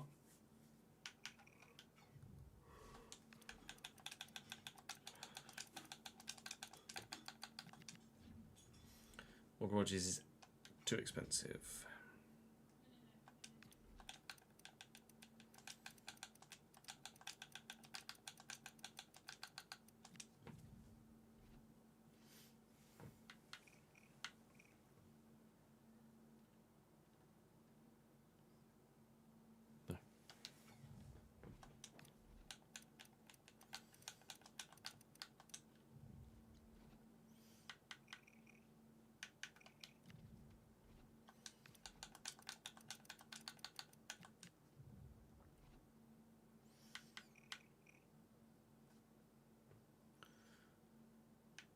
Connor 1 is not bad. But there's no gameplay remaining today, King FIFA. No, we have been live for just over 4 hours, so there has been plenty of gameplay previous to this. If you wanted to have a look back through the stream. Asula's 73 rated, like, no. Even if he was peak potential.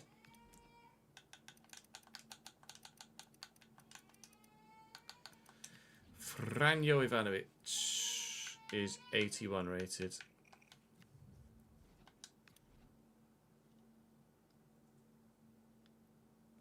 Hey Bucket, how are you, mate?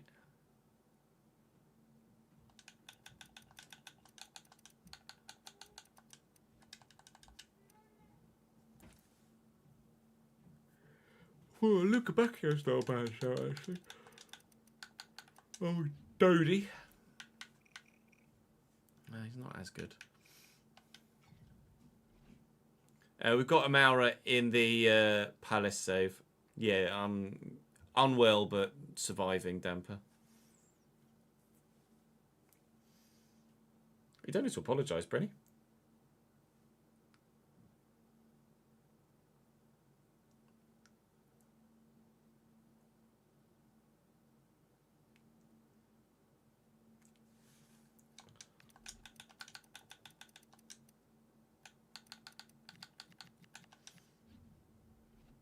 Oh, bro, he's dead. Yikes. Nah, Ikatika would be too expensive.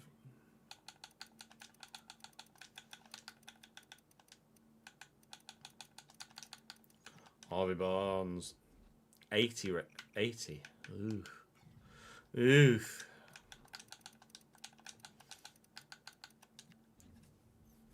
Hugo Ikatika. I don't want Voltamada.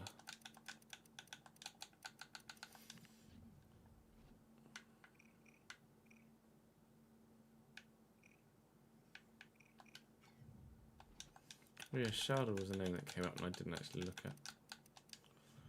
Sharda's 82.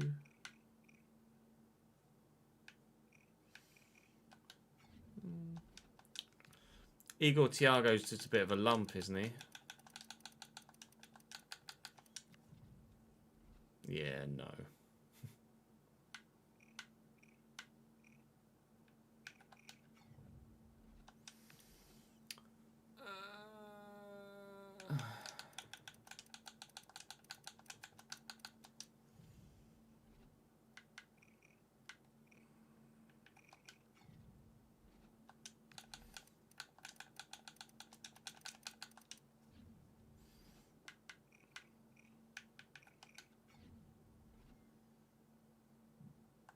Yeah, Tell was too expensive though, wasn't he? I couldn't afford Tell and Leao, I don't think.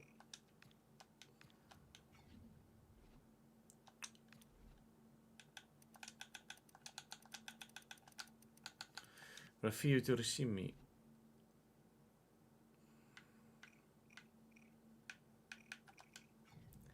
Me. True. Rasmus could be a shoot. Oh, we could not.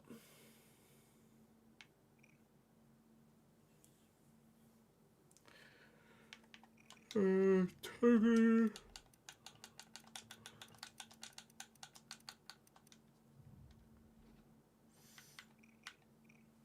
I mean, technically he's alright. 42 agility, 38 balance isn't amazing though.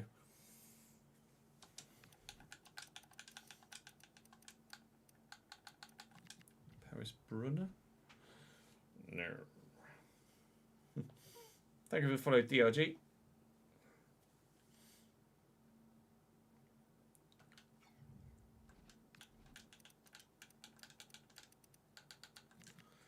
Jürgen Strand-Larsen, I don't think it's that good, is he? No.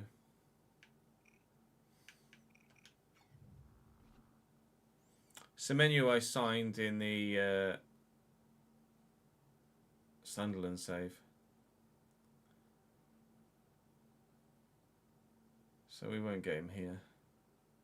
Cunha's too expensive. Pretty sure Cunha was too expensive. Yeah, it's too expensive. This is in the last year of his contract, which I doubt.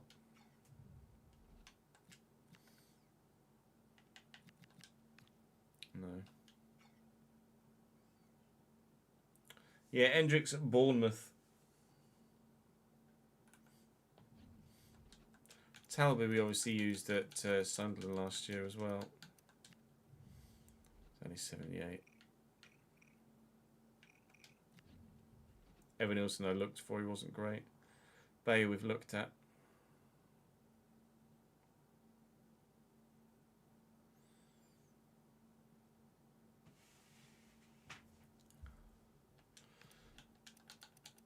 Just out of curiosity to see how well he grows. 82. Is that Betis apparently?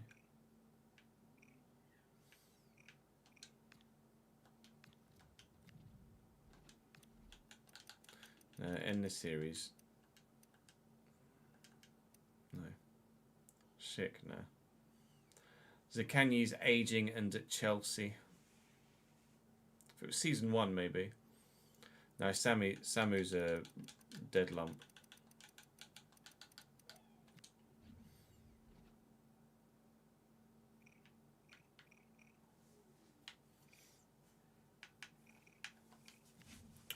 Catalara might be a bad shout. Might not be a bad shout. Shout to Catalara. I bet it's expensive though. 63 mil.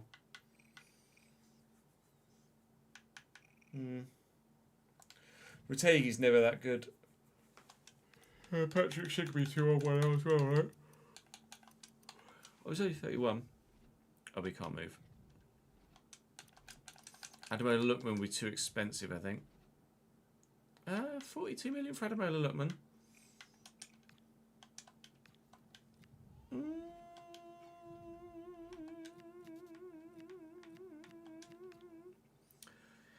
Ademola Lookman is the one. We'll get Leao, we'll get Lookman. Bosh. Brenny, you've done it. Brenny, you've done it.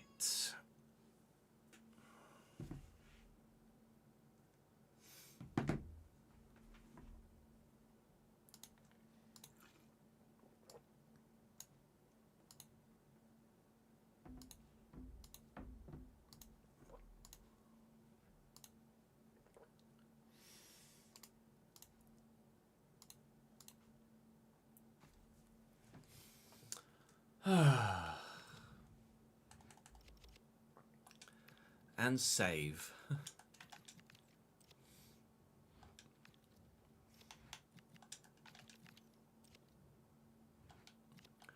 Let's look at Leao and Lookman's stats from last season on that other save.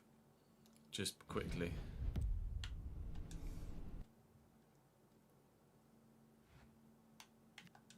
Oh, piss. I just loaded the wrong fucking thing.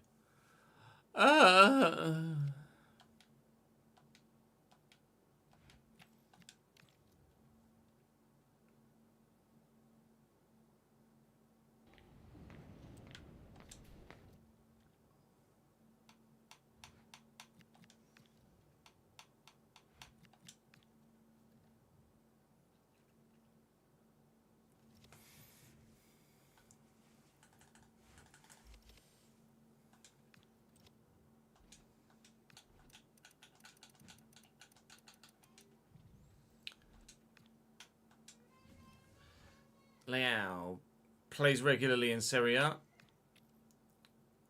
Didn't really play in the Coppa Italia. Played a lot in the Champions League. So Leao's first team for Milan. See where Milan finished in the league in a minute. And then Ademola Lookman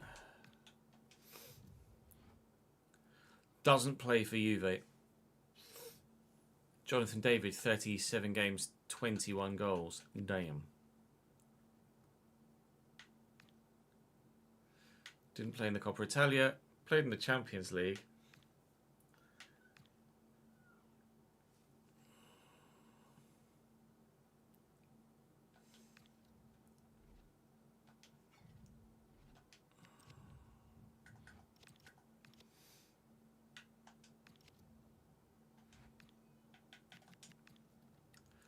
Ah.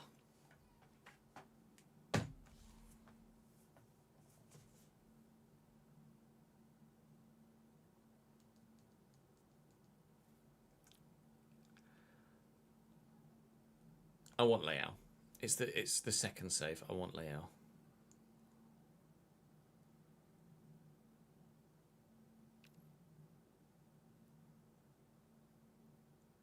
Oh yeah, for quality of life, it's horrendous.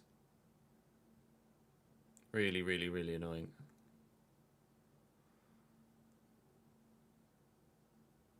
He has been there forever.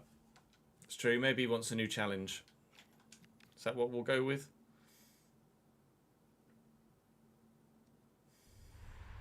That's what we'll go with. Rafael Leao wants a new challenge. Chloe, thank you for the follow and kick. Right, let's send you guys on a raid, shall we? I think is Ben still live? Or has Ben gone offline now? I think Ben might have gone offline now. Ben's gone offline now. Okay. Who can we send you to today?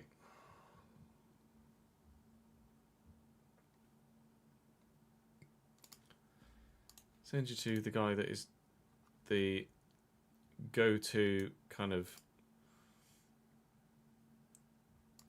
guy that's blowing up right now.